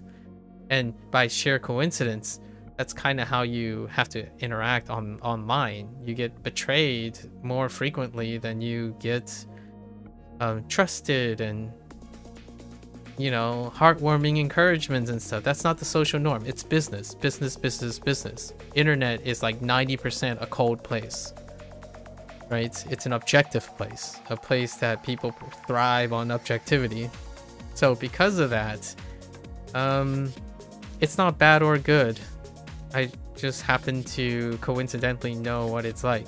So if I channeled my 18-year-old self, I can sound like most content creators, honestly.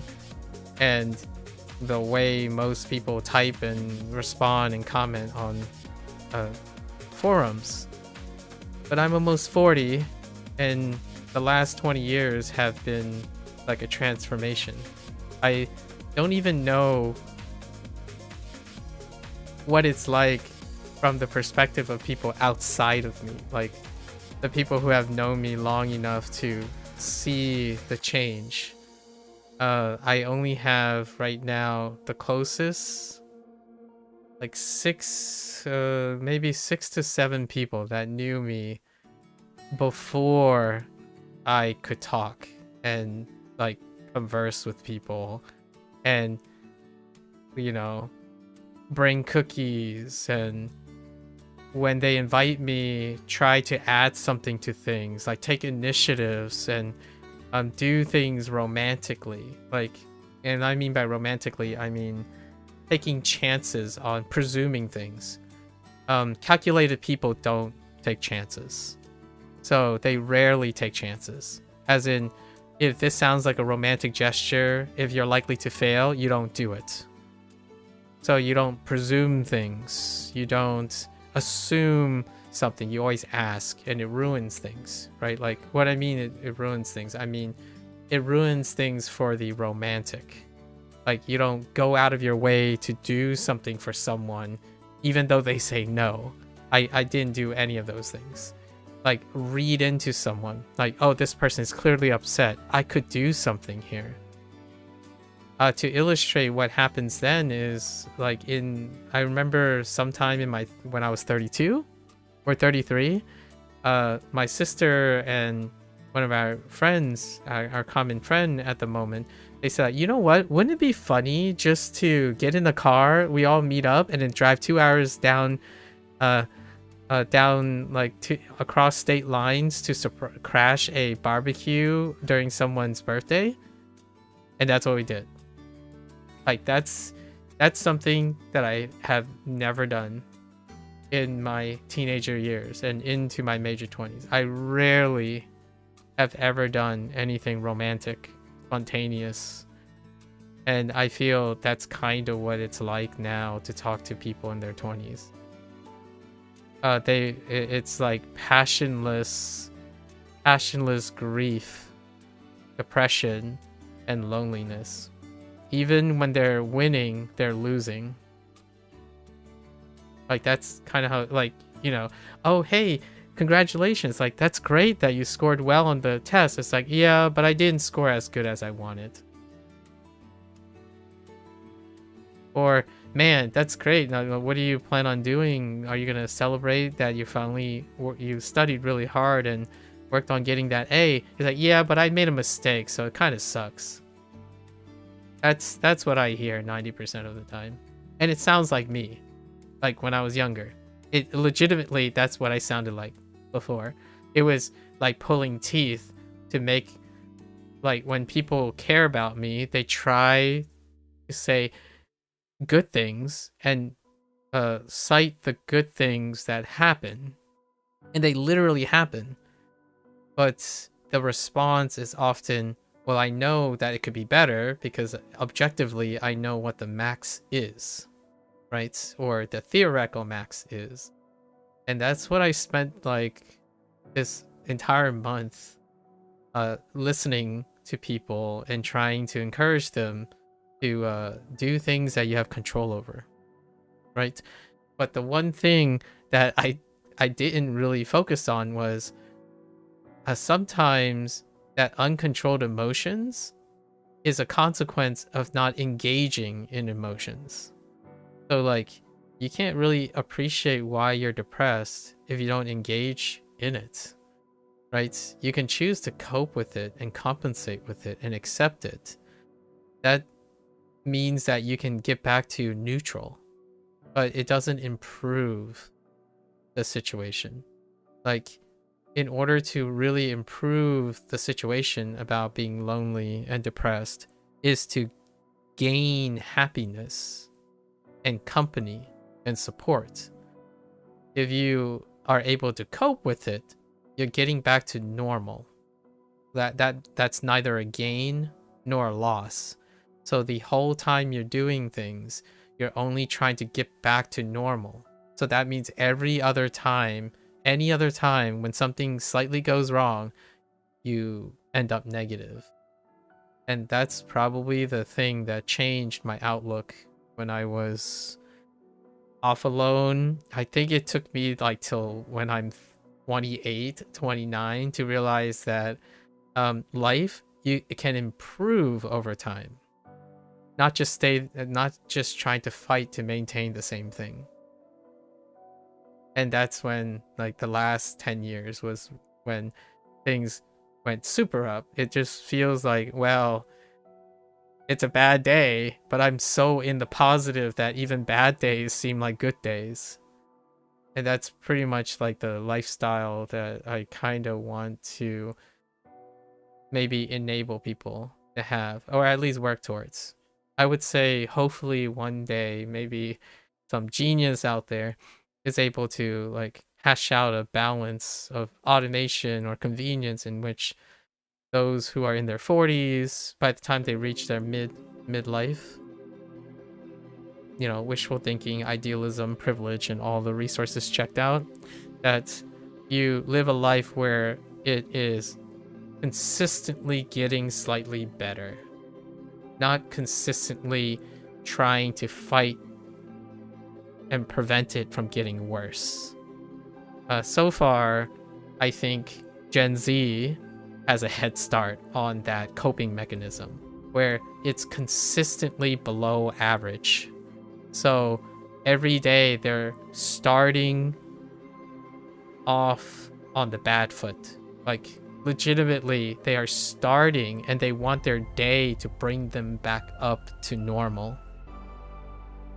Like, that's how they start their day. How I start my day is I start my day way in the positive, and everything I do takes away from the energy I have as a way to gain something from the energy. So if I finish my day below my energy threshold, it means I did even more than I anticipated, not I just got back up to it. So we're not doing an uphill battle when you wake up each day. You're doing a downhill run or strut every time you start a new day. But that generally doesn't happen until, like, in my opinion, conservatively in your 40s. If you're currently about to be 40, like in your millennial period, Gen Zs, I don't know what that's going to look like. Is it going to be 50 years old? Is it going to be 60? Is it going to be never in a lifetime? I have no idea, but I can tell you that, man, I thought I was late to the game, but it seems like now the social norm is when I realized my life was incredibly void of positive feelings. Like, emotional intelligence was non-existent. And if I describe my 20-year-old self, it would still make a lot of the 20-year-olds that I've encountered far more emotionally stunted than I was. And that's like a bad, comparing to a bad and a bad thing. So that would be a very inappropriate way to compare. However, it is the truth. Where, like, when I was in my mid-20s, I thought I was trying to play catch up on how emotionally stunted I was. Like, I rarely ever had experiences where I ever mentioned how I feel, like, at all.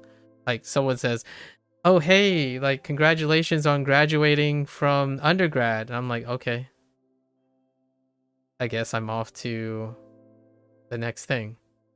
Like, I'm not even entirely sure if I was happy when I graduated from college.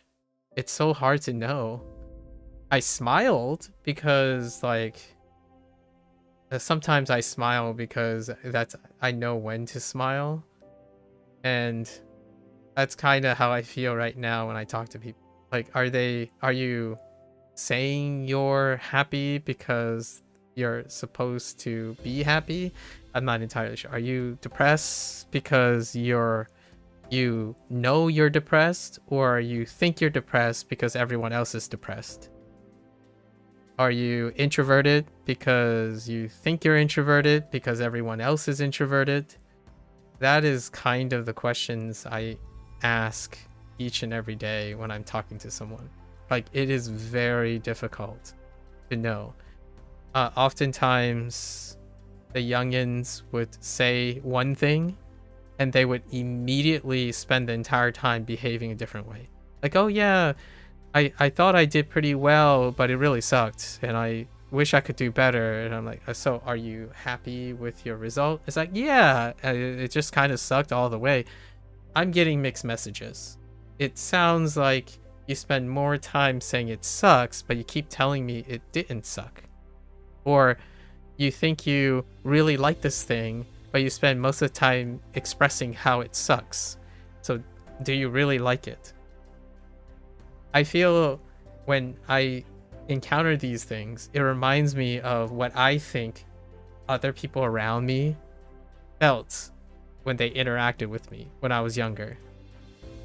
Like, I was reliable and full of information, but whenever they, like, try to be compassionate or happy to me, I would, like, immediately shoot them down.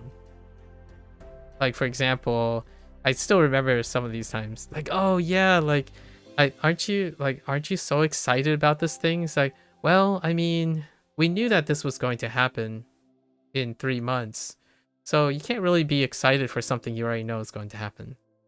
That's kind of how I sound. And that's exactly, in my opinion, a very similar thing with interacting with people who lack emotional intelligence. We're not talking about people who are born lacking emotional intelligence. I'm talking about people who do not practice emotional intelligence. That's what they sound like. They spend more time stating facts than expressing their opinions or expressing being alert to how they feel. I mean, it gets to the point where there are 20-year-olds who come at me and say there's no such thing as emotional intelligence. And I'm like, okay, well, what do you call the statement that I made? As opposed to someone who says, oh, thank you, I really appreciate it. Yeah, I'm kind of happy. I'm kind of excited because I've been waiting 3 months to watch this movie that was teased for so long. Do you want to come with me? I'm sure you're as equally as excited. Let's go watch it together. No, it would sound something like, yep, I knew 3 months ago. I've already done all the research and I'm going to go watch it, and I already know I'm going to like it. Like, okay, I'm not entirely sure if you're happy or sad or excited. You stated a bunch of facts and there was no form of expression for the emotions, right? I can do other flags. Saying you're not creative. Saying you're not creative enough to express your emotions.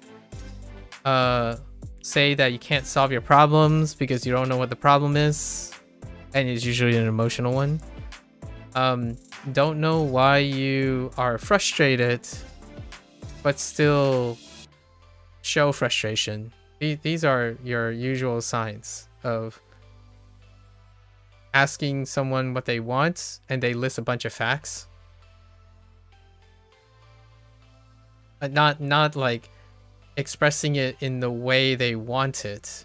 They express it through facts. Like, what do you want right now? I want to graduate in 3 years.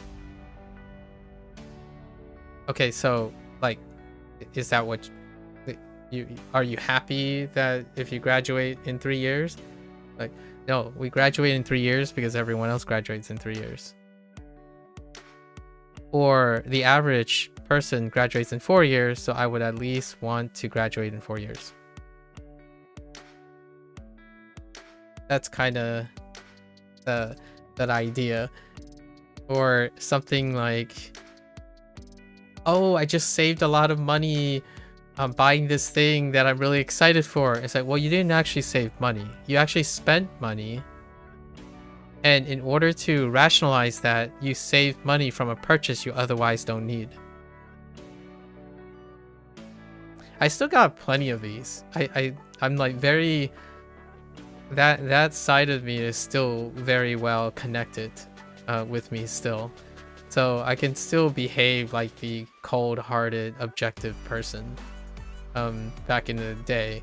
Although I don't use it in a manner of function anymore. I use it in storytelling, in examples and analogies,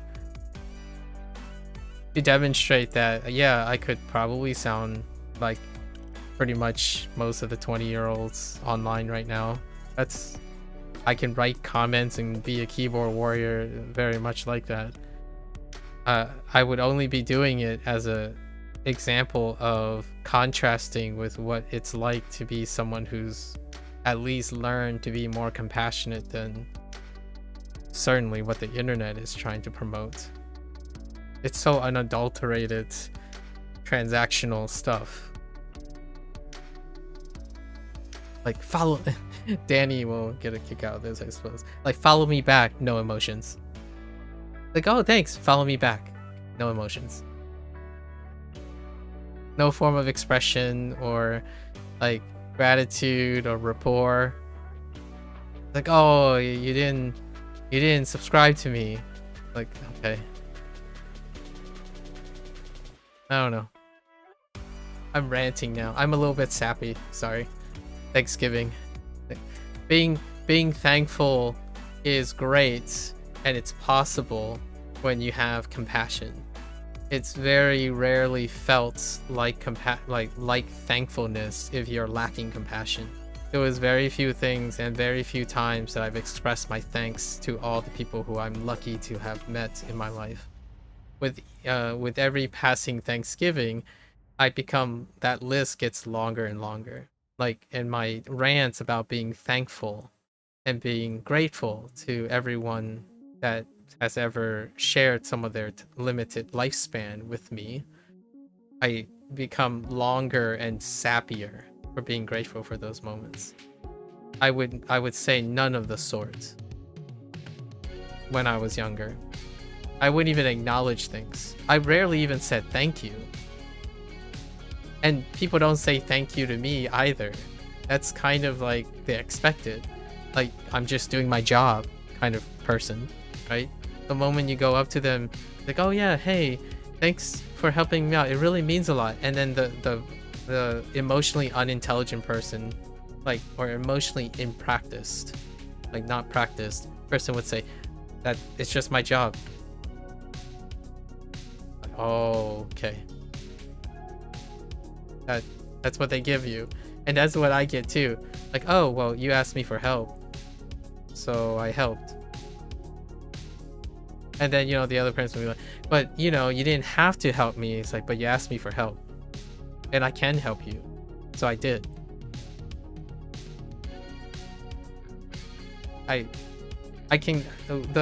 What I'm imagining is the face of the person over the years. like the face of the person, how they would respond and what their facial expressions would be looking like. I'm not paying attention to the facial expressions, by the way. When I was a younger kid, like I keep saying that when I was younger, I didn't pay attention to people's nonverbal communication. That's like the Gen Z stare. When they say something and they can't process it, all they do is stare at you blankly. Like there's nothing to read. You got nothing. And that's what I did. I just ignored everything. So I listened to what they're objectively saying and I process nothing. Other than if they're smiling, I smile, like whatever the propensity is, but there's no attachment to emotions, to those motions.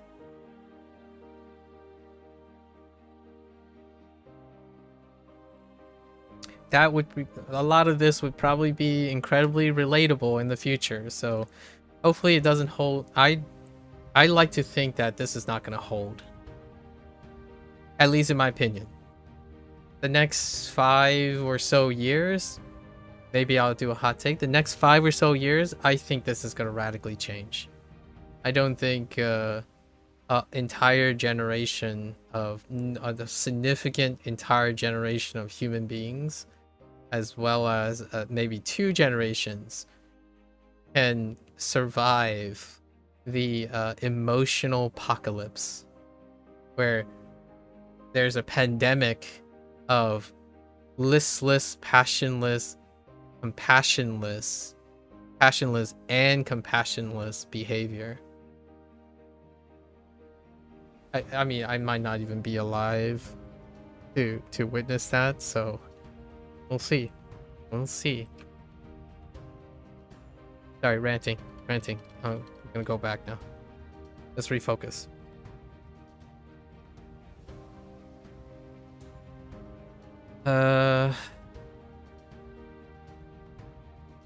What the cleat and mortar?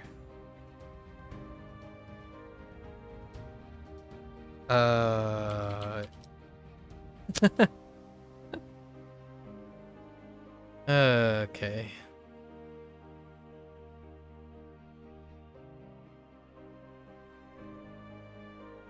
What? I don't know what that is. I still don't know what this is. Man, I thought ranting would help.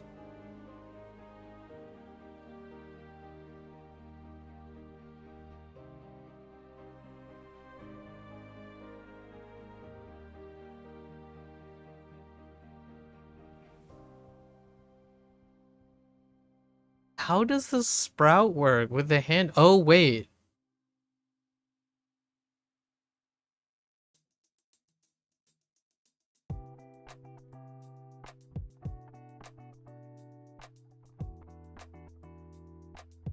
Dang it.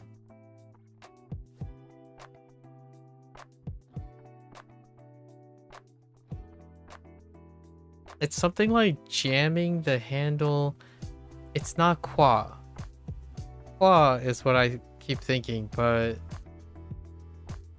Oh, wait. Is it? Oh, wait. Oh, whoops. That's the wrong tone. I meant to type 4.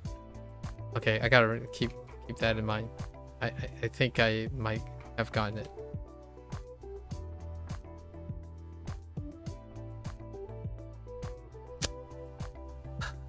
Net and bear and finger. Isn't that like...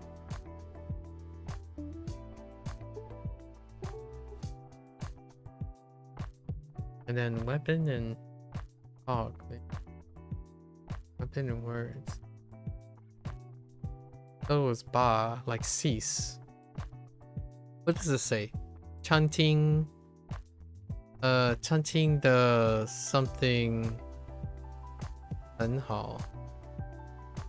The restaurants.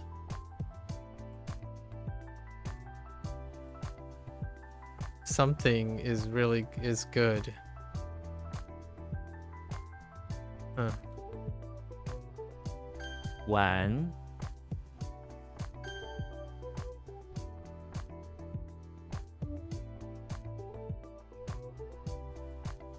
No.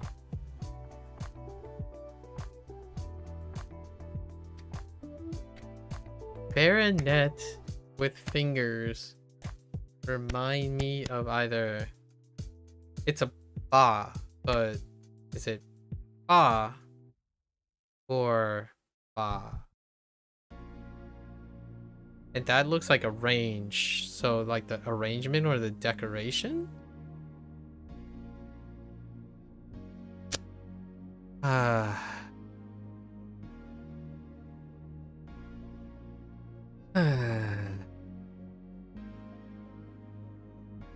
What was this? This was like using something pointy. Using the cleats pointy or being pointy. Oh no, it's not. It's Tall. Oops. That's the eye.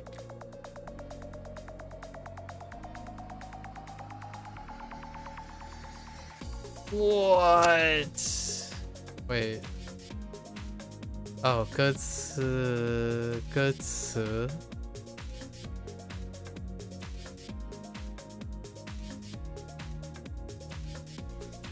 Sorry, I don't know if whoever is listening to this in future, I hope people didn't get so doom and gloom. It's not really doomsaying, or my intent is not to be doomsaying. More like reflecting on previous life and then drawing parallelisms and then trying to be a little bit looking forward to seeing what change and what things may happen. Sure. With that knowledge. Spark and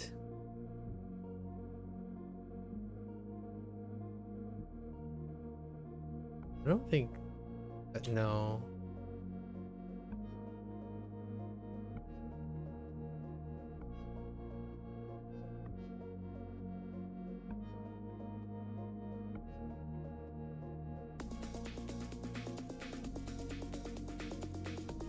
Man, 九情可以 What the 九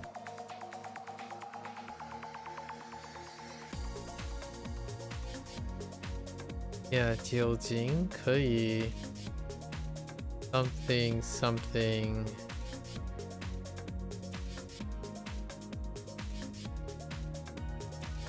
细菌 oh yeah 细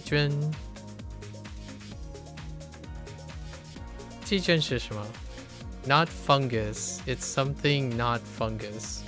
What's a not fungus? What's a smaller fungus? Bacteria? Oh.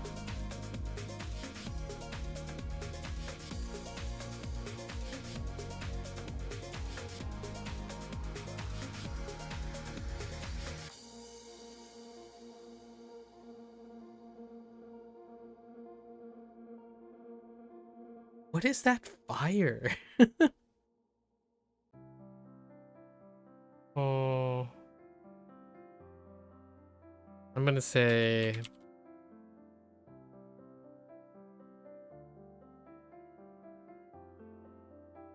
Yeah, I don't know what that fire...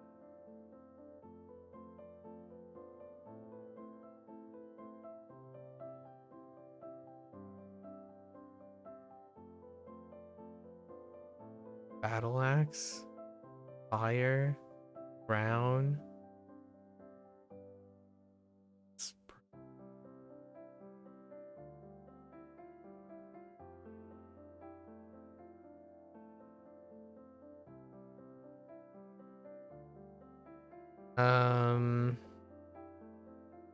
Nope.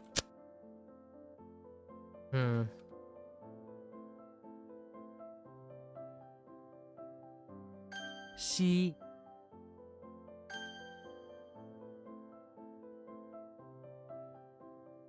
What, the mouth guard?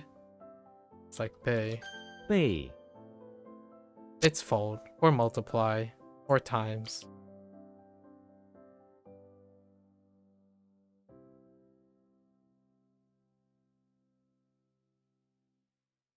Dang.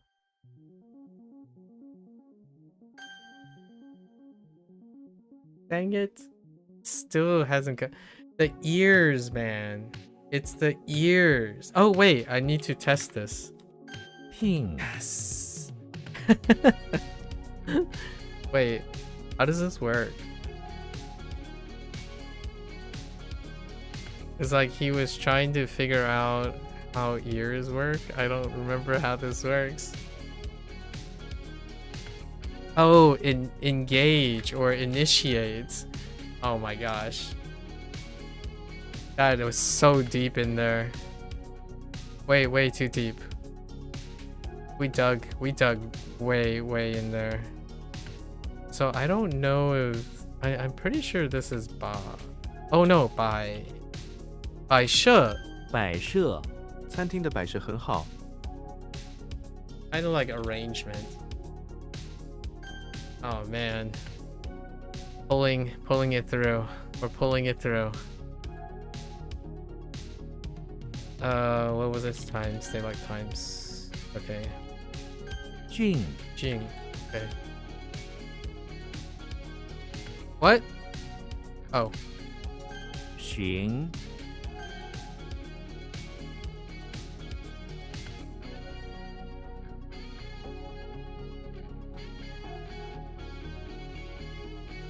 南极 南极的温度是零下35摄氏度。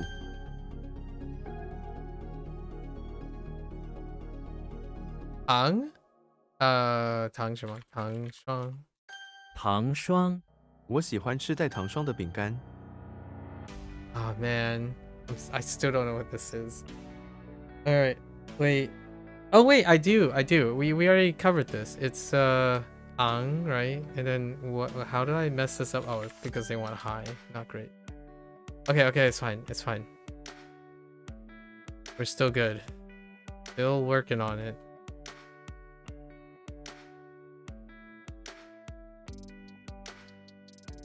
终于 我们必须忠于事实。 Okay. What the heck?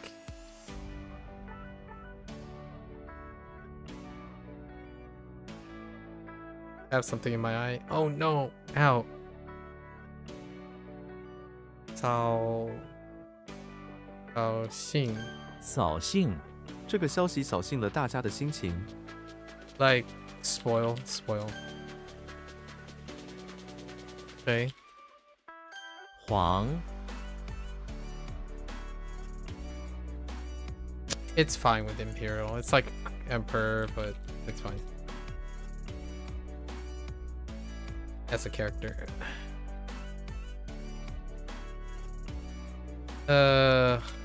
盒饭盒饭 我今天吃了盒饭。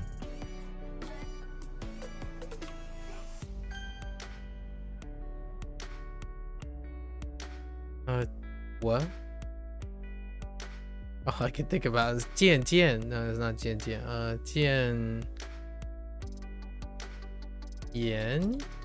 Oh no, 键盘.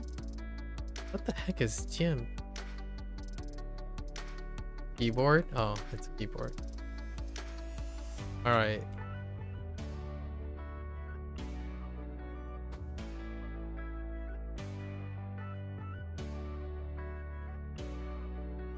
Sparks and water. 笑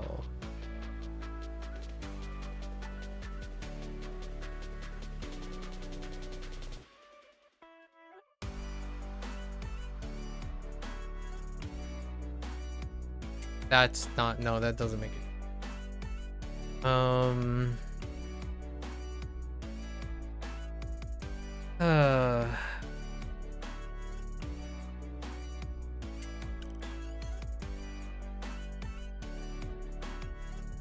Yeah, it says alcohol could like extinguish or eliminate or sterilize bacteria. That's definitely 笑. I don't.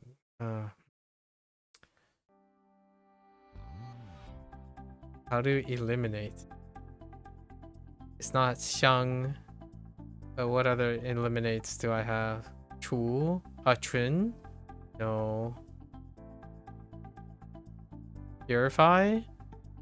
Is there any form of purify other than 情? There's ketsu. I forgot what ketsu is. That's not getsu.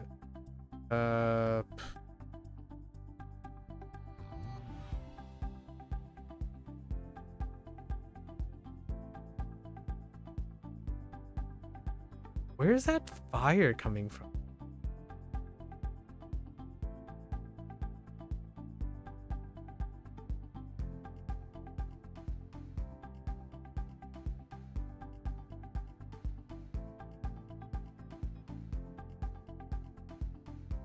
Oh.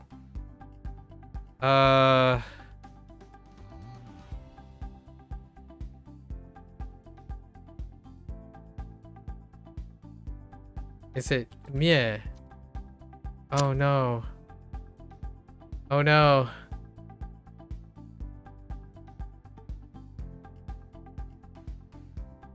That is extinguish, right? I'm getting close. I'm getting close.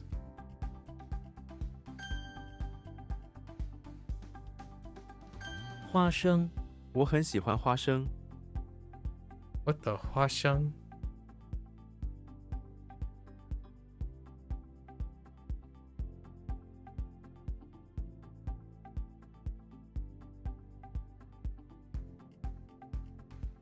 What the 花生?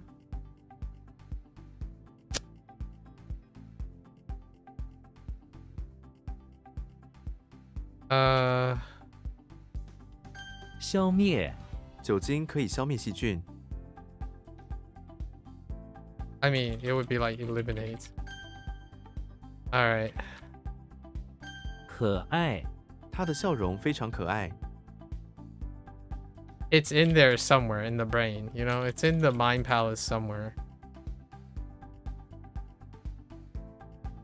Oops. Wait. Bing. Oh, Tao. Wait. Dao.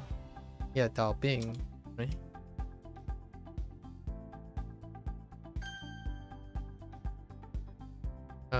Jian Pan. 键盘，这是我最喜欢的键盘。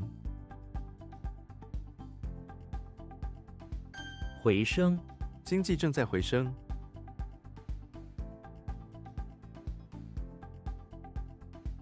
Like re-rise, like restore, rise, like re-rise, revive, rise again. Okay. I did right. I did write re-rise. It's fine. I did write re-rise, so that's fine. Rise again, yes. I don't even re-rise. Like, I don't think re-risen or something like that is actually a word.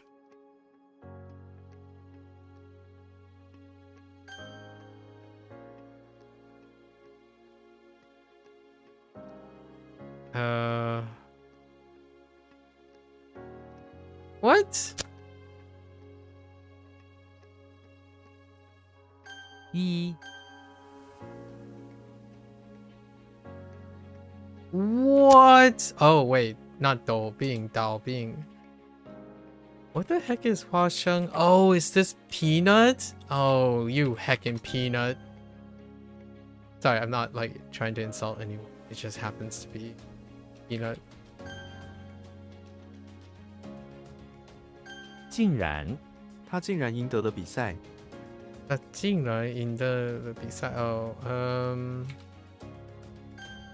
actually, okay. Dao Bing. What?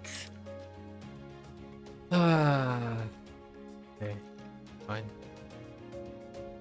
歌词，这首歌的歌词很好。 We're scrapping along. Scrappy, scrappy.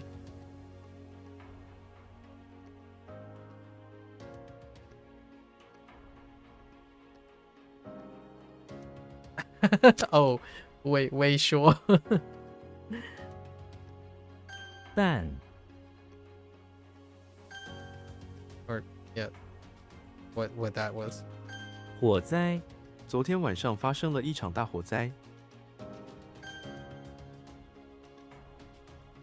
微缩，这朵花已经萎缩了。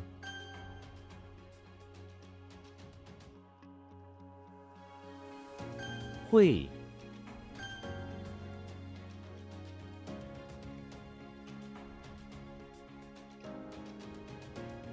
What? What is that? 我们需要 something 和这些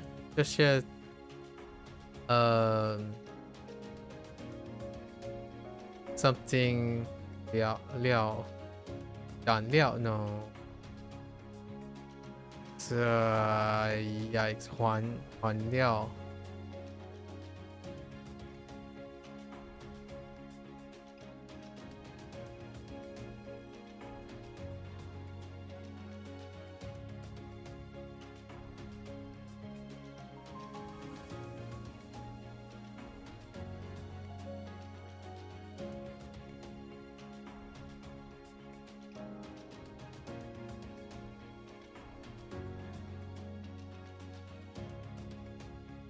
All I can think about now is Kung. Yeah, Kung. Like Kung Ko. Or Kanko. Or something like that.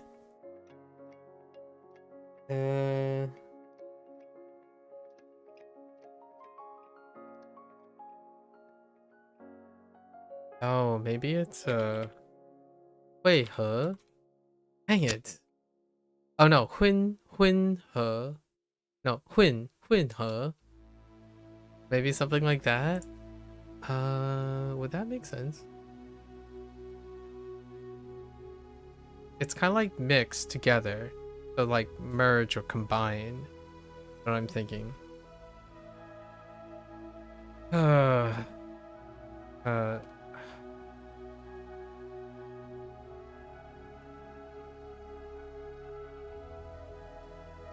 燃烧 one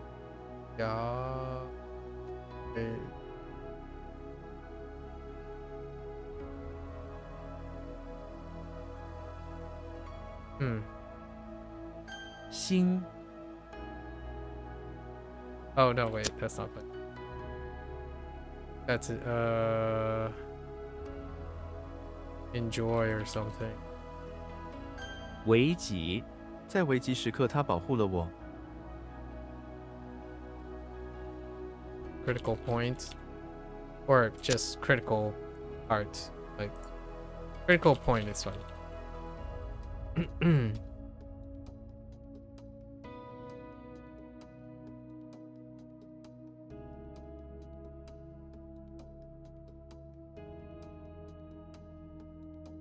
暂时 我们只能暂时停留在这里。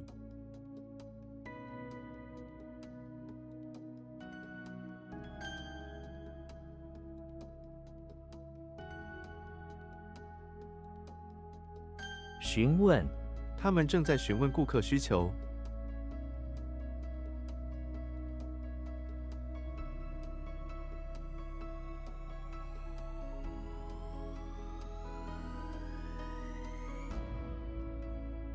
肾脏 我们都有2个肾脏。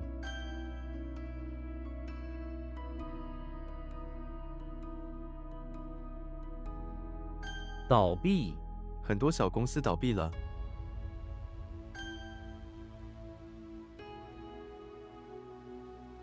瞪眼 老师瞪眼看着我。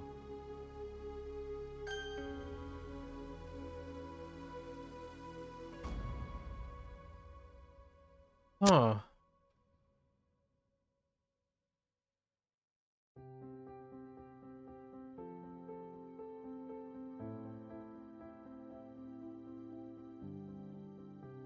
It's kind of like joy or happy. Joy is fine. I think this is 混合. 混合 我们需要混合这些颜料。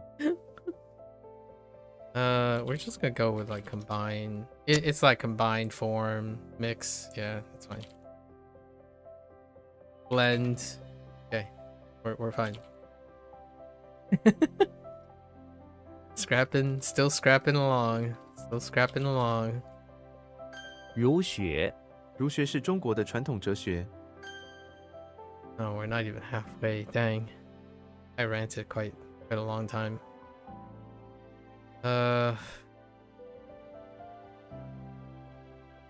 韩，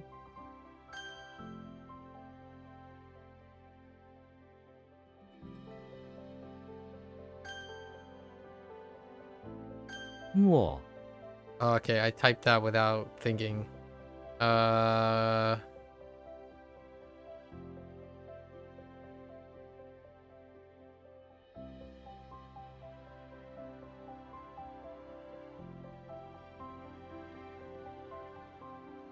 Wait, no. No, I got it inverted. Ah, I told myself I wasn't gonna do that. 忍， Dang. Ah, I inverted it. Dang it. That feels bad. I even told myself to look out for it. The difference between dead tree and then blossoming tree. Oh. Feels bad, man. What the heck is going on there? Not like this. 闪电， Okay. 你刚才看到闪电了吗？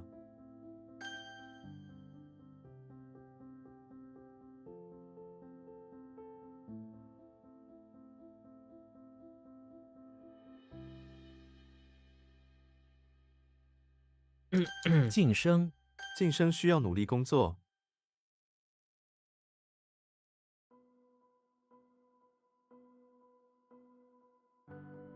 燃烧，我们打算燃烧这张纸。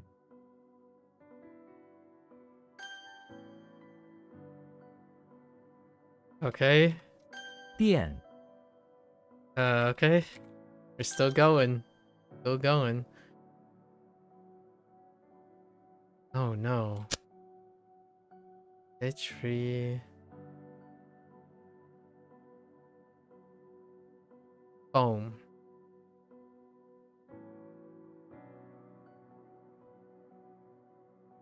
What in the world am I maybe like 搞好，我们必须搞好这个项目。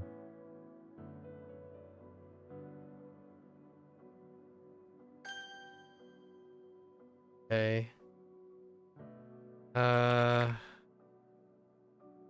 Nope. 警犬，警犬可以嗅出毒品。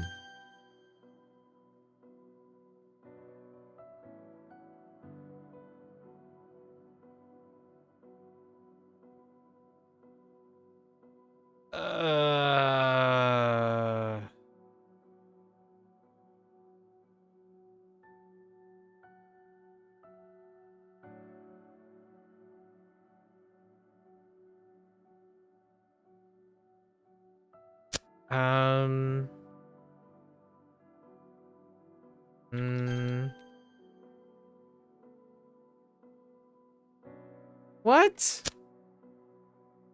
Wait. Oh no, wait, we practiced that. What is this? Spray and bunk. Oh. 澄清，他想澄清这个误会。 Yeah. Make clear.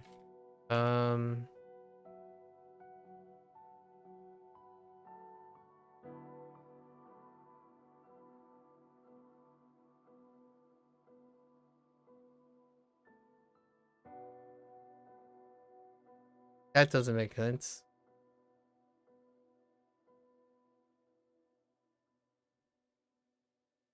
That doesn't make sense. 方正 okay. 方正在天上香 something. And I have no idea what that is. 在一起 kites in the sky something. Mutual something.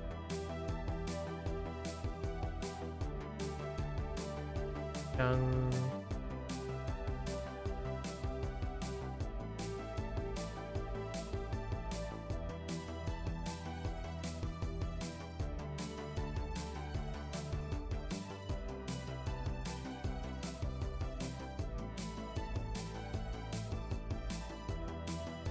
Uh.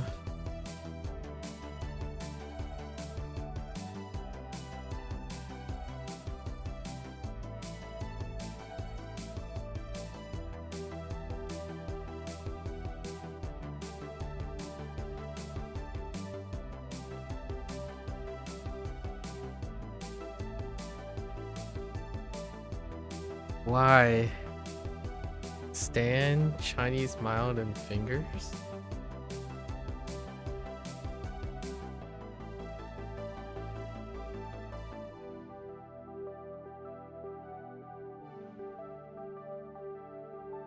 Dong doesn't make any sense. Dong.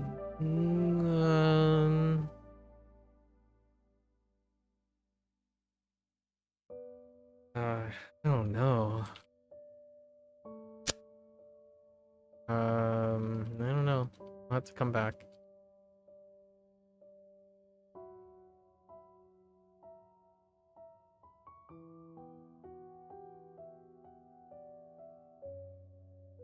What incarnation?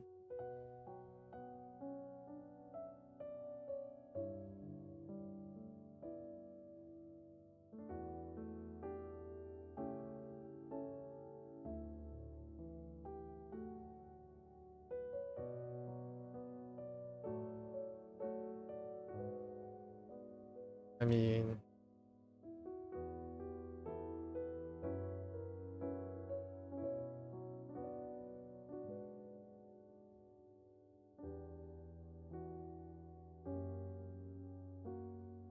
what is going on?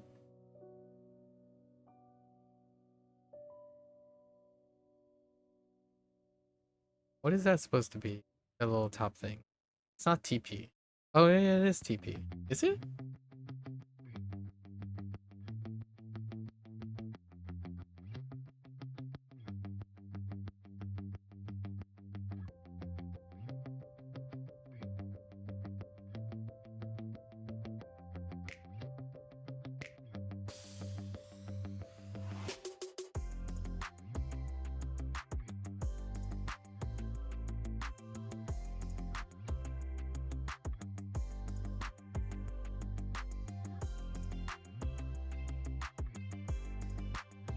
Is that supposed to be a spool of thread?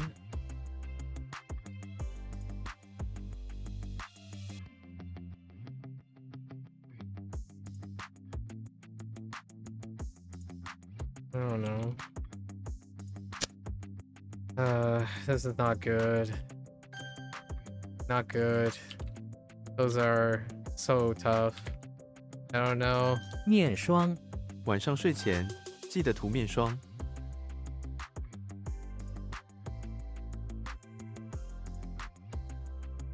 阻挡、请不要阻挡我的路。 Okay.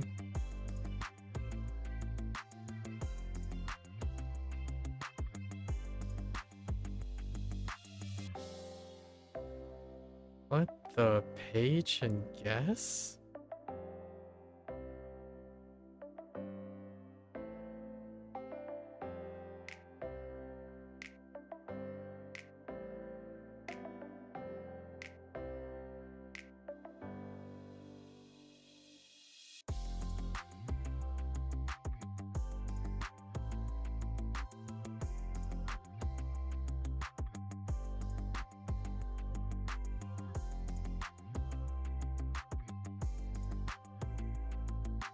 What?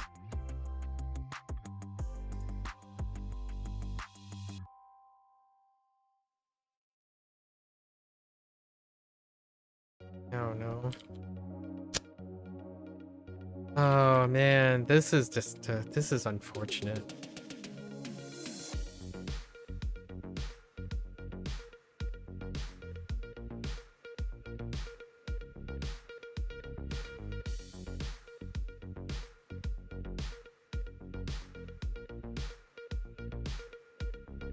Yeah, that's not it. Okay. 平、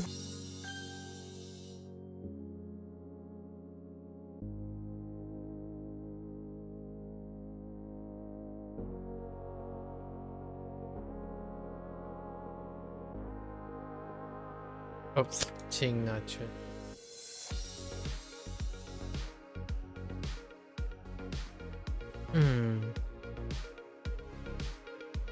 器械医生用器械为病人动手术。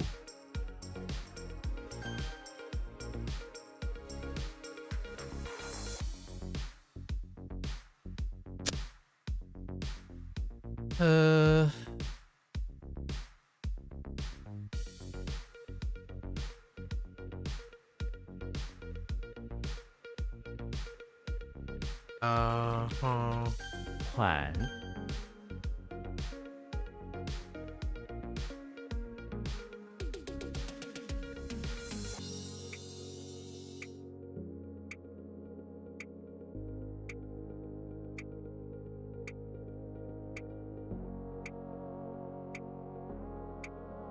肾病他有肾病。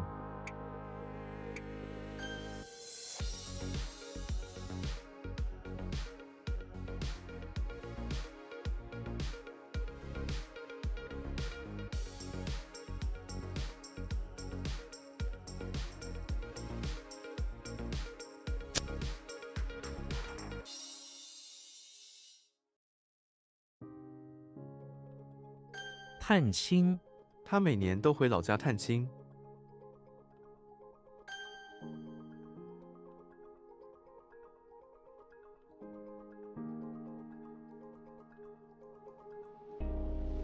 What？ 关税政府提高了关税。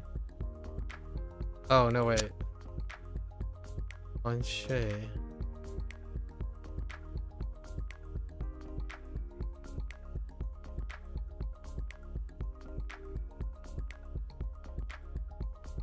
出版他最近出版了一篇文章。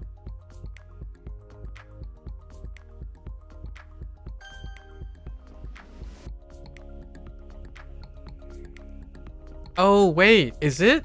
Oh no, is it? 鹅 It's a heckin' forehead. Oh my gosh. All right, it's fine. We're still scrapping along. Still in it. We're still in it.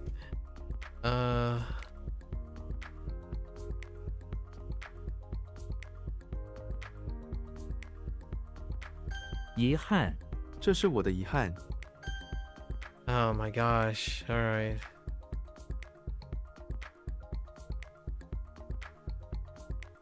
物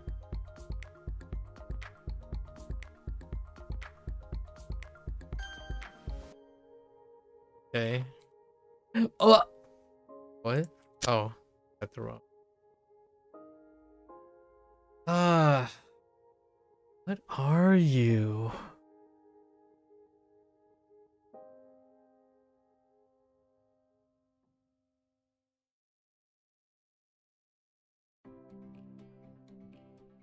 I think the top part is where I don't understand.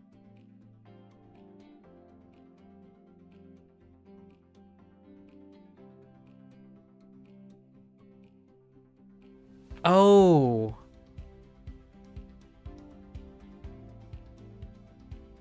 栓 Okay, still going. We're still going.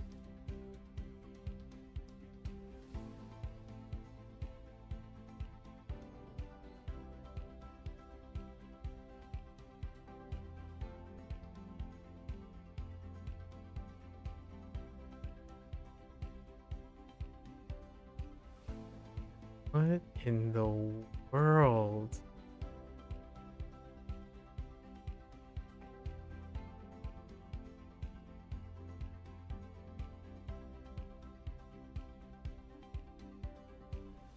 I don't see how that comb and the rain work. The Lee. The Lee something young. Okay.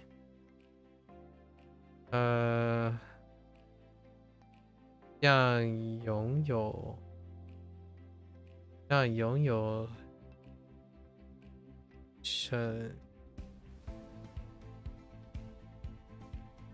深远 ，no 身后的学，学什么？学士。That still doesn't help. How does that work with Jiang? Or is that Jiang? Yes, that's Jiang.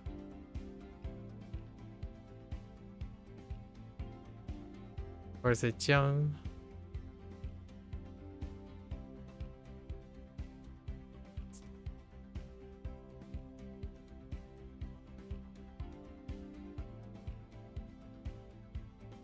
All I can think about is like,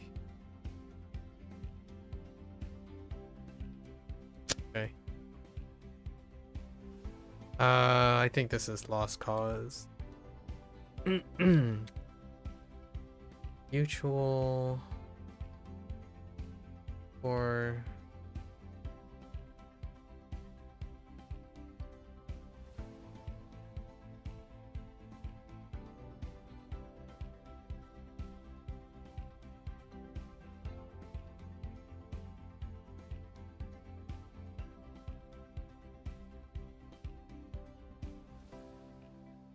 we're gonna give up.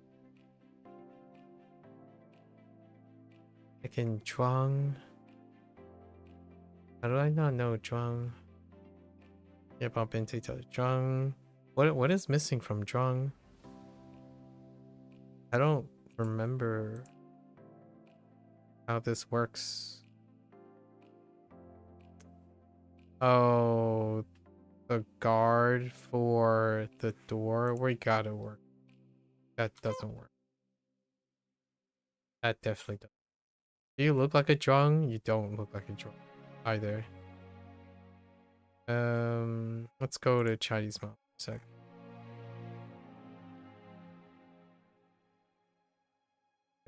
Yep. The only Zhuang, okay. Oh, they bumped into each other, okay. Or collided. Okay. That's a little 储备 我们有足够的储备。 It's kind of like prepare to stock up or reserves, yeah. Like prepared storage reserves.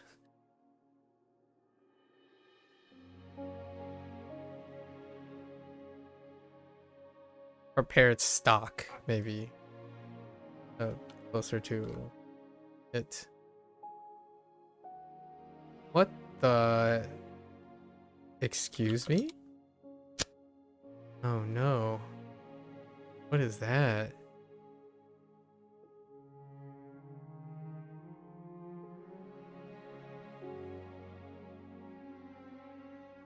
“愉快 这次旅行非常愉快。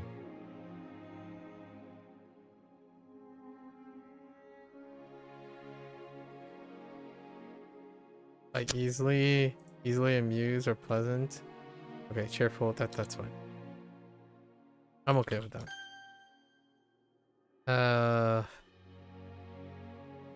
That's fine. What did they want? Like reserves they want. I keep thinking storage.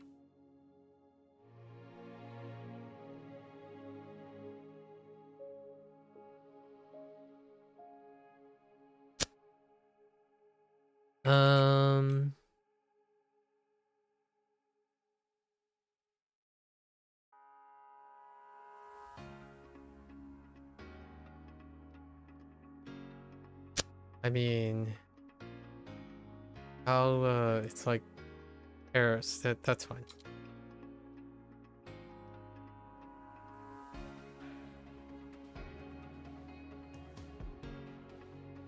昼夜 工厂昼夜运作。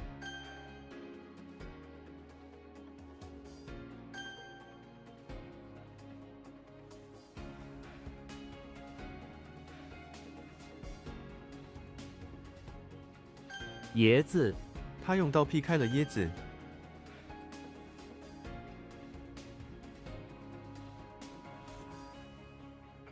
崭新，我们刚买了一台崭新的电脑。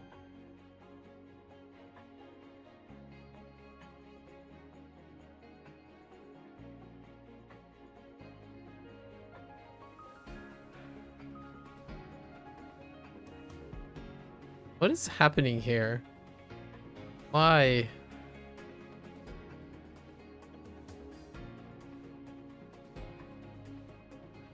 "政府需要 something 查这本报告。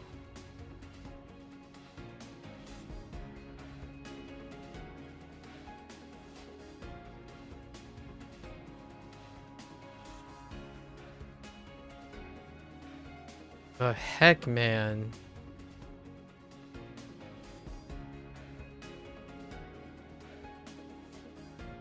No.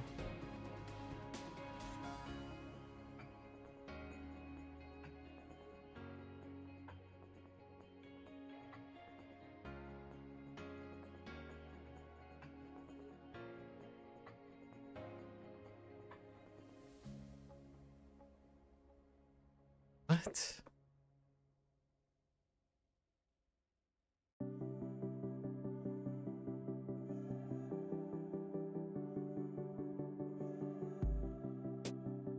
It's so often the heckin' dollhouse. It's constantly the dollhouse.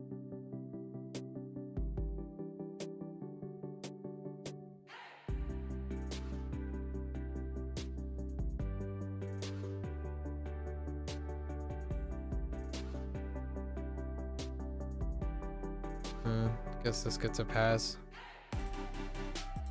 Evidence. Enclosure. We're gonna call it a container, right? Let's change up some. I don't like how I written it. It's everything outside of examine. Like it's not even in the same place. So we're gonna change it to container. I think dollhouse sucks. Just remove dollhouse completely. There might be like one thing that dollhouse actually works. How do I mess up strong? What was strong bump into? Okay.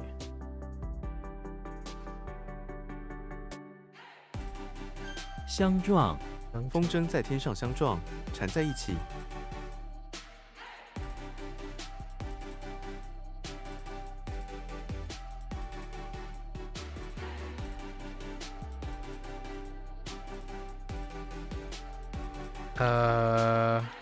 B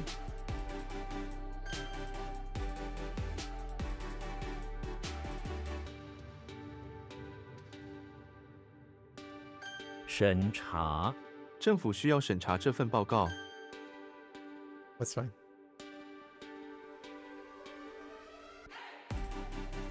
框架，我们设计了一个新的框架。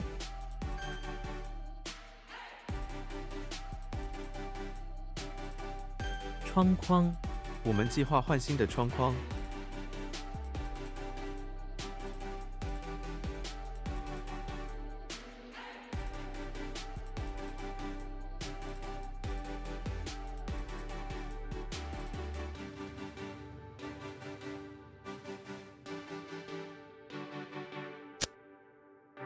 Nope.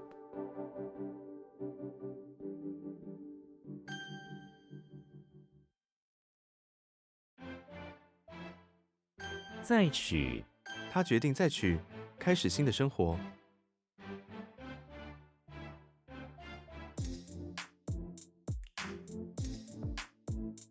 娶妻，他决定明年娶妻。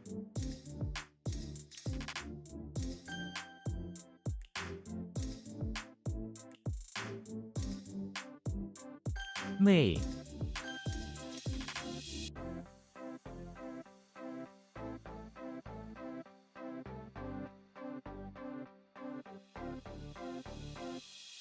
木桩，我们用木桩建造了一个小围栏。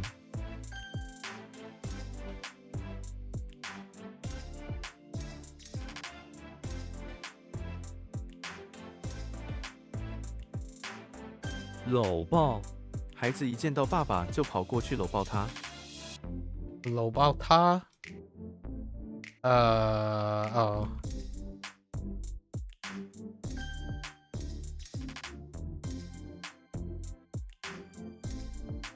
Heck. Wait. Oh. What? Oh, law.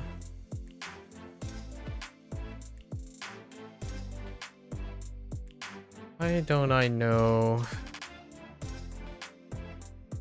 How does rain and comb get lost?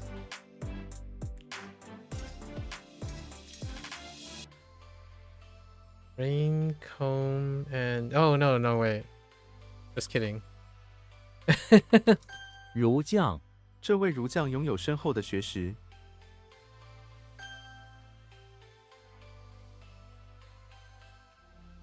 白昼，我喜欢白昼工作。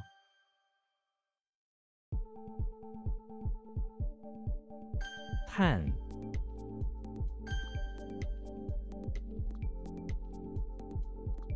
四，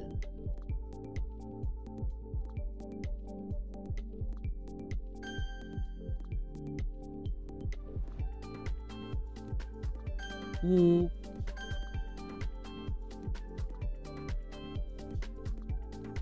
生肖，你知道自己的生肖吗？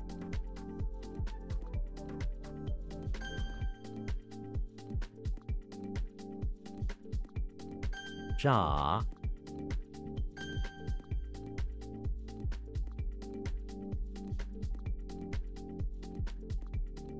砍，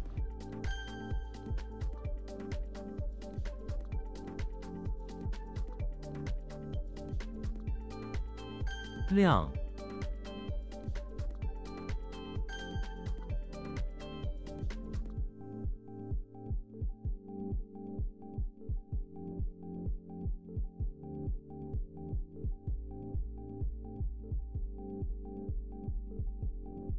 孕妇，这位孕妇需要休息。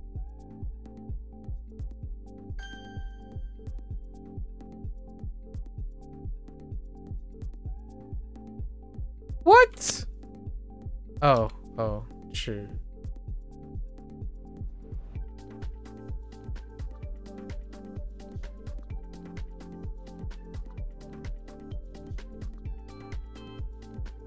What in the...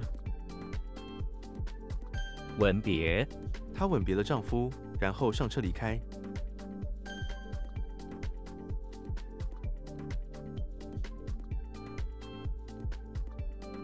大名鼎鼎，他们是一个大名鼎鼎的家族。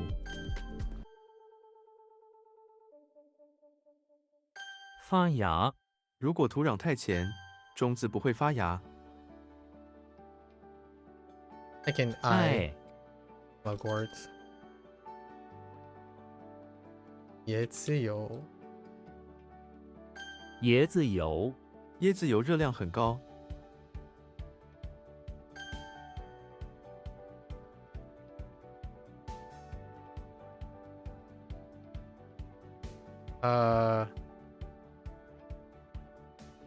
哀，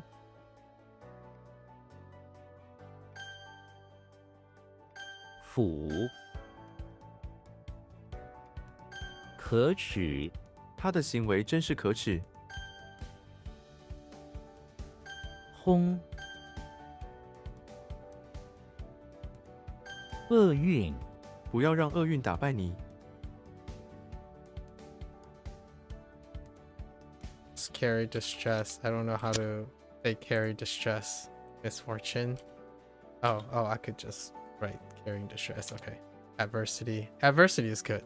We can use adversity. 井，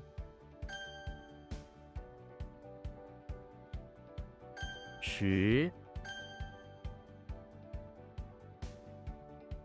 What in the world?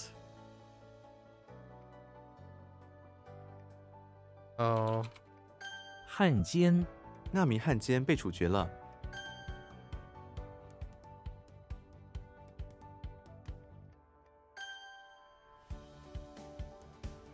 尿，Eh?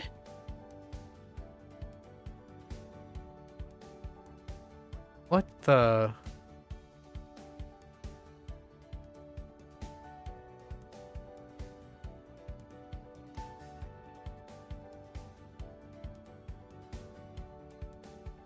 It's not what I think it is. No, it's not that. Oh. What?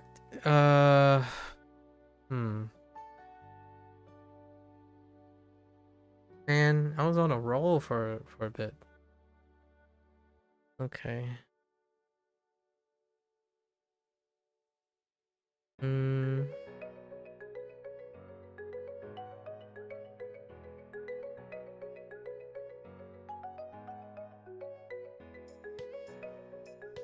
What is that bottle doing there?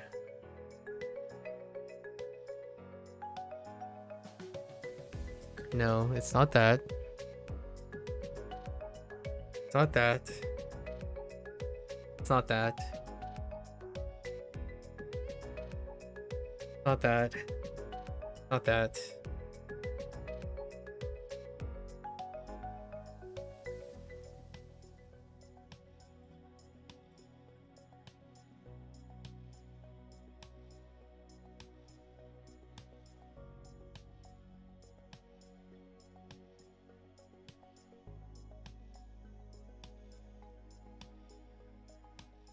I think it's... No, it's not.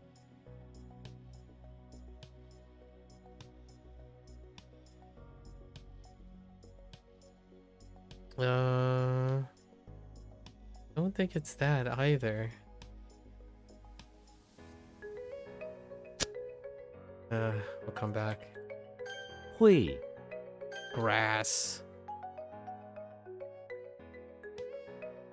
奸臣，国家因奸臣的阴谋而沦陷。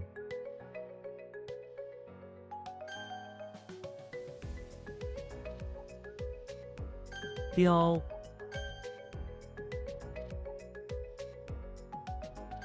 红，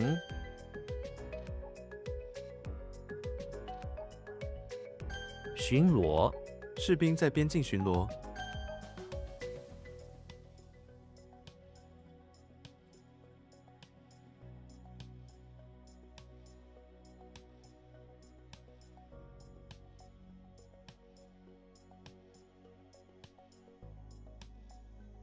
There aren't that many bottles on really, though. Can't seem to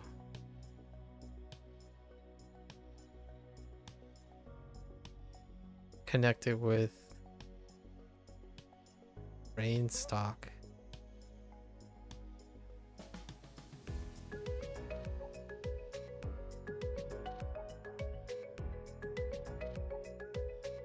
Oh, no. That's not that either. Dang, I'm running out of things to test here.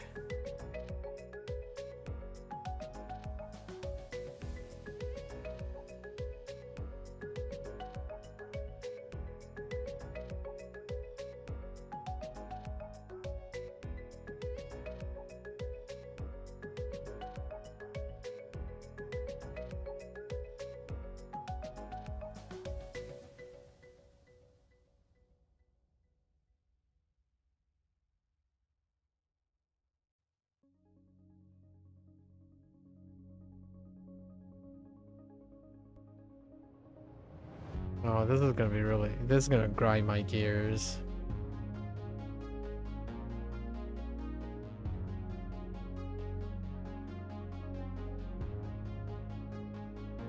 No, we're gonna pass on. So, oh, it's shortbread. Oh no, this one needs help. Yeah. It's that there's no vocabulary. Oh no, there is vocabulary. It's just, it hasn't happened yet. Why am I not getting pineapple cake? I'm pretty sure this one's old, isn't it? Where's my pineapple cake at? Sorry. Chicken shortbread? Didn't even get the vocabulary yet. Pretty sure this isn't the second time. Yeah, no, I was nowhere near. Su, I was thinking all forms of jiu and all forms of cu and all forms of xiang. Yeah, I was nowhere near su, but that was not even close. Not even the neighborhood. And there's nothing about it that actually looks like su, so I'm gonna have to work.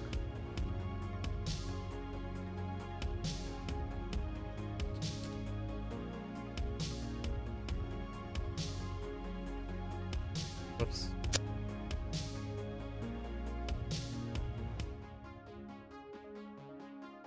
不孝，父母不希望他成为一个不孝之人。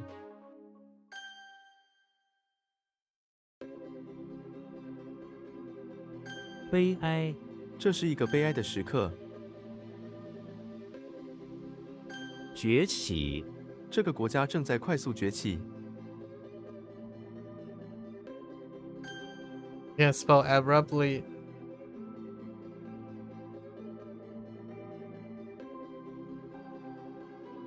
Oh no. The throat.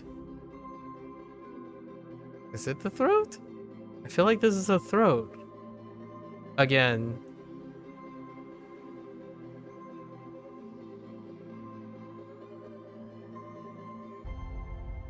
Or is this... no.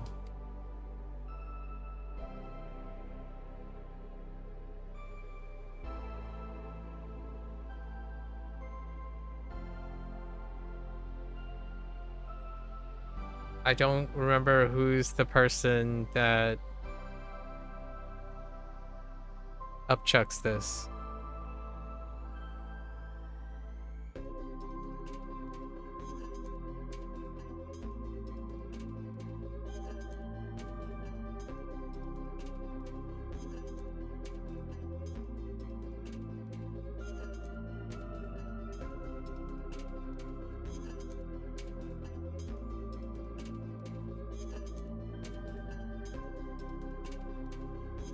And where are they when they do it as well? I think this is a pass. Oh, it is yen. Okay. But I don't remember why it's in front of the... Yeah, I didn't... We need something. You know what? We're gonna... Yeah, this is throat. That's what I would have guessed, but there's no way to know that Yoshi's in front of the second-hand shop, the pawn shop, so we need to throw something in that is Yoshi related. I was wavering between Goofy, Kirby, and Yoshi. They would all swallow something and then upchuck it, but all right, that's not bad. Wow, there were lots of deep digging.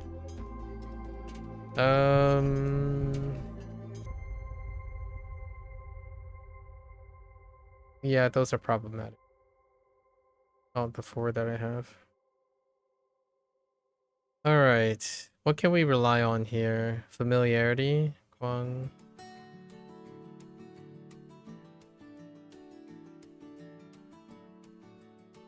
This one can be deceptive.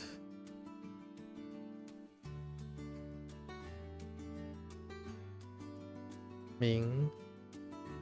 Although it does come out as Ming, so these two check out. So does this one. Fun. Nah. All four of them come out concordant with what they look like. This one, Su not so much. No, not so much. It does remind me of another one that I have tricky in plastic. 塑料.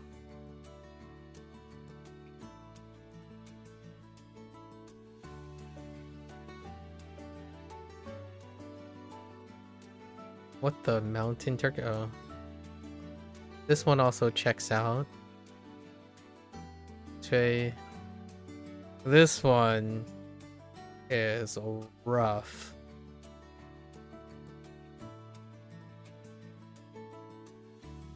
It's really elaborate though. I guess we can give it credit for that. That doesn't look like tea. This one's rough too. Yen. Oh no, not yen. Yo.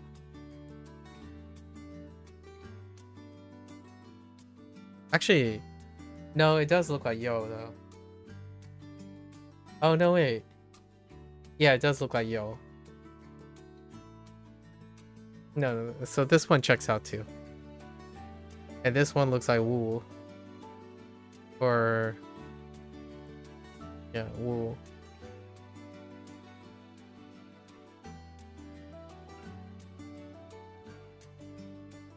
No, doesn't look like doll. And yeah, out of left field. And even in a different location.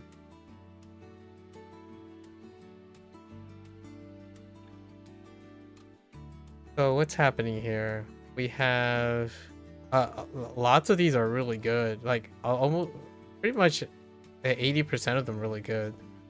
The one that sticks out is su, tea, and both yen. Su, tea, and yen are the weakest. Tea is very elaborate, so that's pretty okay. Su, I'm connecting it with something else, so that's pretty okay. Yen is probably the weak.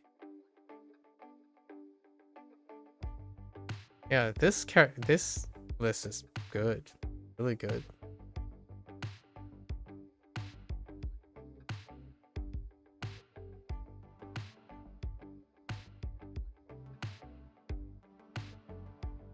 Why?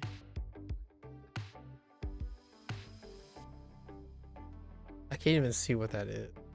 I think it's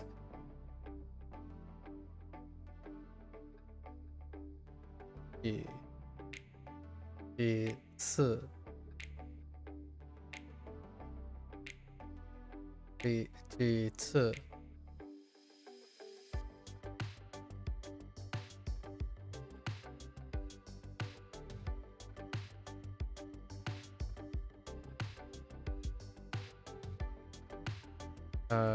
惯例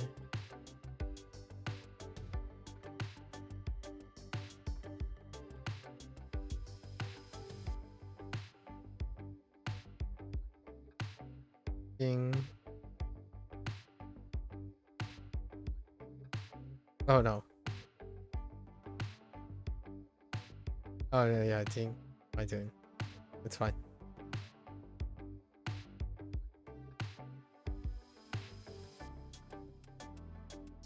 挑剔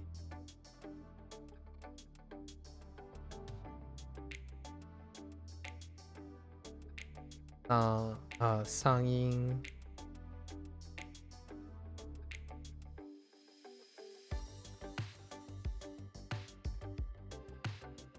也是水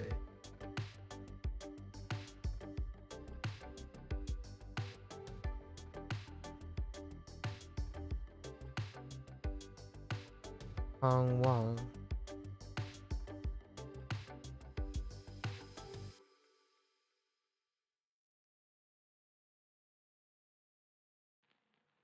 妄想 Okay. Alright. So these are fine. You don't really need a lot because they're already tied to lots of somehow whenever it's tied to something else, it Or I know why, but when it is tied to something else, like it's triply reinforced right off the bat. I wouldn't. It's low effort, which is great. Sort of. It means I don't really work really hard for it. So whoops. So Koopa, right? Koopa in front of the chapel, coming across a bamboo basket containing a box, right? With a priceless holy scepter that they steal. He steals to bring it back to Bowser. Right? Theft. Okay, we have Mario. Oh, whoops. That's not me. That's Mung. That's why it's deceptive. It's Mung. So this one is a little bit of deceptive. Mung. Had to correct it. So Mario is inside the English Manor. Because it would line up with Ming, but it ended up being Mung. Day and night, right? Day and night. He places a bunch of potted flowers. Cultivating them to sprout in order to impress Princess Peach. Like potted flowers around the Velvet Garden in the lobby of Peach's English Manor. Okay, then we have Frodo outside of the infirmary, instructing on all the patients coming in and out by word of mouth which parts of the neighboring regions are safe from the ordeals he have survived. Okay, then we have Ned Flanders, who is in the bathroom of the auditorium, I guess putting on his own show, his little free charity show. Someone keeps talking and shouting, so he pull out a wedge, a foam wedge, stick it in guy's mouth, and pulls his hood over his head. It kind of reminds me of like a ice hockey thing. You just shove the person, pull it, and then of course Ned Flanders asks for forgiveness because he's a pleasant guy. Superman, who's in the bathroom of the house, and he suddenly was attacked by a horned pig alien who's obstructing his path to the toilet. So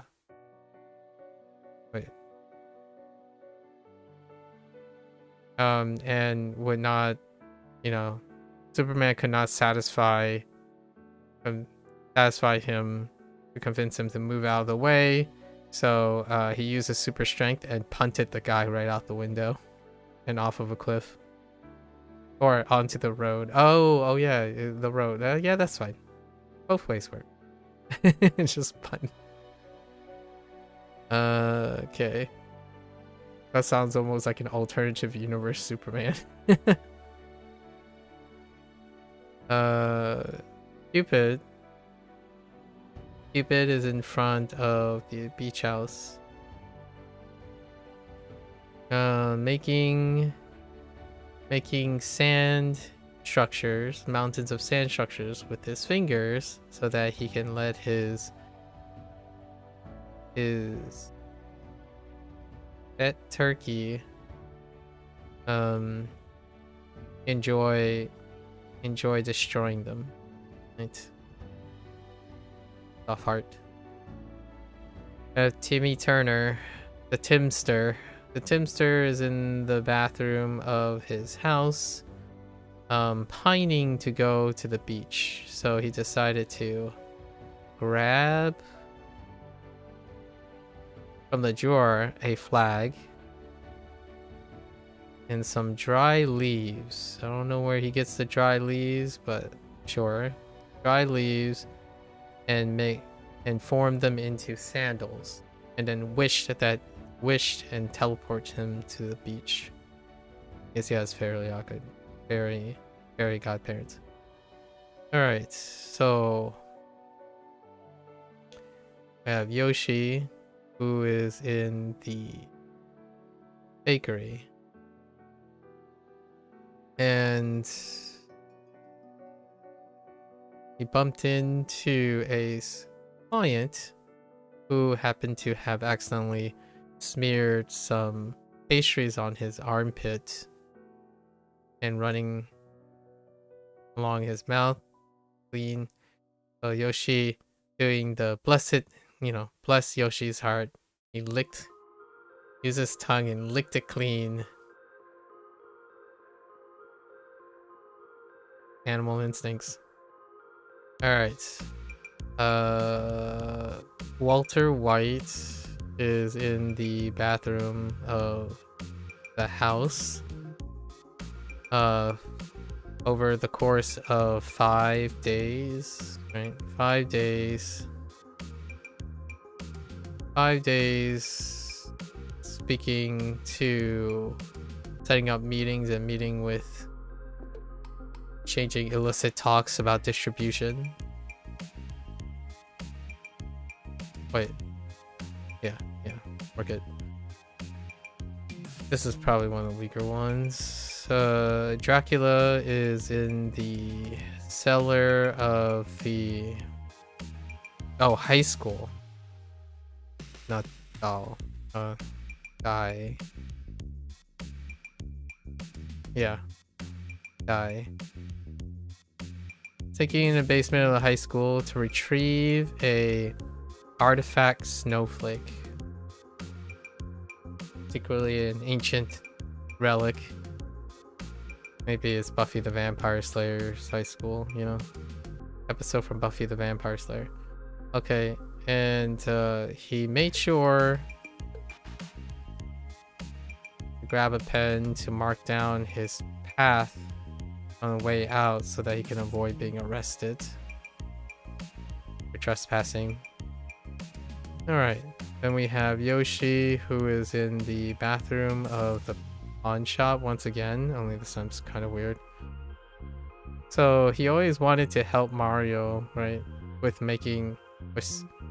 defense or offensive, creating flames. So he bought a mortar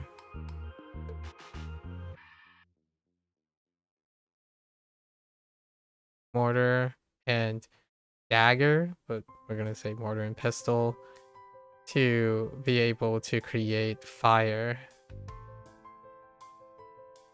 whenever he pleases, I suppose. Find a way anyways. Zhuang. What the Zhuang?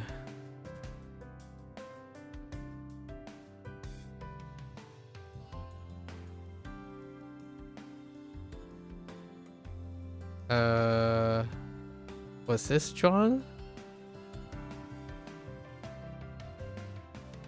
Yes.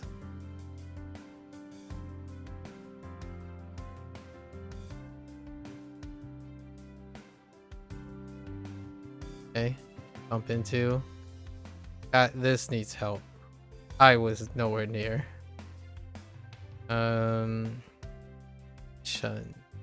Chun, we gotta rephrase Chun. I tried to make it work and it doesn't.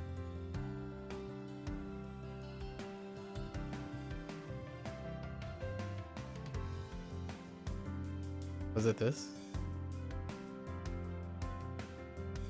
Yeah.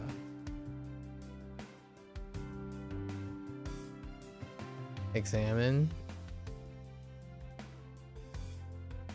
And Su.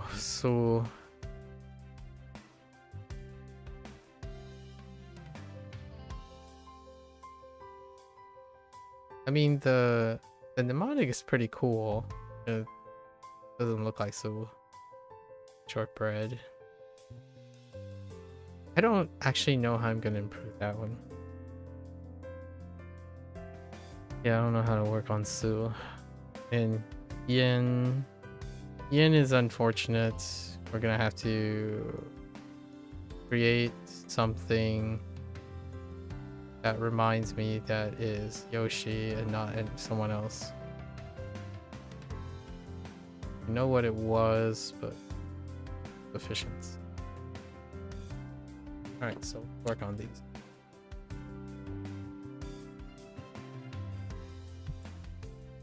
Okay. Oh yeah, wrong.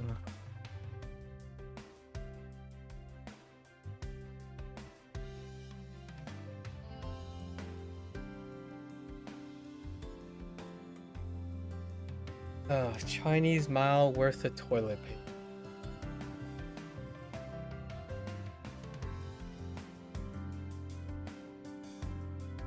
Oh, I see.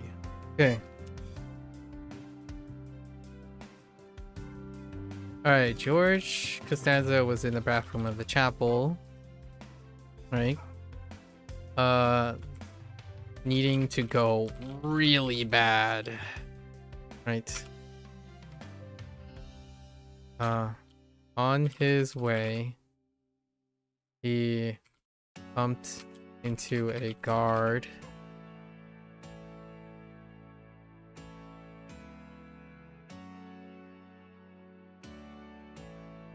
Really bad. He bumped into a guard on the way and immediately hits a stall. Unfortunately, because of his clumsy, stubby fingers, he accidentally bumped the toilet paper and it unraveled into a Chinese mile long. It unraveled and rolled a Chinese mile away. That's so fine. That'll be good enough. All right, and then we're changing up this.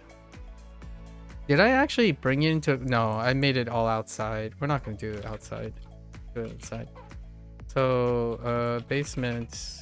Shrek is in the basement of the infirmary. Trying to be helpful in the examination of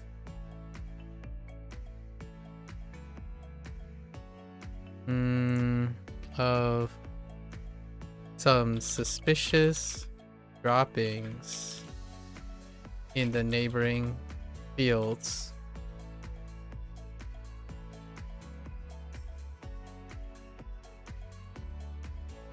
That have been causing swamp creatures to fall ill.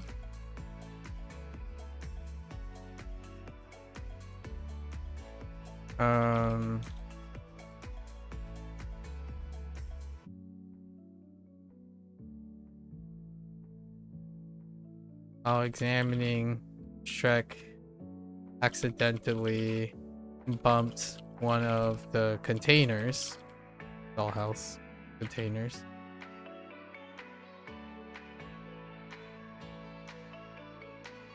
Oh, like a storage device. Just storage.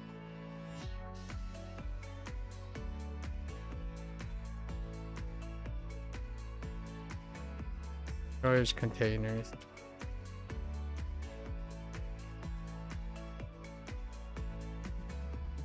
I don't know. Release the droppings everywhere. I don't want to lean too heavy on the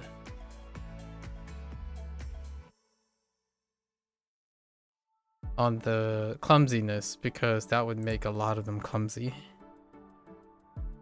All right, Su, and so I kind of like this too. Let's see. So Superman is in front of the house, trying to be an excellent host for Lois. How do you spell Lois? That's Lewis. Oh, it's just without the... Wait, actually, I don't actually know how to spell Lois. Okay, it's just without the U. Alright. Lois, he, in front of the house, he brought out so, a champagne bottle and used his freezing breath to chill the bottle while cooking while baking with his laser eyes.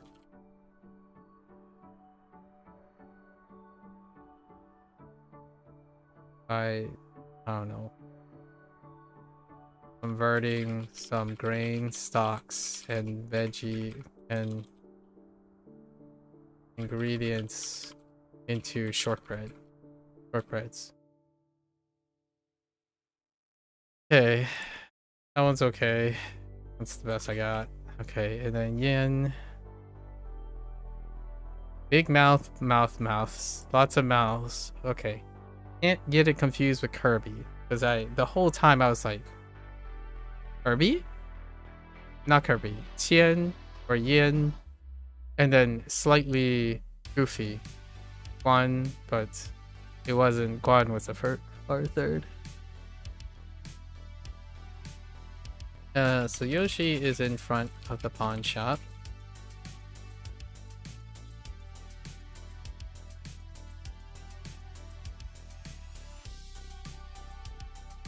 Excited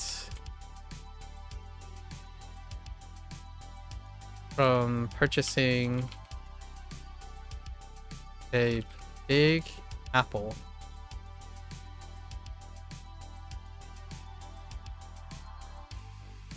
A big apple.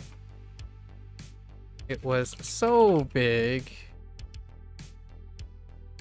that when Yoshi, whipped out his tongue, and put it in his mouth, it momentarily caught on his throat.